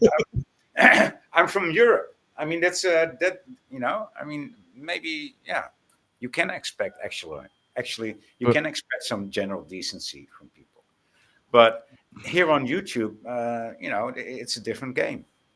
So you need to find new definitions, and therefore, I think it's a good question to ask. I think new definitions is the problems here. The older generation has no idea what the newer generation is actually saying. And when we sit down and convert, and this goes true also for left and right. This also holds true for people who are in the what is it, the moneyed versus the non-moneyed. Everybody has a slightly different definition of different things in language. And so while some people will say that, the concept of white privilege, you have the older generations just chuckle at that, and they're like, what an infantile concept that you're privileged just because of the color of your skin. I thought we got over this back in the 90s, Yeah. Back in the 90s, when you looked at a group of people, there would be just a random smattering also of the same thing with sexuality as well. Me and Roxanne were talking about this morning, and we were talking about how it's like, wow, like what happened? Because in the 90s we seem to have got over this. Everybody it was like, you be you and I'll be me, and taking it each person as not because of the color of their skin, but because of the quality of their person. Their character, what inside is what's inside that matters, not what's on there. And that's what we were all taught, was what's on the inside that matters, not on the outside, right? Yeah. There was even a stressing brought forth, at least through school, that sometimes people say things and it's not violence because it can't hurt you. You cannot be harmed by words coming out of someone's mouth any more than you can be harmed by wind blowing through a hollow tree. Right. But I can see the argument on the side that words are harmful because they have created an entire generation of snowflakes who are Yes. so Yes. sensitive to words. So words do actually hurt them. They hurt themselves. The words trigger them into a state of emotion that ends up being damaging to them and the people around them. And it But does. that's just like saying, "Look what you made me do," which is what every abuser on earth says. That is Right, the right. abuser mantra. Look So what you made me so do. it's enabling it, that mentality enables. Yeah, but that's the world we're living in, right? And so this is what you want to No, point it's not. out, right? No, it's not, boy. Sasquatch. The world we're living in, Yeah. it is not defined by children. These changes were But it is. put in I place. argue that it is. I argue that the maturity of the people that have set these rules is seriously in question. Exactly. These are people that haven't actually lived real lives. Like they've not hold real jobs. They've sat around in rooms amongst privileged people who, other Stay privileged as people. far away as you can from these people. But they're the ones that are writing that are setting these rules and these parameters and defining defining the social programming. The people that are defining that are the people that haven't lived real lives themselves. They've lived very privileged lives. These are trust fund babies and the friends of trust fund babies that want to be high. And so they go and do the things that trust fund babies do, and they end up at protests. They end up at political gatherings that they have no intention of being a part of. Yeah. It's funny. My daughter was a part of this whole weird wokerati approach to life all the way up until about 6 months ago when she got some significant news in her life, and suddenly she went from thinking about things on a very surface level to thinking about the real meat and drink of problems and issues and culture. And I hate it that it took such a negative occurrence for her to look at the world in an actual real light, but she did. And it took 5 years for them to indoctrinate her into it and a single doctor's appointment to break her out of it. Well, lucky you. We got Gary Garner's joined us.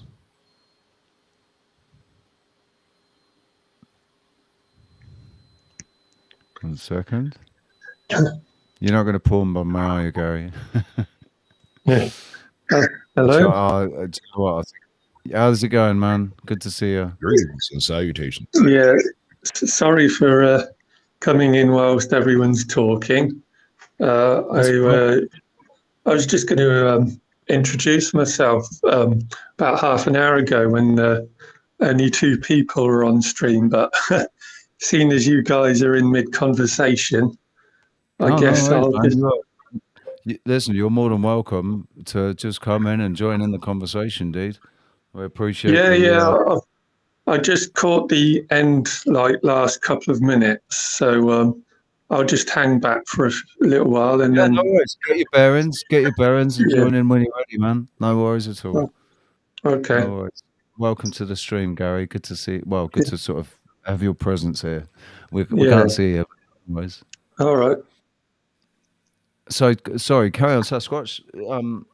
I was just saying that these are definitions that were specifically placed in the school systems, and it seems to have occurred the world over around the same time.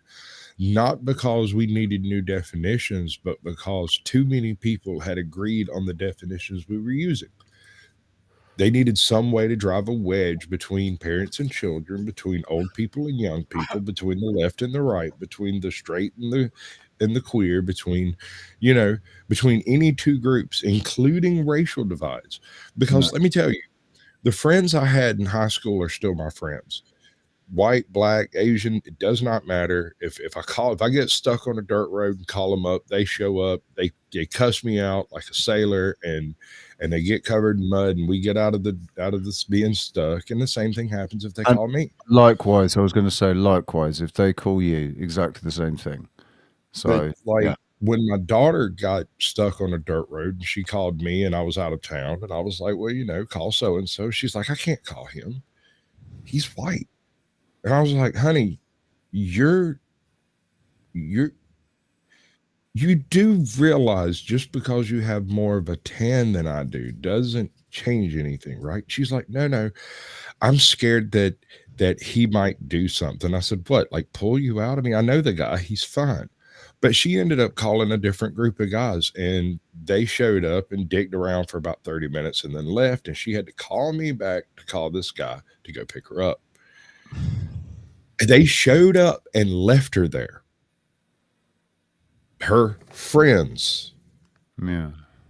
So I'm like, I'm so confused by this entire interaction. I can't make any freaking sense out of any of it. And this seems to be a relatively common thing. I mean, when I mentioned it to some other people, they went, oh, yeah, no, they won't do any work. They won't get dirty. It's weird. It's like the parameters of friendship have changed now. For like, friends don't leave their friend anywhere, do they? Unless their friend has really emphatically expressed, no, leave me here. It's all right. I'll be okay. Leave me here. That friends don't leave their friend if they, do they?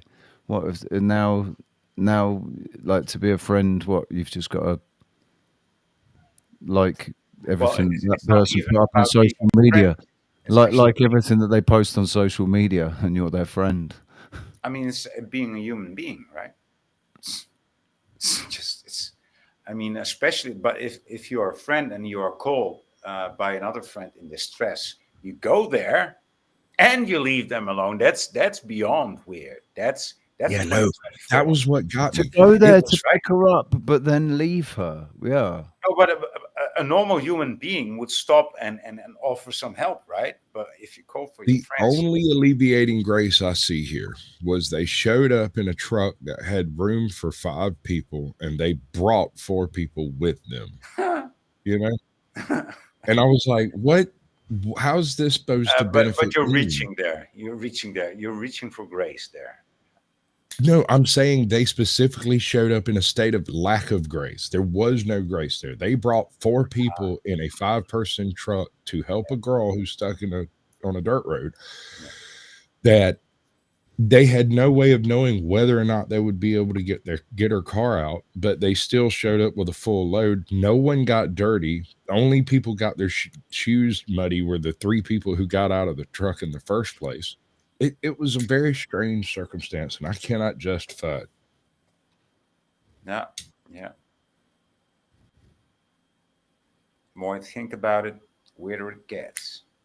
Boredom is a crime, anything and everything, all of the time. Oh, fucking banshee. What are the humans? What are the humans you're suing? This is the intro, isn't it? Who did you have come up?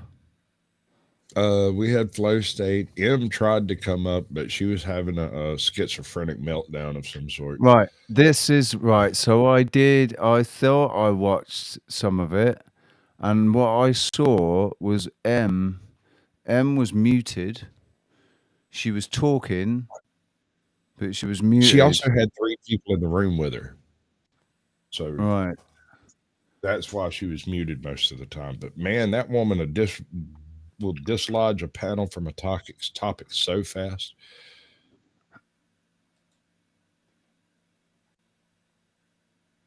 And then want to get mad when you try to call her back to the panel topic just on its surface. She'll just be like, well, I was in the middle of something. I don't care. I'm managing a panel here, baby. We have a topic. If you can't keep it between the lines, I will excommunicate you out of this panel. You're welcome on the next one. Let's stay on track. Stay on track. Do you want to do a pitch for the group? Thanks, guys. Do I want to? Do it. Oh, I'm not ready right now. Don't subscribe to these motherfuckers. Unsubscribe to M. Leave an eggplant on all of her videos. Unsubscribe to her. Go to Midlife Bro and tell him he's gay for trying to sneak out my underwear picture and this OnlyFans plan. Tell Cynthia she doesn't have empathy. She doesn't know what it is. That's why she thinks she has it. Totally confused about it. Oh my god! I don't know. I don't have anything for age out. No, Don't you just fucking love flow state, man?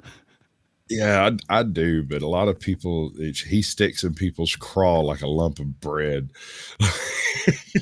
Yeah, I know, but the thing is, people don't realize why. They don't realize why that is. Like, you know, the real reason why that is, because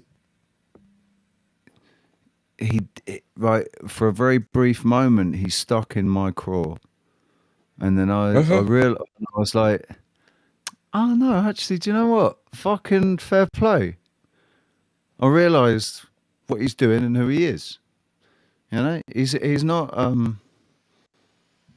he's openly grifting, man.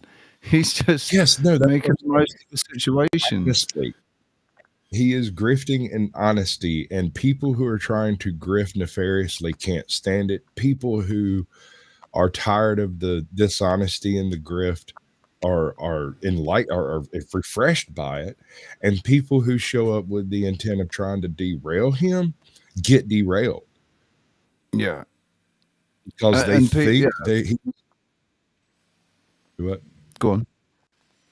They think that he is here, that they are going to show up and tick him off and trigger him, and it's going to derail the panel.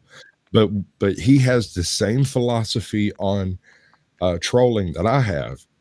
You're not going to get a reaction out of me. I refuse. I won't give you the freaking satisfaction. You'll be removed from the panel, and we'll move on with our lives. And no one will ever know that you're backstage trying to prawn bomb me or whatnot. You know, you'll never know. You'll get no visible reaction from my face. And he's the same way. And I can respect that. That makes sense. You cannot trigger me with words because I've already heard all that crap before. Yeah, I know, dude. Have you not seen the Trials activity on my channel over the last the last week or so? And I've just been sitting here going, "Is that really? You're still saying that? Have you not? You're not coming back with a new game? What? This is really poor.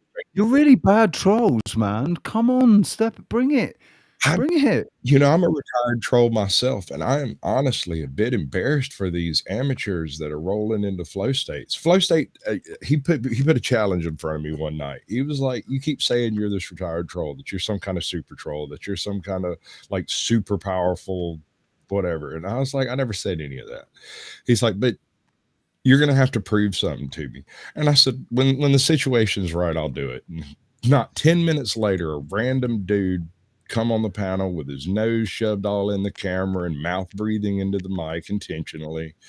Even after it was mentioned, "Hey man, can you back up?" Yeah, the whole that thing, the whole thing. And I was like, "Can you back up?" And he's like, "Why?" Right. And I went, "Okay, this seems like a pretty good situation." I sent him his arrest. I sent Flow State his arrest record, his improv study group, his 2 addresses that he's had in the last 6 months, and his last drunken disorderly charge. When did you get that information together?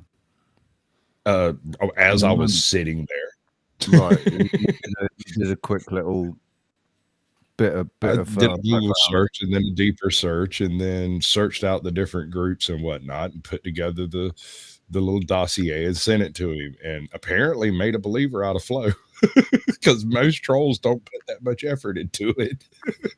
Yeah. I'd like you to do me. I'd like you to do a little. Let's see what you can find, man, and then come and tell me. Don't go come and see me first before we go and talk about it online. I know I didn't make it public. I privately sent it to Flow State so that he could see it, and his reaction was fucking beautiful, dude. He glanced over at his phone when the message came in, and he looked at me, and I just smiled at him, and he's like, "Hold on. Oh shit." From him and his improv group, You photos don't of just talk the talk, man. You don't just talk the talk. So, what are your thoughts about old Montegraph? Okay. I find it hard to believe that a man could stay that angry that often, that much. You imagine trying to live with him? You imagine being his daughter or his son or his uncle or nephew or something and having to see him at Thanksgiving and he walks in and starts up with that acid and vitriol. I mean, what do you think about all his claims about the deplatform? Like deplatforming people and being some kind of fucking super troll himself. Well, he can't be an active super troll because if he was an active super troll, he would not admit or show his own face on the screen because otherwise he's a total amateur. If you can find me as a troll when I was trolling, if you could figure out who I was or where I was or how I was doing what I was doing, I would immediately excommunicate myself from that conversation because you are more dangerous to a, black hat troll than you are to anything else. Because if all you have to do is name the troll or completely ignore them, and the real talent of trolling is to stop people from ignoring you. And there's also the element of like that. There's like real trolls, as in real people, take on the role of a troll. Oh, like there's loads of people that are doing it, but there are also troll farms for a reason. To I did it a little defamation different. stuff. When I was running my stable of troll accounts, I had 150 some odd accounts on YouTube that were all functioning concurrently. I had a little notebook that I kept all of their personalities in, and I would name the trolls so that the name would make me remember what the troll point was, because every troll has something they stick on. You have some that do numbers, some that do have you ever seen these people who take words from modern English, analogize them to words from ancient Hebrew, and then try to make some kind of a throughput of idea of the modern English translation versus the ancient Hebrew translations versus some picture they saw in a magazine 2 years ago? It makes no sense. Oh, I've seen enough of those. Okay, yeah. You know what I'm talking about there, right? Yeah, Like, yeah. I don't know what kind of madness they're talking about, really. I've looked at it, and on its surface, it's malarkey because modern English is not related to ancient Hebrew. It's just not. No. So the term yes does not translate to Ishwe.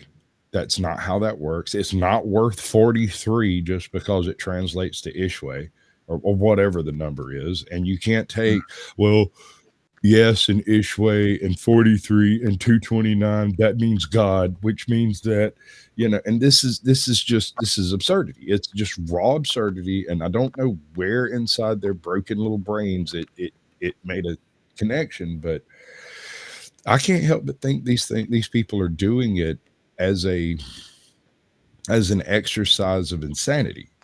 I don't have nothing against them. I just find it a waste of time.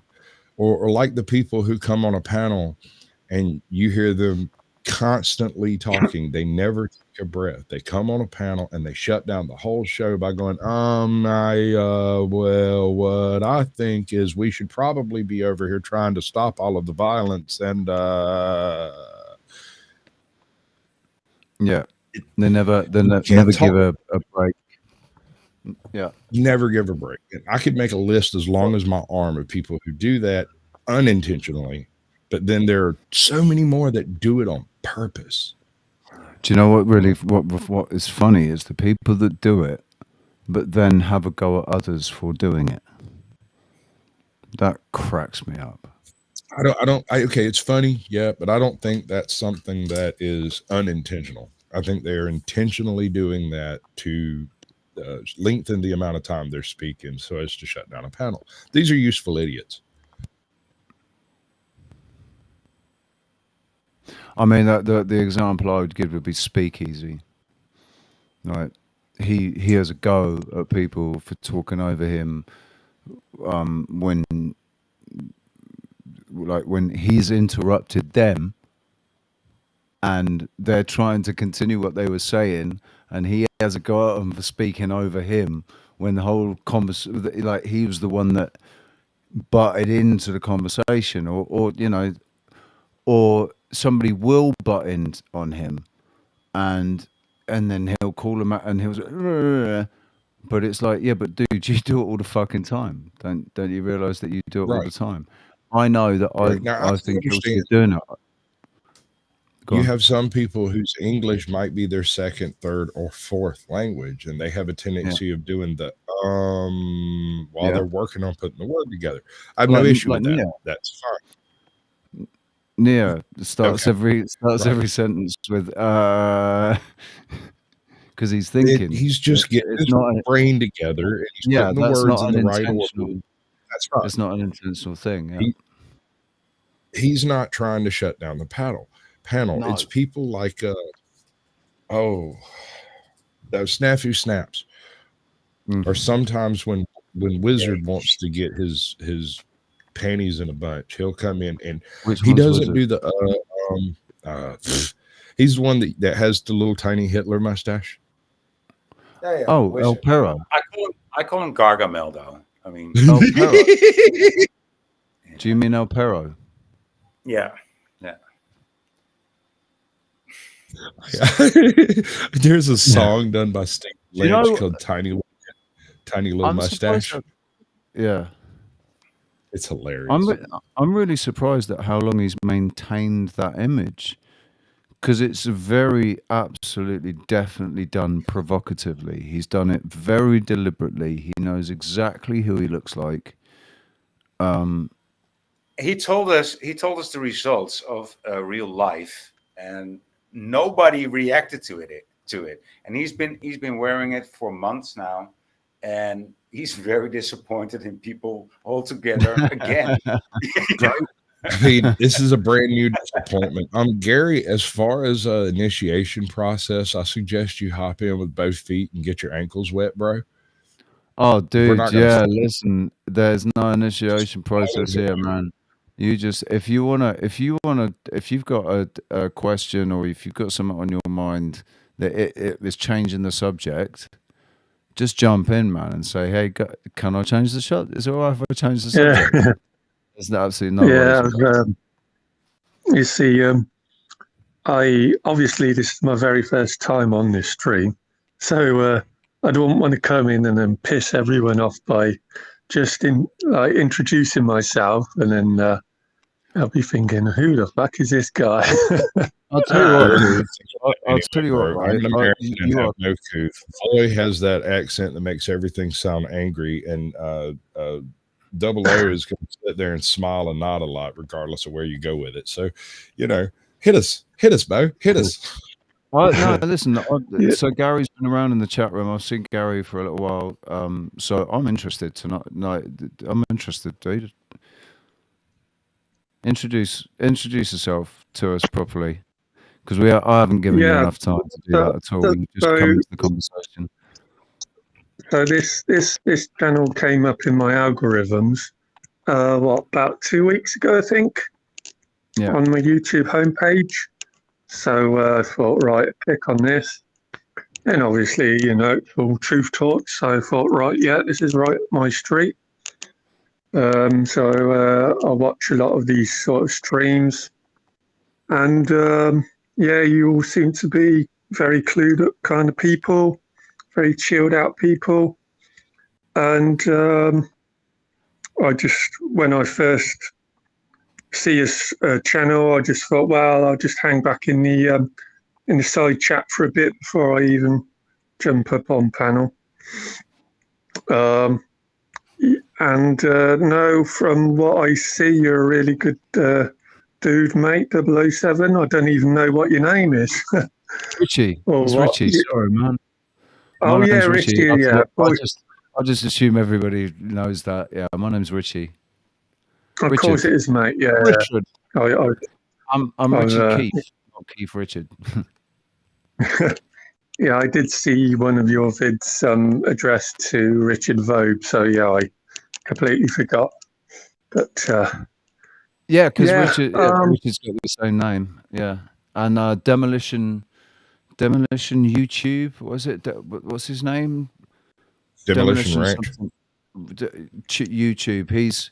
He's got his name. He's called Richard as well, isn't he? So how long you been doing this channel then, mate? Yes. Yeah. This channel is my third channel. I've had my previous two Crikey. channels deleted because I started creating in 2017, and in 2020 my first channel was deleted. In 2021 my second channel was deleted. 2021, 2022 my second channel was deleted. And now this is my third channel. So I've been doing this for like 7 years, but And no wonder I've only come across your channel, because I've been following truth channels for at least 5 years now. Yeah. And I've only just come across this channel.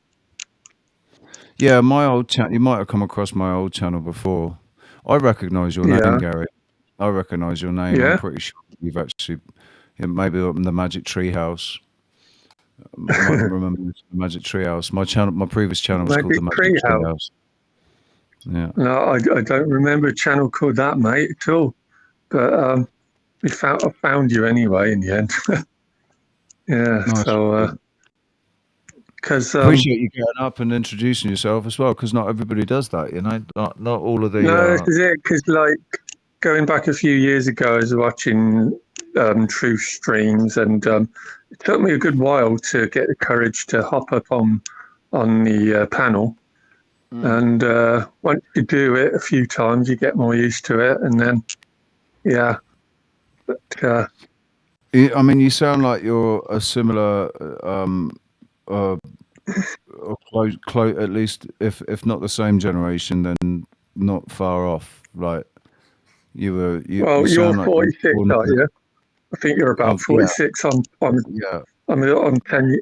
A lot of people say I sound older than I am. I'm 36, so yeah, a decade younger, mate. But Yeah. yeah. Do you know what? From your voice, I was going to say you're either around my age or a little bit older, maybe. But Can I ask you some questions? Say that again. May I ask him some questions? Yeah, dude. Yeah, go on, dude. Yeah. All right. Are you a creator? Do you have a channel on YouTube? No, I'm not a creator, sadly. I'd like to be more creative in general. But no, I just try and at least leave a like in people's streams if they're doing a stream, or engage in the chat, and then hop on the panels when I can.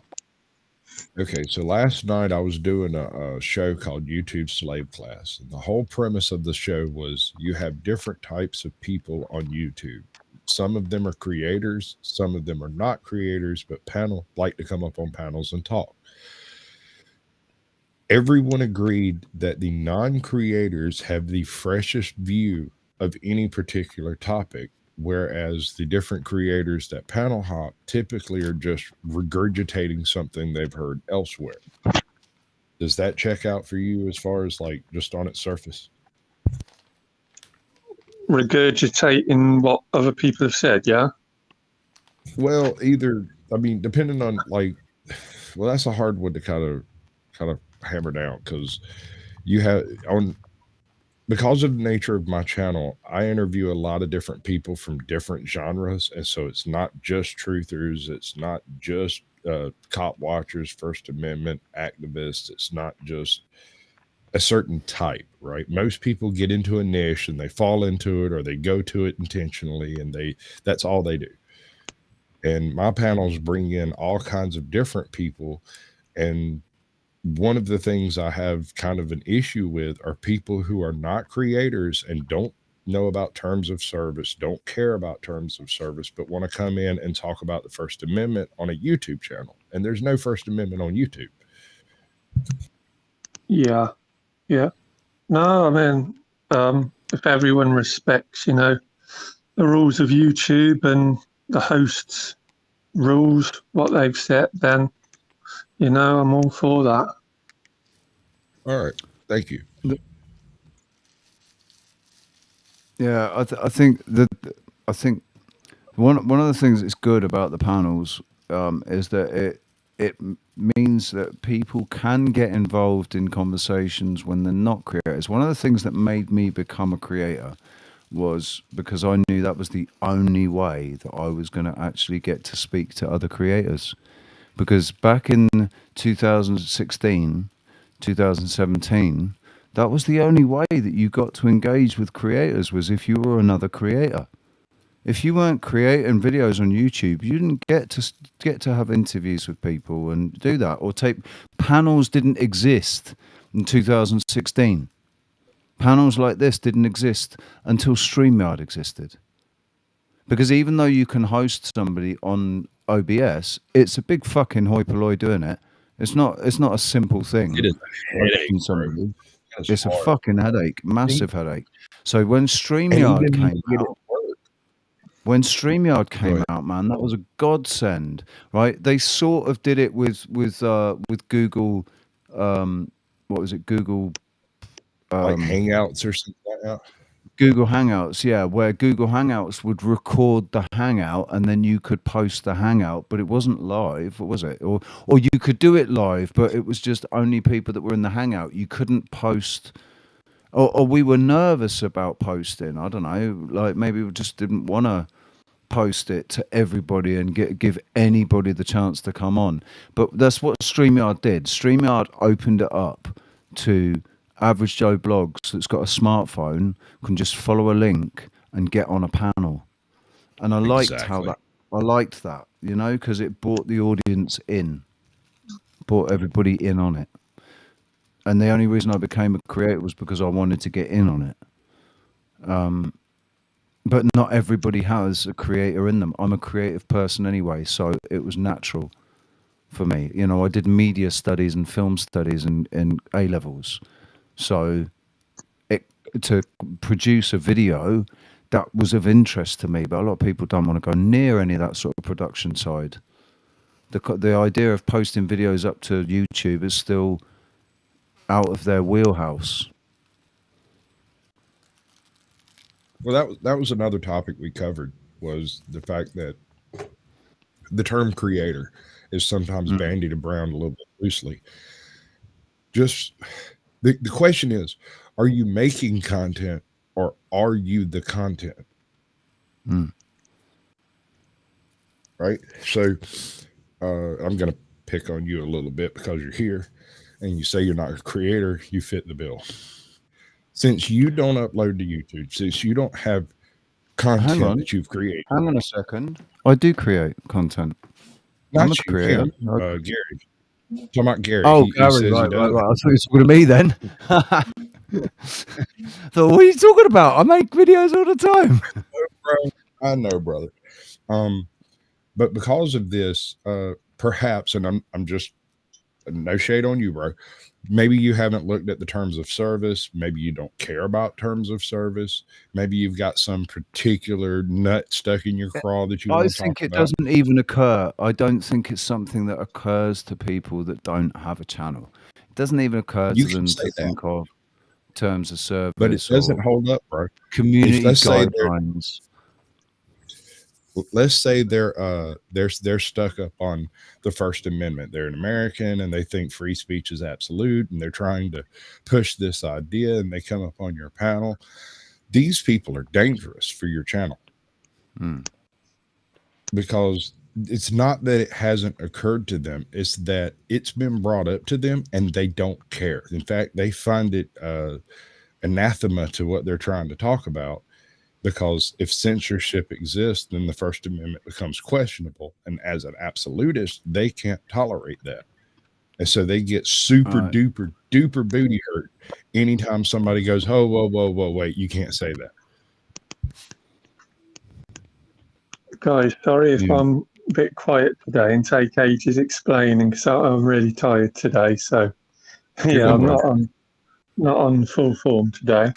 I was just using you as an example. I'm saying you may not have gone over terms of service, and it may not have. No. I'll be perfectly honest. I haven't really read terms and conditions and terms of service, blah blah blah. I'm just going on. I've been a regular watcher, listener of streams for the last 5, 6, 7 years. So we're all, a lot of us go under either pseudonyms, and we use certain words like, I don't know, Jabberwocky, or what do we use? The cookies for the you-know-whats, the experimental blah, blah, blahs. It's all about you using know, code speak, like knowing that you need code language to talk about some things. Hobo code, coined by Quantum of Conscience as hobo code. We say jibby jab, and we say Miley Cyrus, and we say needlecraft. That's another one I use, needlecraft. Right, exactly, because you know that there are certain words that are going to get flagged. So you have an awareness of that, and also a respect of that. But it's not only that either. It's like, I just think a lot of it comes down to common sense, because I won't use any words that could get anyone in trouble on these streams, right? A lot of people will actually say, I don't know, even the N-word, and I'm like, why the fuck are you saying the N-word? The interesting thing is that if it's actually a dark-skinned person that says the N-word, it doesn't get flagged. It doesn't get flagged. They don't get the strike. But if I had restreamed one of the streams that I went on, if I'd restreamed that, I guarantee you I would have been struck for community guidelines because of the language going between two black guys. Two black guys calling each other bad things. I'm not even going to repeat what was said. It was bad things involving bananas and apes and stuff, Very, very disrespectful to each other. It was unreal. Voy was there. I think Voy witnessed I'll some of that. I'll tell you who, what one person I did recognise from your stream from the other day is IC3. Oh, yeah. He's funny. He's a card, man. Yeah. He really is. He's such a character.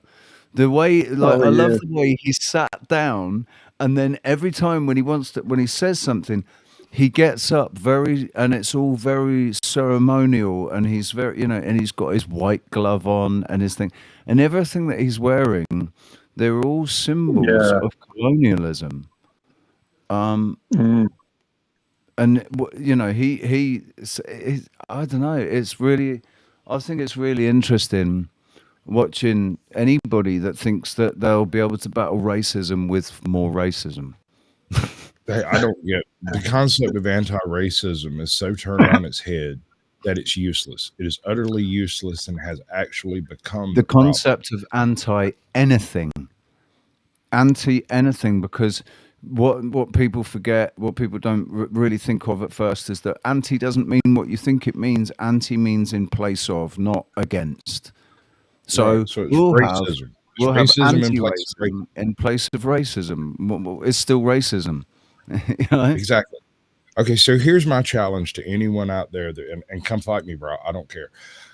Here's my challenge. If you can deliver me a definition of hate speech or hate crime that a straight white man can be the victim of, I'll listen to it. Otherwise, shut up. I don't really have time for stupid conversations that aren't going anywhere. Hang on, repeat that. Okay. If you can bring me a definition of hate speech or hate crime where a straight white man can be the victim and win in court, I don't want to hear it, because if it doesn't include the capability of perfectly normal individuals doing perfectly ordinary things being a victim, it's not a real thing. You are making some trash up inside your own head in order to play victim cards, and I don't have to participate in other people's delusions. See, the thing is what's good for the goose is good for the gander. The American system was never designed to be utilized by an up-down echelon. It's not. It's not how it works. So when you're trying to abbreviate a primary, fundamental First Amendment in any way, if you're going to use the definition legally, it has to work both ways. If you can have black hate crimes, you can have white hate crimes. If you can have Yes. queer hate crimes, you can have straight hate crimes. And if you cannot deliver me a definition that can be used in a court of law in both directions, it is an invalid law and will be thrown out. And also, if you can't define, like, hate crime is ridiculous because hate is is subjective.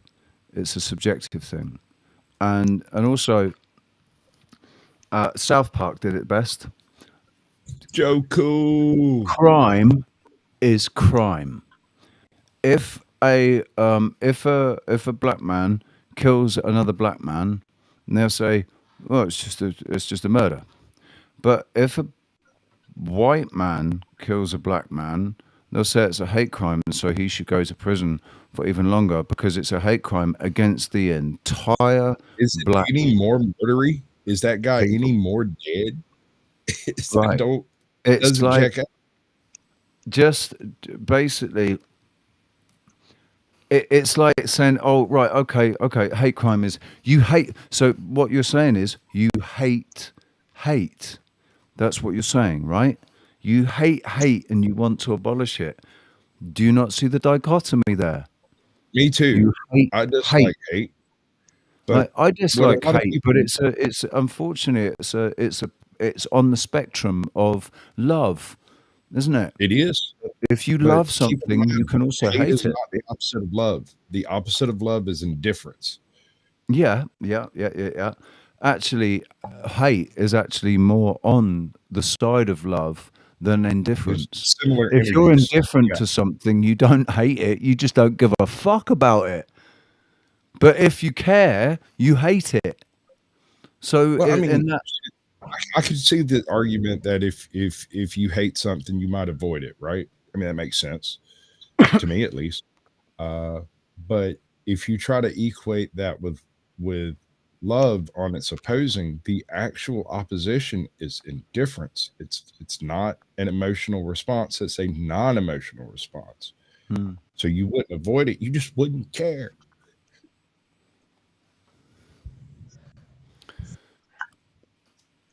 I don't agree with hate crimes.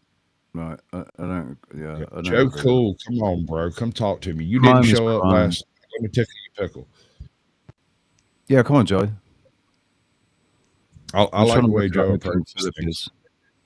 The problem I'm trying is to he look won't come up here because we're all agreeing with him. If we had one good disagreeer in here, he'd come burn your ball sack off. But he agrees with us.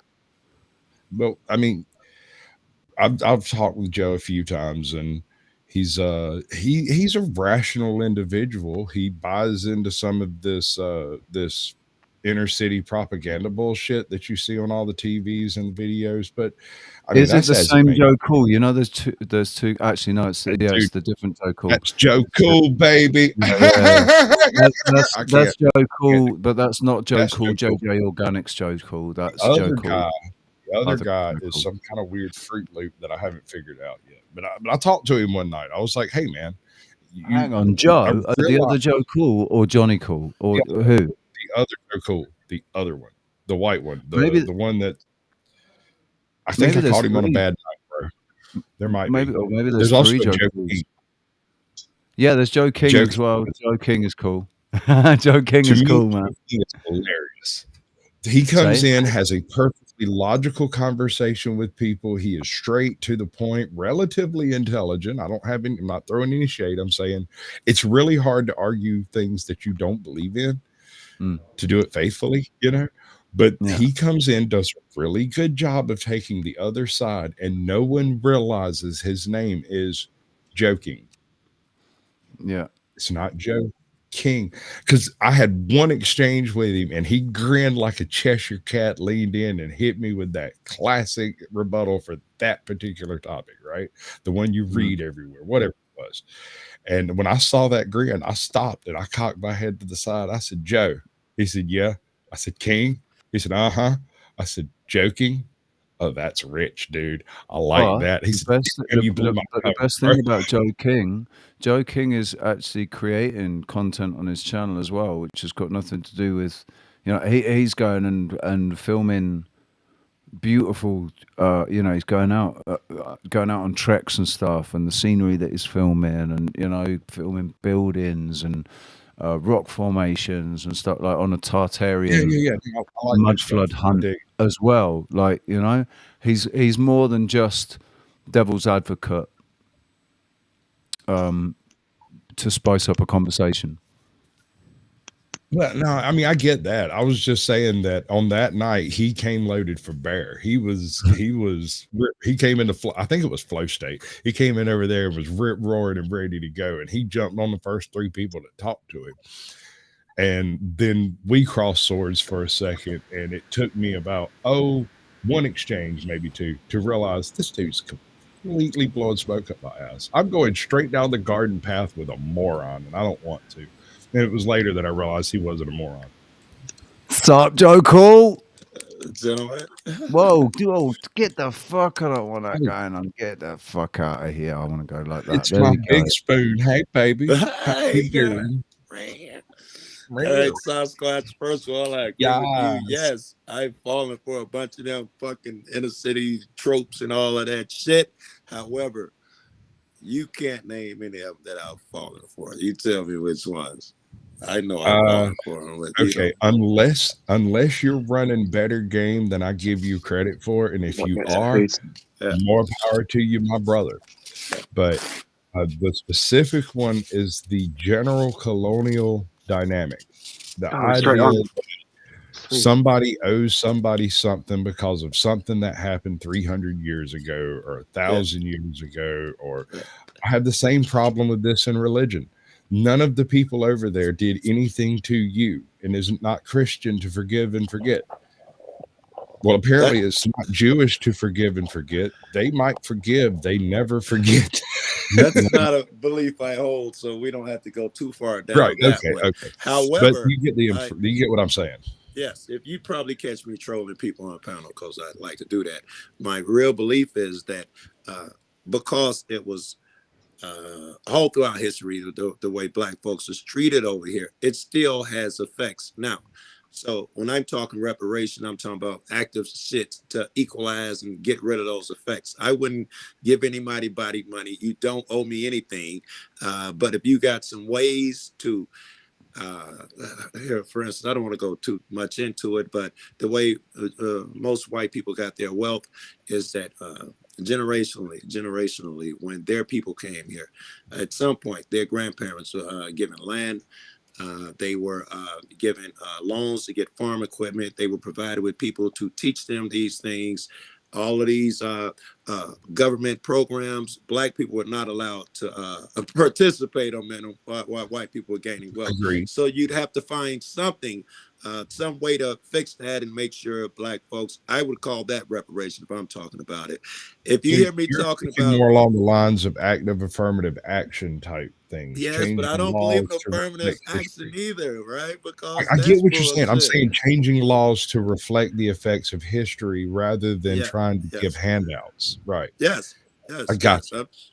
That's the most I could. But what that would look like in a real framework is a really deep conversation, and it would take some very wise men to get there without it appearing exactly as it sounds. I talked about it with some brothers, man. Big Nick and his boys. It sounded racist as fuck, Sasquatch. Right. Right. That's because it is. All we could strive for is equality. Equity is a pipe dream. You can't guarantee results. They deliberately conflated the two. There's deliberately conflated the equity and equality. Like, because equity meant something completely fucking different 30 years ago. Equity equity was something that you held in your house. You held equity in your property. It's about by definition, it still is. Hold on now. By definition, it is monetary because the point of this is to reallocate wealth from the wealthy to the not wealthy. Yeah. Here's the thing: there's so many people in the world that when you take the handful of 1% wealthy and distribute their goods and services over the not wealthy, you end up with impoverishment everywhere. They're the 1%, and there are billions of us. Yeah. Do the math, man. 1%. He's a multi-billionaire.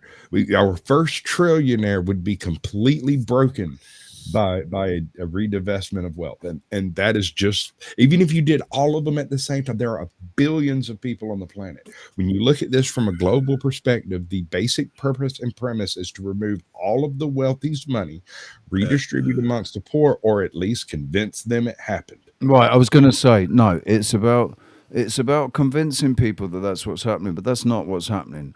What's happening is a redistribution of the wealth amongst the middle classes, not amongst the fucking upper classes. think They're right not now- redistributing.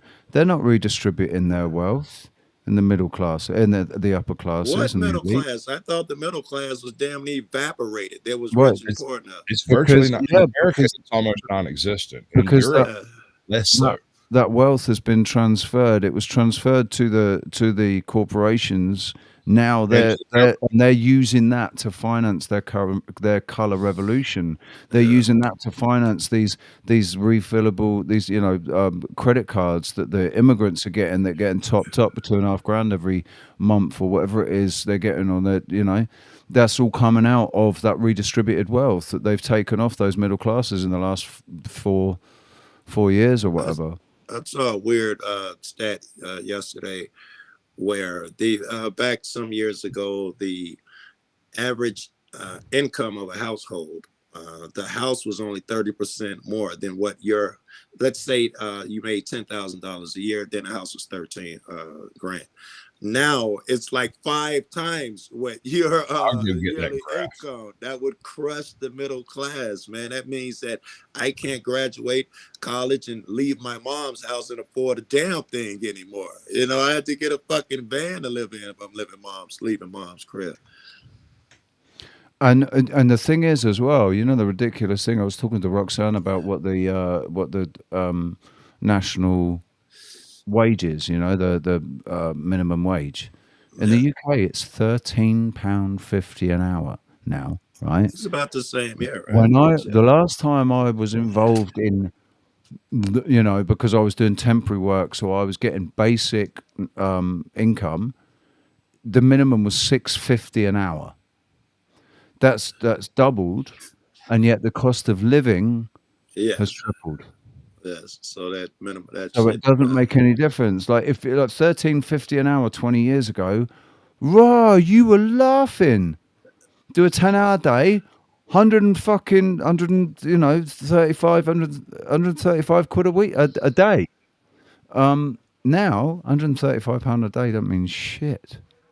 As of April 24th, federal minimum wage is $7 an hour, $7.25. That's crazy. But like in where is it in California? It's like they've half gone up of to- what yours is over there. What is it in California though? It's $20 an hour, isn't it? Let's see. That's that makes more sense. All right. Most places it's like $15 in most places. Check this out. I What we can't got, make man? this one thing. This is the chart we're looking at. This is the one that matters, right? What we have is your annual earnings versus the amount of mortgage versus what the house itself actually costs, right? How much you earn versus how much it costs and how much credit you need to get it. I saw this Right. chart. So this red line here is the actual cost of houses. Wait, hold on. This is done in areas. It's the right chart, but the wrong graph. It gets a little blurry when I zoom in, so I can't read the writing. Right, that's what I'm saying. This is the wrong chart. I've but seen this exact site, That's, bro. I've that's been as on this much. site. That's as much as I can zoom it in. Oh, this is from the UK. Okay, my bad. That's what it is, and it's showing the Okay. variation across distance from London. Yeah. I probably this is- screenshot it. I bet you I could find a picture of the American chart. Okay, so over the past 20 years, your home prices have skyrocketed, right? Right. other than a few little bumps in your actual earning potential. Look at the difference. That exactly explains what I was talking about. Your home was achievable back in the day. Now it's debt for the rest of your life. Yep. It's wild, dude. If you got on the housing ladder 30 years ago, you might be doing, and you didn't remortgage your house and you paid off your mortgage 15 years ago, you might be laughing a bit now because your house is worth 3 times as much as it was the mortgage that you paid off on it. So mine's worth almost 8 times. Well, no, it's about like 8 to 10 times usually. But then again, if you want to buy something, you're gonna have to spend that money too. You're gonna get equal. That's the problem. Cost of living is so high. You sell your house. Unless you go abroad, you cannot buy anything more. Well, and the thing is, if your house now, you bought it for 250, right? Now it's worth 1.2 million. Yeah. But the house that you want to live in, the house that you want to move into to stay on the same level as the house that you're in now, that house is now 1.5 million. Yes, but imagine this. You're going to have to get a mortgage to cover that gap, So you end up, 20 years ago, you purchased a 4-bedroom house for $192,000 in a decent a suburb area of some relatively major city. Now, the kids have flown the coop. You don't got no children at home. You're living 2 people in a 4-bedroom house, and it's worth $750,000. Sarah was These talking people about are that. making out like bandits, but let me tell you what happens on the other end. They sell their house for $1 million, and when they go try to buy the little cabin in the woods or whatever, they get outbid by BlackRock because that particular property wasn't actually available for sale until the people were willing to sell it. Or if they buy it, let's assume that house is for sale. When the original you were in at 2-3% interest, now you go to buy it. They were talking about this last night. 7% is considered good.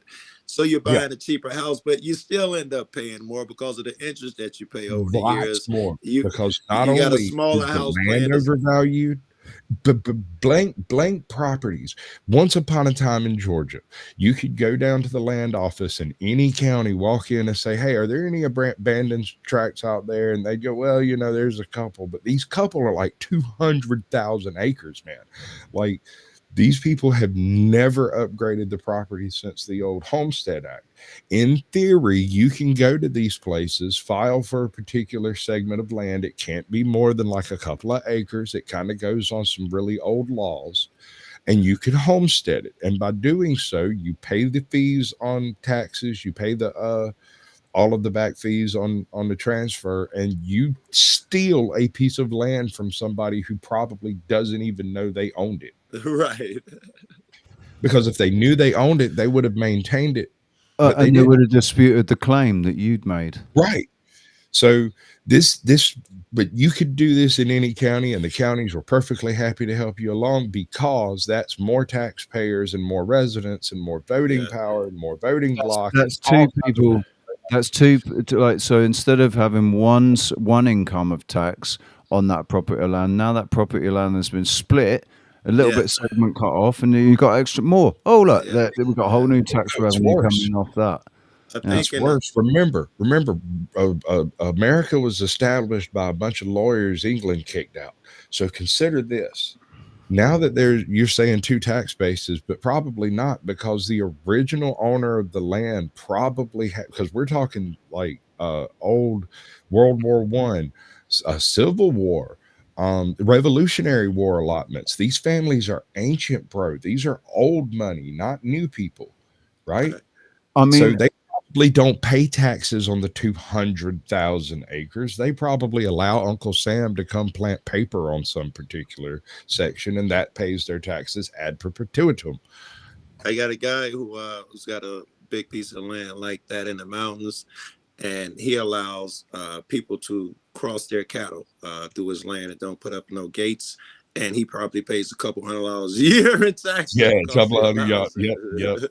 or nothing. In some cases, some of these really old tracts have ridiculous, because like I said, lawyers from England have ridiculous caveats in their It's meant to try to keep the land consolidated, because even back then they knew there was no hope of keeping such vast segments. Some of these people own freaking places the size of Rhode Island, bro. I went out to go build a cabin for this one guy, and he had come to a local guy in town to do the contract. He refused it because, get this, it was too far to drive. No, right. It's a drive. Damn. It's not a county maintained road, and it would take a half tank of gas to get in there, because it's the size of Rhode Island.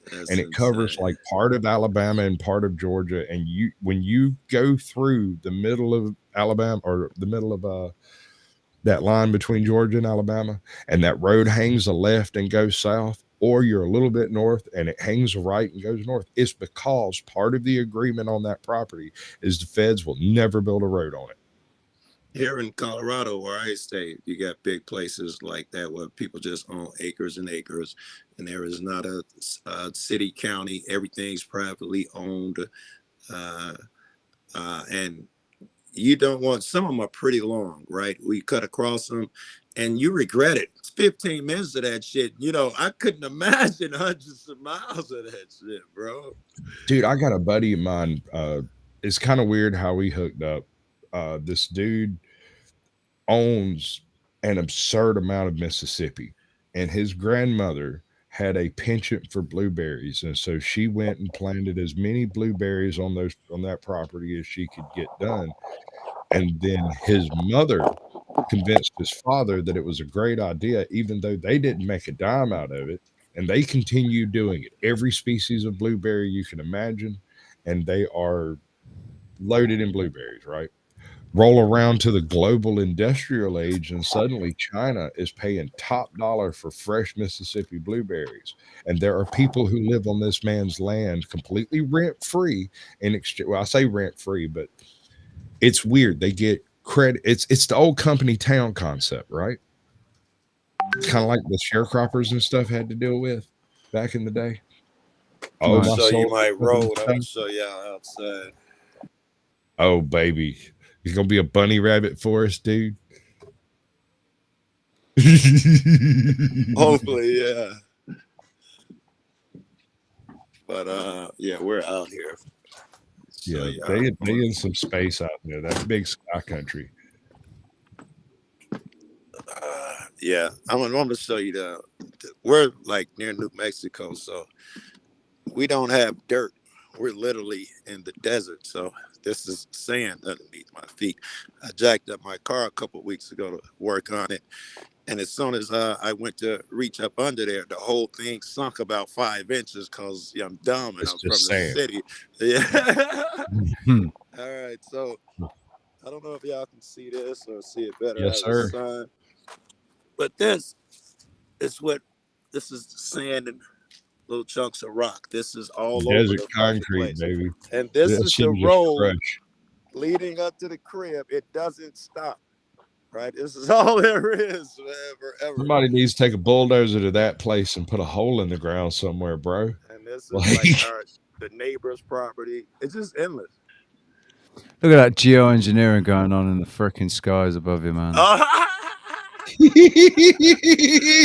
can't see them. You can't see them, but over there, those are the Rockies. Pikes Peak is over there. It's just hazy as fuck. And probably this camera's so shitty. Yeah, you can't even see the mountains. Let me see right here. There's a whole mountain range. Then there's another one behind it. This was like 100 miles away. It's a shame you can't use the zoom, isn't it? 200 miles away, and Pikes Peak is right over there. I watch every fucking morning. I watch them. I film the sunrise and the sunset a lot. You right, man. They kept trying the fuck out of us, bro. Right above you, man. Right above you, motherfuckers. Everybody. I need to go outside and see, because I took a video earlier saying, let's see, because I won't be surprised if the sky's covered by the end of the day because of the clouds that are here now. Like what I see. It was only a couple of wisps. So it was like, oh, you motherfuckers. It looked like that's how they do it, though, man. They got really good at it, apparently. You see the shit that happened in Saudi Arabia. They took our technology over there, and they got the rain that they get normally in 2 years in a day. But that happens occasionally there. You know what a wadi is? Wadi, I Right, don't think so. but also the Right. cloud seeding has been happening since I 2002. agree. Yeah, they tell you This how kind they of did stuff it because they don't have it like we do. This was their first big try with the new shit. Our technology told you exactly what they put in the clouds and Yep. how much. And the results were, we got chickens and shit out here, Got you tumbleweeds. some cackle ball makers, man. That's They, cool. but they knew that the cloud. They knew that there was a cloud bank that was heavy with water already coming in. So Right, technically, right. they didn't actually need to do it, but they still did it anyway. But it's because it's unregulated by the people that are doing it. Is unregulated. Dude, so cool. Anybody with the money can do it. I got an idea for you. Uh, You want millions of views?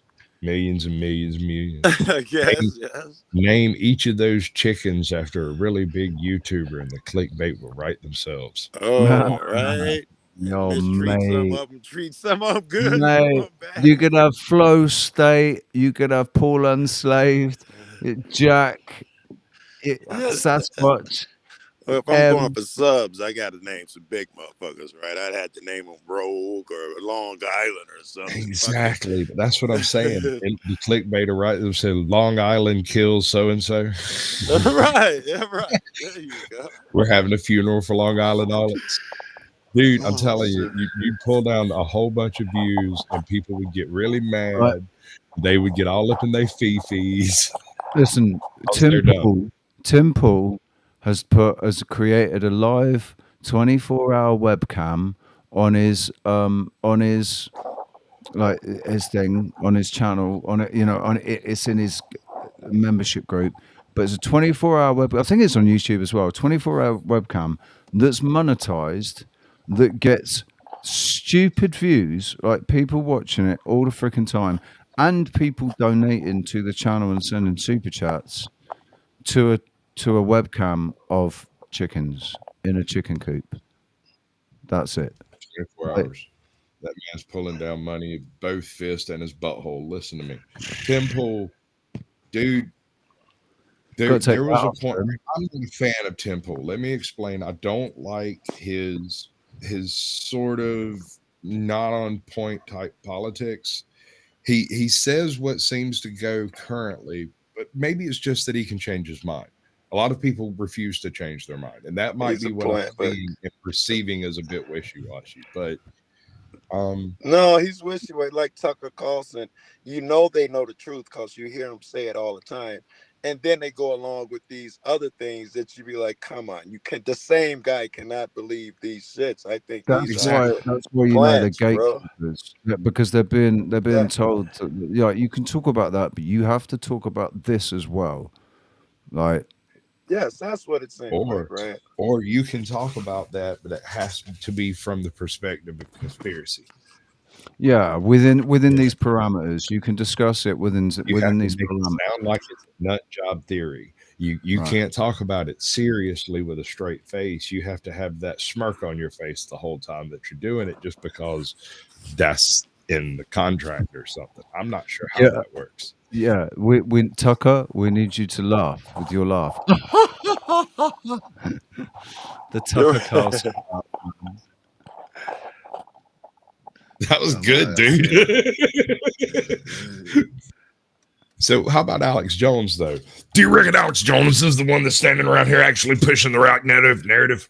You know what? That's right? just the narrative. I forget who it was. I think it was Viva Fry caught Alex Jones. They'd all been invited to this big red carpet thing, event of, I think it was of, what was that one that was done about the children? That guy that is supposedly rescued children that were on the sex trafficking thing. I think it was a premiere of that, and he went and interviewed Alex Jones on the red carpet, and you saw the exchange of looks between Alex Jones and the two people that he was with, right? And in that moment, I saw the whole exchange, the not spoken with words, oh guys, I've just got to do my Alex Jones bit. You get it. You understand, don't you? And they went, yeah, no worries. He's got to be Alex Jones now, you know? Yeah, It's I get it. it's all a fucking act. It is 100% put on act that he's doing. Like all the energy that he puts, so much energy into it. Fair play to him.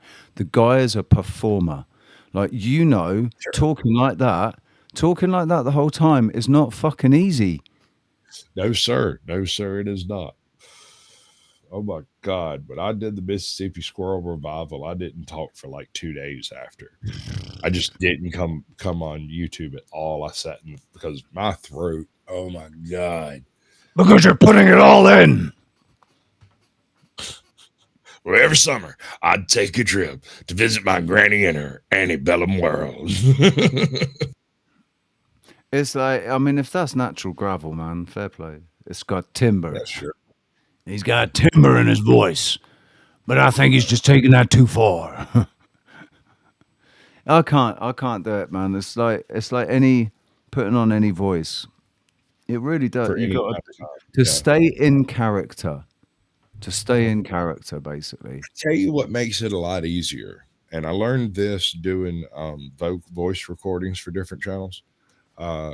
When they want a particular type of delivery, they'll send you a voice track of somebody doing something similar, you know, and you listen to that and you kind of emulate on that, but then you're yourself, and so part of yourself always shines through. With me, it's usually some aspect of my accent. But here's the weird part. It's not necessarily my normal Southern accent. It seems to stray all over the South because I do voices and I've picked up accents as part of that, but I don't consciously register the changes. It's just when I hear someone do a particular bit, I will turn and do that bit in exactly the same way. And then I'll do it again or I'll do the recording that I'm supposed to be doing in the same accent, inflection, manner, detail. And then I'll turn and do like my version of it. And so I do all of that work is done twice. And usually I'll either send 2 or 3 copies to whoever it is that's asking me to do it. But when you're doing this, you're doing short bits so that you can get the inflection right and the sound right. And if there's going to be an echo and all of that stuff, because you know how important audio is when you're doing audio work. When you're doing voiceover, that's more important than the visuals to the audio worker anyway. So usually I'll do 2 or 3 versions and end up assembling a version from the conglomeration of different tracks, you know. Yeah. Sorry, he's this little lad mithering down at my feet. I just figured I'd pick him up. What is today? Today is Friday, right? It's Friday, baby, the 3rd of May. Tomorrow, May the 4th be with you. Yeah. Wish that was as cool as it used to be. Just like, it's the best day in the world, man. May the 4th. Upside is, think about all the new TikTok thoughts that are going to be out there dressed up as Leia and every other chick in Star Wars. Dude, the worst thing is the amount of blokes that are going to be dressed up as Leia. Oh my God! Why? I just, you know how I get over all of that. I just don't even wonder. I just have extirpated that particular wrinkle out of my brain to question whether it's male or female. I don't care. If it's pretty, I'll look at it. If it's not, I don't care. So, like, yeah, man, I don't. If you don't ask the question, you can't be a phobe. So me and Rox are talking about doing a show about hermaphrodites because they seem to be left out of the equation. Everybody talks about transgender, and it's like, well, hang on then. So what about, like, we've got LGBTQ, blah, blah, blah, but what about hermaphrodites? Do they just fit into the transgender thing? But they haven't transitioned, so how's that possible? They've not transitioned. They've been born with butts. Sleepaway Camp. Say again. Sleepaway Camp. There was a campy, almost bad, but accidentally good horror series that developed out of the premise. The name of the series is Sleepaway Camp, and it's straight up vintage horror. It was made in the early 80s, mid 80s, and it developed a cult following. And the reason it developed a cult following is it had some very simple rules for filming. Everything has to track on a chronological time scale. You cannot put anything in that there's not time to do. You can't have the big lumbering killer teleport from one location to another, even though it took the characters 10 minutes to make that walk while they had to talk about having sex in the woods, right? You can't do things like that. And so it held up really well over time. But the really, really fascinating part about it is the serial killer in this movie is a biological male who had been raised as a little girl, because when they were kids, the sister got killed in a boating accident and the mother was struck nuts and she wanted a daughter. And so she made the twin that was the son be the daughter she always wanted. And he grew up and became a serial killer. And it's one of the best reveals in cinema history. And it alone is the reveal at the end of that movie is worth watching the entire campy, silly thing, because it is kind of silly, because it paints every dude in there as being a monster. All the men in this film are depicted in dark, nefarious ways because any one of them could be the killer. You know? And it never crosses your mind that it's this cute little girl over here who's bouncing around. And that role was played by a man from start to finish. It was a 21-year-old dude. I can't remember his name, but he was not a transvestite. He was not any kind of just very effeminate. No, he wasn't. That's the thing. When you see him in any other role before or after, he is he was just a good actor then. Dude, he's just a great actor. And he never really went on to doing a whole bunch. That was probably his biggest achievement, was that role. But it is. Do you know what, dude? Do you know what? Very, very possible, right? Because part of the Hollywood thing. Listen, part of the Hollywood thing is actually that is the humiliation thing. It's part of the humiliation ritual for a man to dress as a woman or a woman to dress as a man or whatever. Like they have this thing that seems to be code for the big stars that they'll do that. You know, like you're only going to be accepted into the club if you've done that. Maybe what he got. Hang on a second. Maybe he got a taste of Hollywood. Because he did that role, because he did it so well, he got a taste. He got a door opened, and he didn't like what he saw, and he said, "You know what? Actually, you're right. You're right. I'm going to stay unknown. Don't worry about it. I don't want your contract." Yeah, no, I can't explain. Like I said, today, that movie is revered before the par excellence of its reveal. Like a cult. It is a cult classic. It is almost one of the defining movies that defines the concept of cult classics. Yeah. You know, and it's such a weird because there's nothing special about this film except that, I mean, the editing isn't all that great. The dialogue falls flat all the way through it. The actors are C tier at best in most cases. They hammer it up. In some cases, they're full on camp. In other places, they're just reading cue cards, and it's all over the place, right? Yeah. They did a general casting call and hired everybody. No, stop! Don't do it. Yeah. No, I don't think I'm going to like going out to the house today. Quick, he's coming. We have to run. But it's all over the board with that. I mean, it's obvious they had limited talent to do this film with. And then you're sitting there, you watch through it. The first time you watch through it and you've got somebody telling you, dude, no, just stick around. You watch through it and it's like, but why? But then you get the scene where it's revealed that all of the insanity that's taking place makes perfect sense. Every bit of it tracks. It all tracks from minute to minute, from the very opening of that film to the very closing of that film. Your entire perspective of it has been turned on its head because you realize the person you thought you were dealing with was a different. Who directed it? Who directed it? Hold on, I'll find it. This is worth it, dude. This is Right. Who directed it? Who were the producers?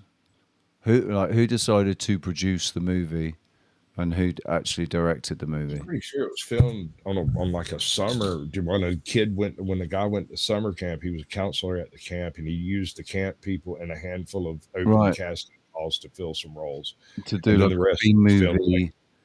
dude. It's like I said, C tier maybe. Hey Nora. There's for some Wikipedia right off the rip for ease sake. 1983 American slasher film written and directed by Robert Hiltzik. Hiltzik.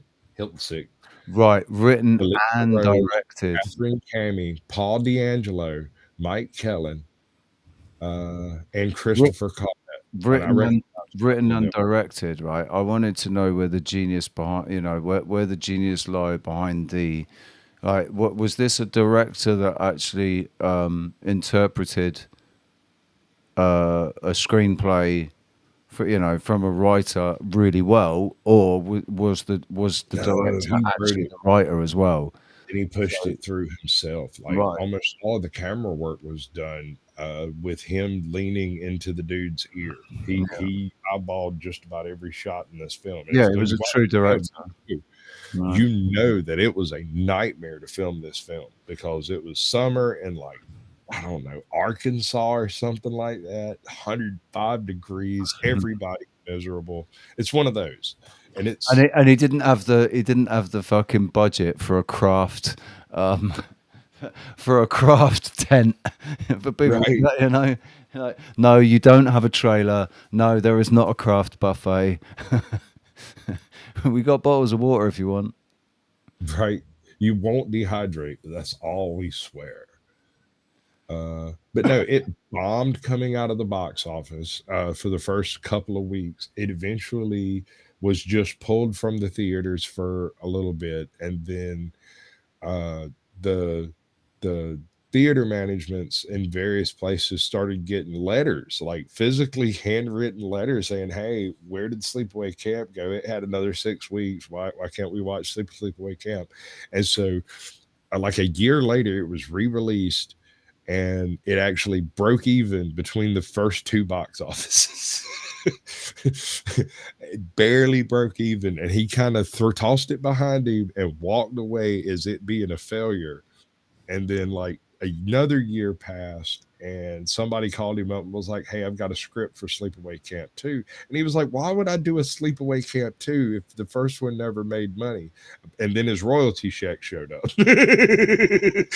It didn't do well in the box office, but when it came out on VHS, every cracker on earth rented it three times. It was always really a straight to video film, but it was one of those cult classic straight to videos. Right, and that entire series kind of stuck to that method. The first two, I think, actually came out in box office, and then the rest of them were straight to video. But they were, like I said, they have a premise. The premise is not so much. First of all, it's all this same chick doing the killing from start to finish. And when there is a twist in it, the twist usually involves something that either she did, said, or instigated somehow. So that it has to track rule is ironclad through the whole series. There's a scene in there where a dude gets his head chopped off by a lawnmower push mower. He's buried up to his neck, and she's she does it slow. Right, because it would be slow. It would be slice by slice by slice by slice. It's not gonna. There's not space in the lawnmower for it to just take. Oh my dude! Earlier in that same movie, the guy that gets killed by the lawnmower is trying to use the lawnmower and bitching about how dull the blades are and how he needs new blades. They need to be sharp. He drops 2 or 3 lines, and then he is for not maintaining his equipment. Wow, that's brutal, man. That is fucking brutal. Have you watched Fallout? Did you watch Fallout? Yes. Oh, dude. Actually, I do like it. I thought I was gonna hate it. Ah, mate. Do you know what? I know a lot of people. The Now, first this is what one. pisses me off. I know a lot of people who watched the first like episode and Yeah. they saw that Shim at the very beginning that cut herself with the razor. Yeah. But when you're doing diversity and inclusion and you just include that, that doesn't change the story. That has no effect on the plot. So consider this: when they did the whole diversity and inclusion bit, they included mutants, they included ghouls, they included trans, they included Right. everything. And dude, the ghoul is like in the first when his character is first introduced as the cowboy, right? I can't stand him. I like when I first watched it, I was like, oh my god, this is just incredibly cheesy shit. Fucking rubber. But actually, by the second episode, I was getting invested into it. You know, I was like, all right. And then by the fourth episode, I was hooked, and I was like, damn. And the best character in it is the fucking ghoul. He's like one of the best characters in it, man. That actor, he played in a show years ago called it was one of his premiere roles. I don't think it was very first, but it was like his second or third role. In a minute. Justified. There was a series called Justified, and he played the meth kingpin, meth head dude, the antagonist to the Johnny Law Dogs protagonist, right? Right. And his role was changed from being a super hard ass to being super subservient, and then back to being an overly sadistic hard ass in like 4 seasons. And as much as I love Timothy Olyphant, that man portrayed the most amazing breadth of character I have seen since, oh hell, I don't even know, man. Because how do you play alpha, betas, and then sigma? How do you pull that off in the same role without having to completely change the character? And he did it. I was impressed, thoroughly impressed. I had no doubt he was going to make that ghoul the motherfucking man.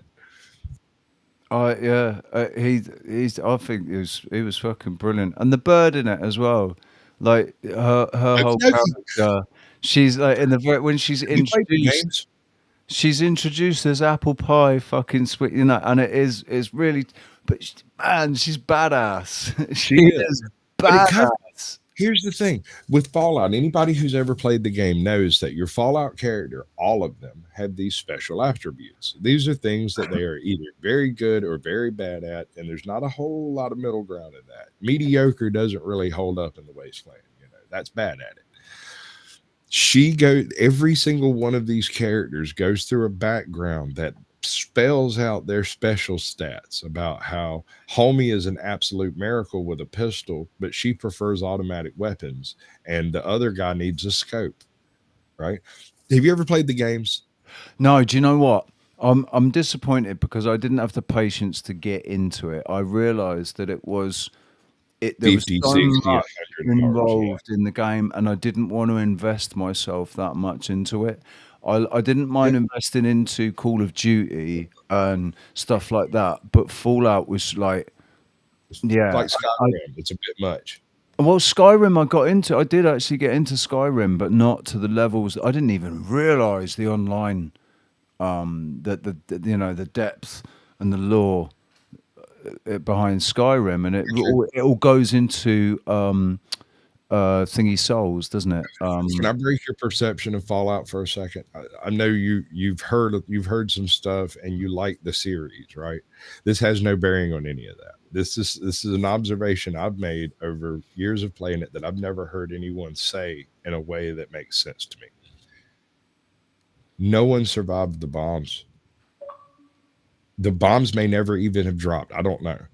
The only thing I can say is that there is not a single Fallout character, mechanized or otherwise, that doesn't spend some amount of time alone or lost.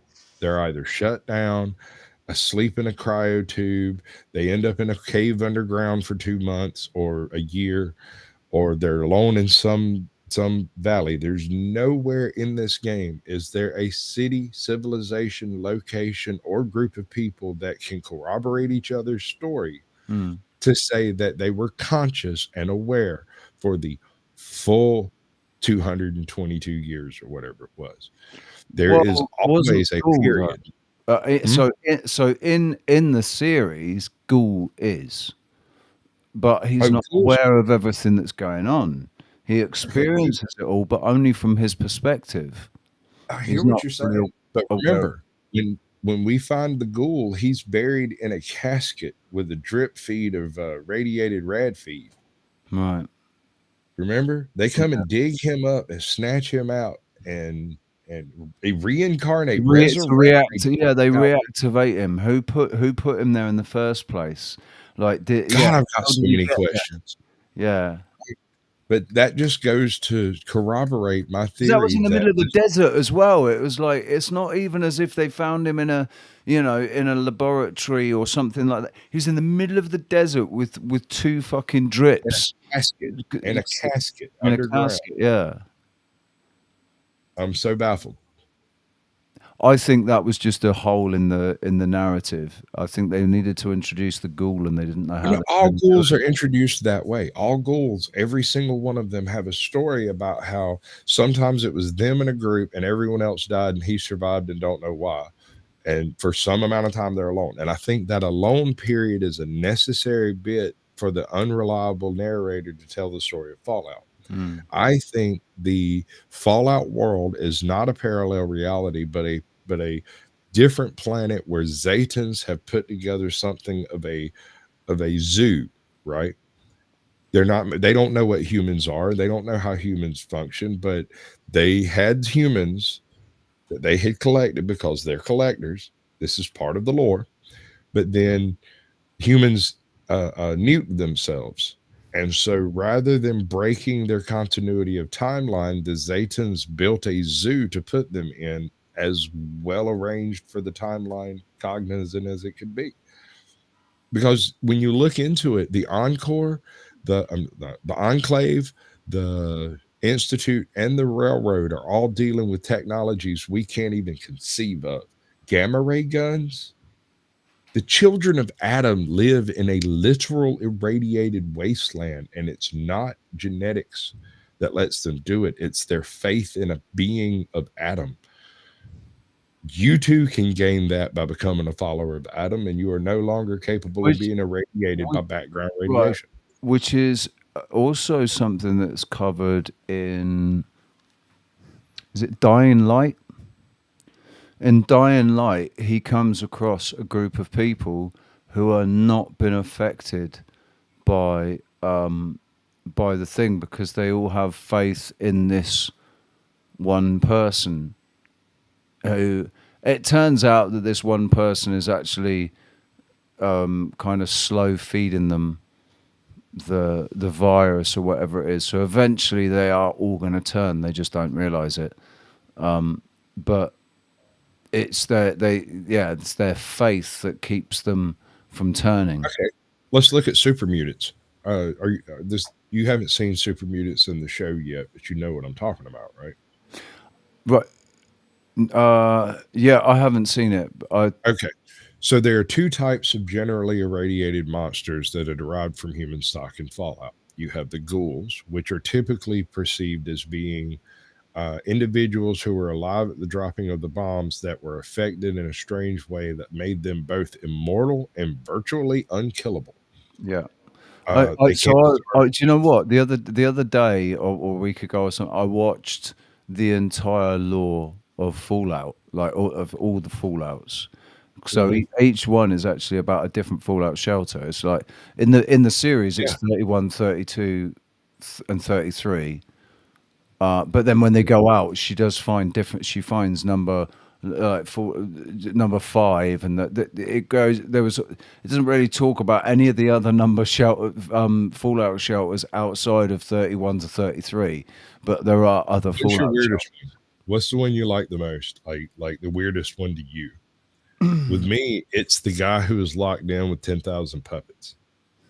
So I can't remember the whole. I don't think I watched the entire. There had to be one that jumped out at you, man. If you watched all of it, there's one that jumps out at everyone. There's the one with 100 women and one man, and the one with 100 men and one woman. Yeah, we talked about that, didn't we? Because the one with 100 women, 100 men and one woman, the woman was ruling with an iron fist. Uh-huh. And all the men were subservient to her, whereas the one where it was Stable 100 men. men with one woman, it was, yeah, it wasn't. That's not good. Yeah. Not good. No. Homie was crippled for life, and there were 3 men on the island to start with that one. There are these actual events that took place that aren't perfect analogies for it, but are pretty close. And on the island where there were 4 men and like 60 women and a shipwreck, they had to survive, right? For the first 6 months, the men absolutely took over because there were 4 men. They worked together and they just did whatever they wanted to do, which for the most part went about setting up shelter and setting up food collection methods, having people plant stuff and that kind of stuff, because they didn't know how long they were going to be there. I'm sure a lot of bad things happened during that time as well. But when the 2 guys died, they immediately murdered the 3rd one en masse by throwing rocks at him. And once there was only one left, they tied him to a coconut tree and built a shelter around him so they could come by and abuse him occasionally. Like I said, I'm sure terrible things happened in that interim between the shipwreck and when they got the upper hand. But that seems a little bit. There might have been, some things done without consent. I'm sure something like that may have happened. So certain animosities and hatreds, But on the other hand, for a fact that one woman on an island of men got passed around like a doochie at first. Oh, because some yeah. people have somebody somewhere, and how she swingled that into ruling. She had the men that had originally kidnapped her because she was the only woman. She had those men strung up and crucified, and people had to spit at them or some shit. I can't remember what it was exactly, but she did something like stuck their heads on pikes on the walls outside her house that they built for her. Dude, it was vicious, man. She was cold. But then again, if you think about it, what happened to the men was pretty cold too in the long run. Yeah, man. Survived. It's like the one thing that nobody seems to have learned is when it's left, it's this whole left versus right, male versus female thing. It doesn't work. Like that, there's this imbalance in whichever way it is. Imbalance is not conducive to a good life. It's going to end up with iniquities and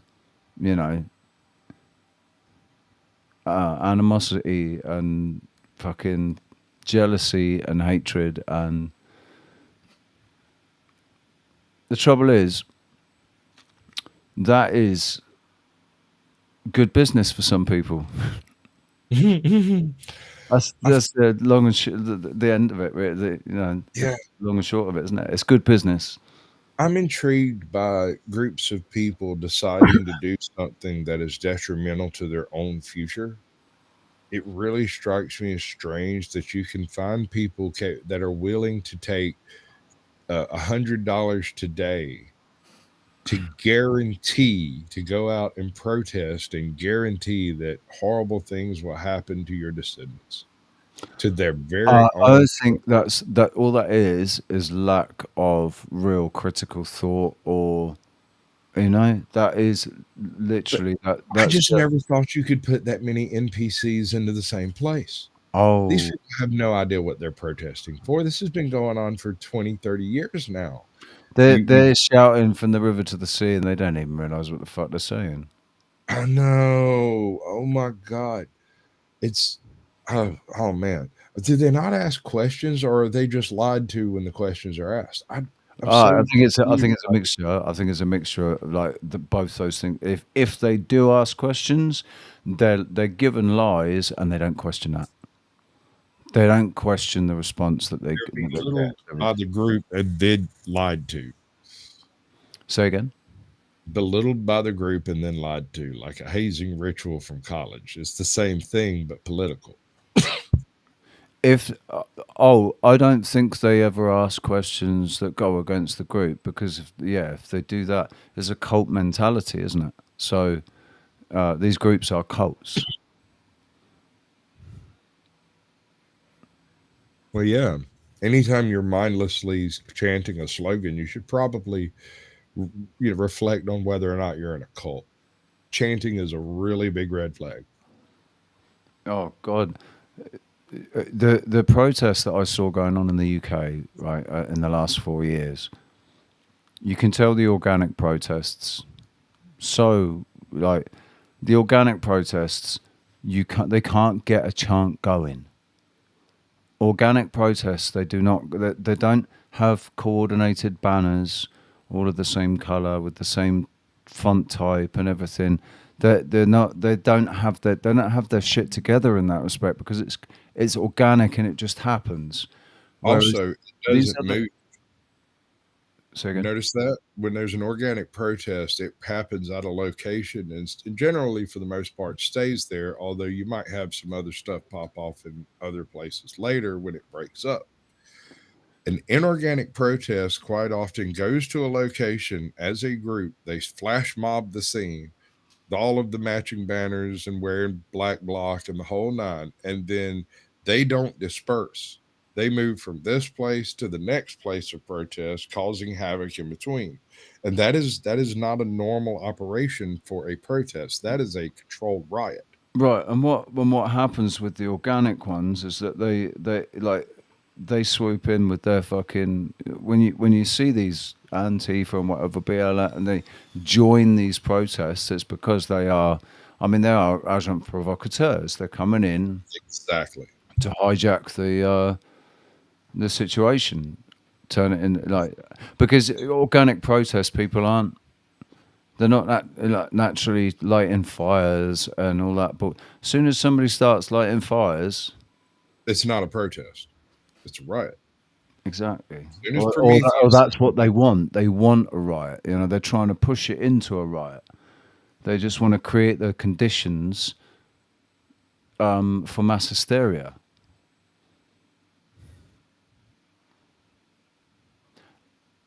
Trouble is the people that just go along with it. The people who are actually part of the organic protest, but they see someone light a fire and they go, "Oh fucking hell, yeah, we lighting fires now. Yeah, fucking hell, go on then." All they need is a little nudge. They need is a little nudge. Show up. Like, who's paying for the bricks? Oh mate, who's putting them? Who's strategically putting them in these? On corners. There's no construction around, but there's a pallet of bricks. What's that about? Right? It just seems, I don't know. That doesn't seem organic either. Right. There was a protest that went on in the UK in London, and we saw from drone footage there was somebody flying a drone, and I pointed out, look, they've taken the supports down for the paneling that they put up around this active site, right? Active building site. There was just wood paneling all the way around, but they'd taken the supports down, so it was just kind of hanging there. There were a couple of things that it was leaning against that were keeping it all up there, but all it would have taken is a number of lads to grab hold of it and pull it down. And then on the other side, piles of bricks. And this was near the American embassy, right? And we were sat there waiting. And I think they did it deliberately because they wanted it to happen, but for whatever reason, nobody actually took it there. Nobody pulled down the panels. They didn't realize that it was really easy access, If you're having an organic action, like you said, they're not organized. No one has a plan to do anything in particular except pick up a couple of brewskis before we go back to the crib, right? That's the plan. We're going to come here, talk about this. It's not going to do anything, and then we're going to go home. And when they get there and it's 1 million people or 2,000 people and things are happening, most rational people Stick around. Realize this is fixing to turn into a real shit soup sandwich. and they I'm go not home. going to venture too far into this. I'm going to keep myself right on the outskirts here and make a beeline that way as soon as I see it turning. Yep. Yep. As soon as that marching line of freaking SWAT patrol with the MCAT comes around the curve, I'm just going to go hop in my car and go right on home. That's my plan. Right. It takes a active activist, a professional LARPer, an actor who's out of work to dress up in all black clothing and then go pretend that people don't notice you there in all black clothing. All black clothing with a hood and a fucking mask. Yeah, nobody's wearing a mask anymore. No one who's consciously sane is wearing a mask. If you're wearing a mask in public, people think you are a complete and total fruit job. The common man will not speak to you, not because they respect you, but because they know they will receive nothing but insane buggering out of your pie hole. Yeah. Basically, you drank the Kool-Aid. It's hard because even the people who drank the Kool-Aid Well, anymore. either you drank the Kool-Aid and you're still hard on it, or you got bad intentions, sunshine. Right, or you are masked up for nefarious reasons, and that's illegal in every corner of the United States. It's codified in the law in Georgia. 3 men cannot be in the same location wearing masks. Do you know what? I think it's fucking hilarious. There was a time in the last 4 years where there were signs up on the side of the bank telling people to mask up before they went into the bank, and it's like, hang on, sorry, what? Like a year ago, I would have been arrested. 3 months ago, I would have been arrested for walking into a bank with a mask on. And now you're telling me I can't go in the bank without a mask on. I got pulled over by a cop coming out of Macon one afternoon. And when he walked up, he was wearing a mask and asked me to identify. He was like, I pulled you over because you didn't have your blinker on for that last turn or whatever like that, right? And he's like, can I see your license, please? Where are you coming from this fine afternoon? I said, I'm sorry, sir, but I don't negotiate with armed masked men. And he went and pulled his mask down. So I'm sorry about that, man. His policy. I was like, I know, but I'm not. I am just not going to have this conversation. An armed masked man don't get to ask me who I am. Yeah. So, yeah. He thought it was funny. I'm glad he took it the right way because that shit creeped me the fuck out. When I looked over and realized he had a mask up to here, I was there's a lot of police here who, at that point, would have put their hand on their holster, on their holster, or taken out a truncheon and said, This is one of the situations where I became convinced that humor, true, actual belly laughs, are an involuntary response, right? It's like laughing in church. You can't control it sometimes. And if you can figure out how to trigger that in people, no one will ever be truly angry at you, although they might not want to talk to you because they're too busy laughing. The problem is you have some people who take personal offense to the concept of humor. And these people, it's not that they can't take a joke. They don't realize jokes have been told. And if people are laughing, they're laughing at me. Yeah. And they're difficult to deal with. But otherwise, 90 some odd percent of the population can be completely disarmed by a well-placed observation of fact. I did not tell a joke. I had a masked armed man walk up to me and tell me he wanted my ID. Basically, turn out your pockets and where are you headed? That creeped me to no fucking end. And I think he saw me go, what are you doing, dude? You literally look like a masked bandit. Yeah. And he realized how absurd what he had just done was, and it made him laugh. Yeah, that's good, man. That's good because it could have gone another way. Oh, no, man. I could have ended up with holes all in me. Dude, on that note, it's 6 o'clock here in the evening. 6 o'clock in the evening. Fucking hell. On Friday the 3rd of May already. We are we're 1 month away from being halfway through the year.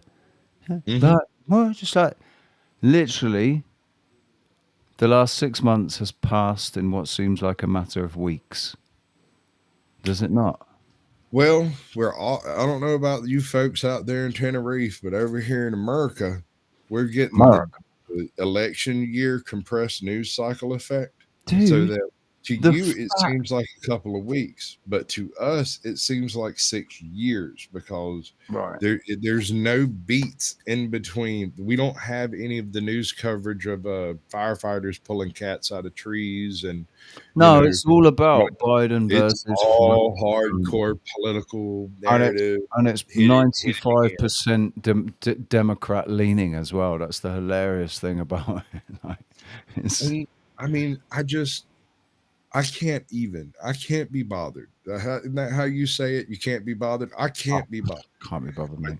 So far over it that I have devised a genius method to get out of that argument without too much argument. And this is it. I'm a Republican. My wife's a Democrat. And if we vote, we both cancel out each other's vote. So we discuss it and decide if we're going to vote. And then if we vote, we cancel each other out. And if we don't vote, it doesn't matter. So I can't be bothered. I don't care. I couldn't care less. I don't think what I would say or do would have any freaking impact. Dude, I'm not those people. My answer, if I was in America, my answer would be, do you really expect me to buy this fucking fantasy that my vote actually means anything? Because I know it doesn't. I know you've already decided. So go fuck yourselves. Just go and go on. Alex Jones said it best. Do you want the puppet on the right or the puppet on the left? Two wings of the same great bird. Like, it's like you're two sides of the same coin. Like, go and fuck yourselves. And that is I'm an anarchist. An analogy that is mind-breaking. Two sides of the same coin. It's not just the same coin. It's not even exaggerating, the same financial institution. So the same coin. It's absurd. All right, bud. You're trying to get off of here, ain't you?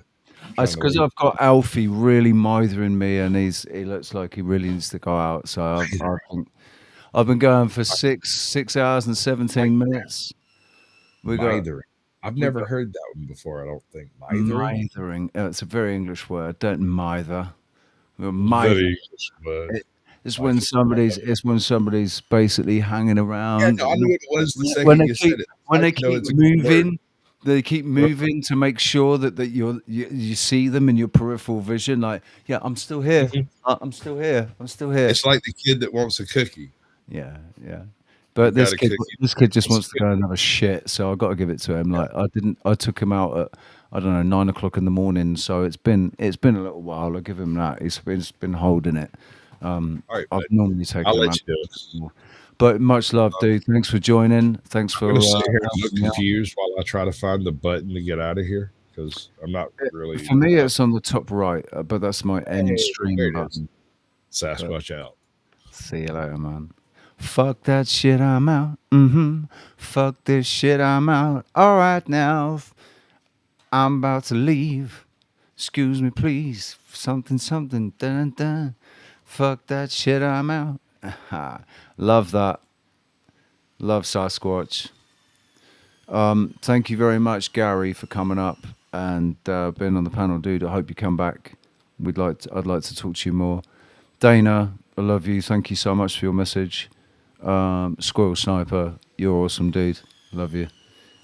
Mary, love you. Thank you for being here. No One's Flower, Nora, good to see it. It feels like 2 weeks ago. When was it? Like, it was probably 2 months ago or something. I'm not even sure. I can't remember. I know it was probably longer than 2 weeks ago, but it feels like 2 weeks ago. And I don't know I can't remember I don't know what the film was called, actually. I don't think he ever said what the film was called. Daddy's Big Front Supreme. like, hopefully you're going to get on a panel and be able to stay. I don't know if you dropped out because of your internet or because you've got people around, but hopefully you're going to come back and we're actually going to get to chat, because we haven't actually managed to have a conversation yet. Joe Cool, always good to see you, man. Thanks for joining. If you're still here, the Sute as well, good to see you, mate. Thanks for being here. Have I missed anyone? JP, Dude, King Philip, still trying to work out who you are. I think that's everybody that's been chatting. I'm pretty sure that's everybody that's been chatting. Melanie Moran, if you're still here, and Voy, thanks for jumping up, dude. Yeah. So to the 17 people still watching, thank you very much for being here. Please share and like and support the channel in whatever way you can. There's a PayPal link and a Tippy Stream link in the description if it is something that you're able to support financially. Thank you very much for all the support that I get, and I will see you all on the morrow. Peace.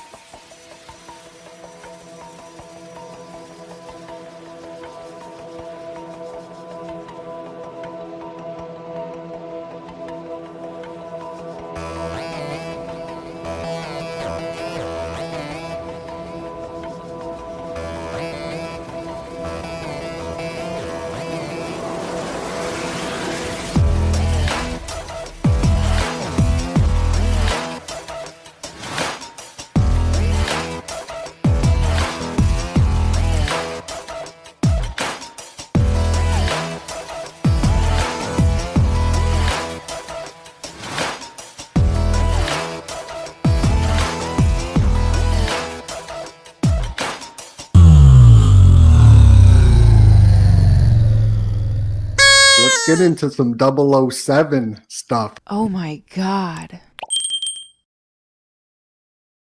So that they get a chance to come see us and listen, that they would at least they would be their hearts would be lifted temporarily and they get a laugh. That's all I want. And they get to experience community with like-minded people, and so you're not alone, because all they see in the corporate media is telling them that their thoughts are insane. You're crazy to think this way, and I tell them, no, it's okay, and there's a lot of other people who think like that too.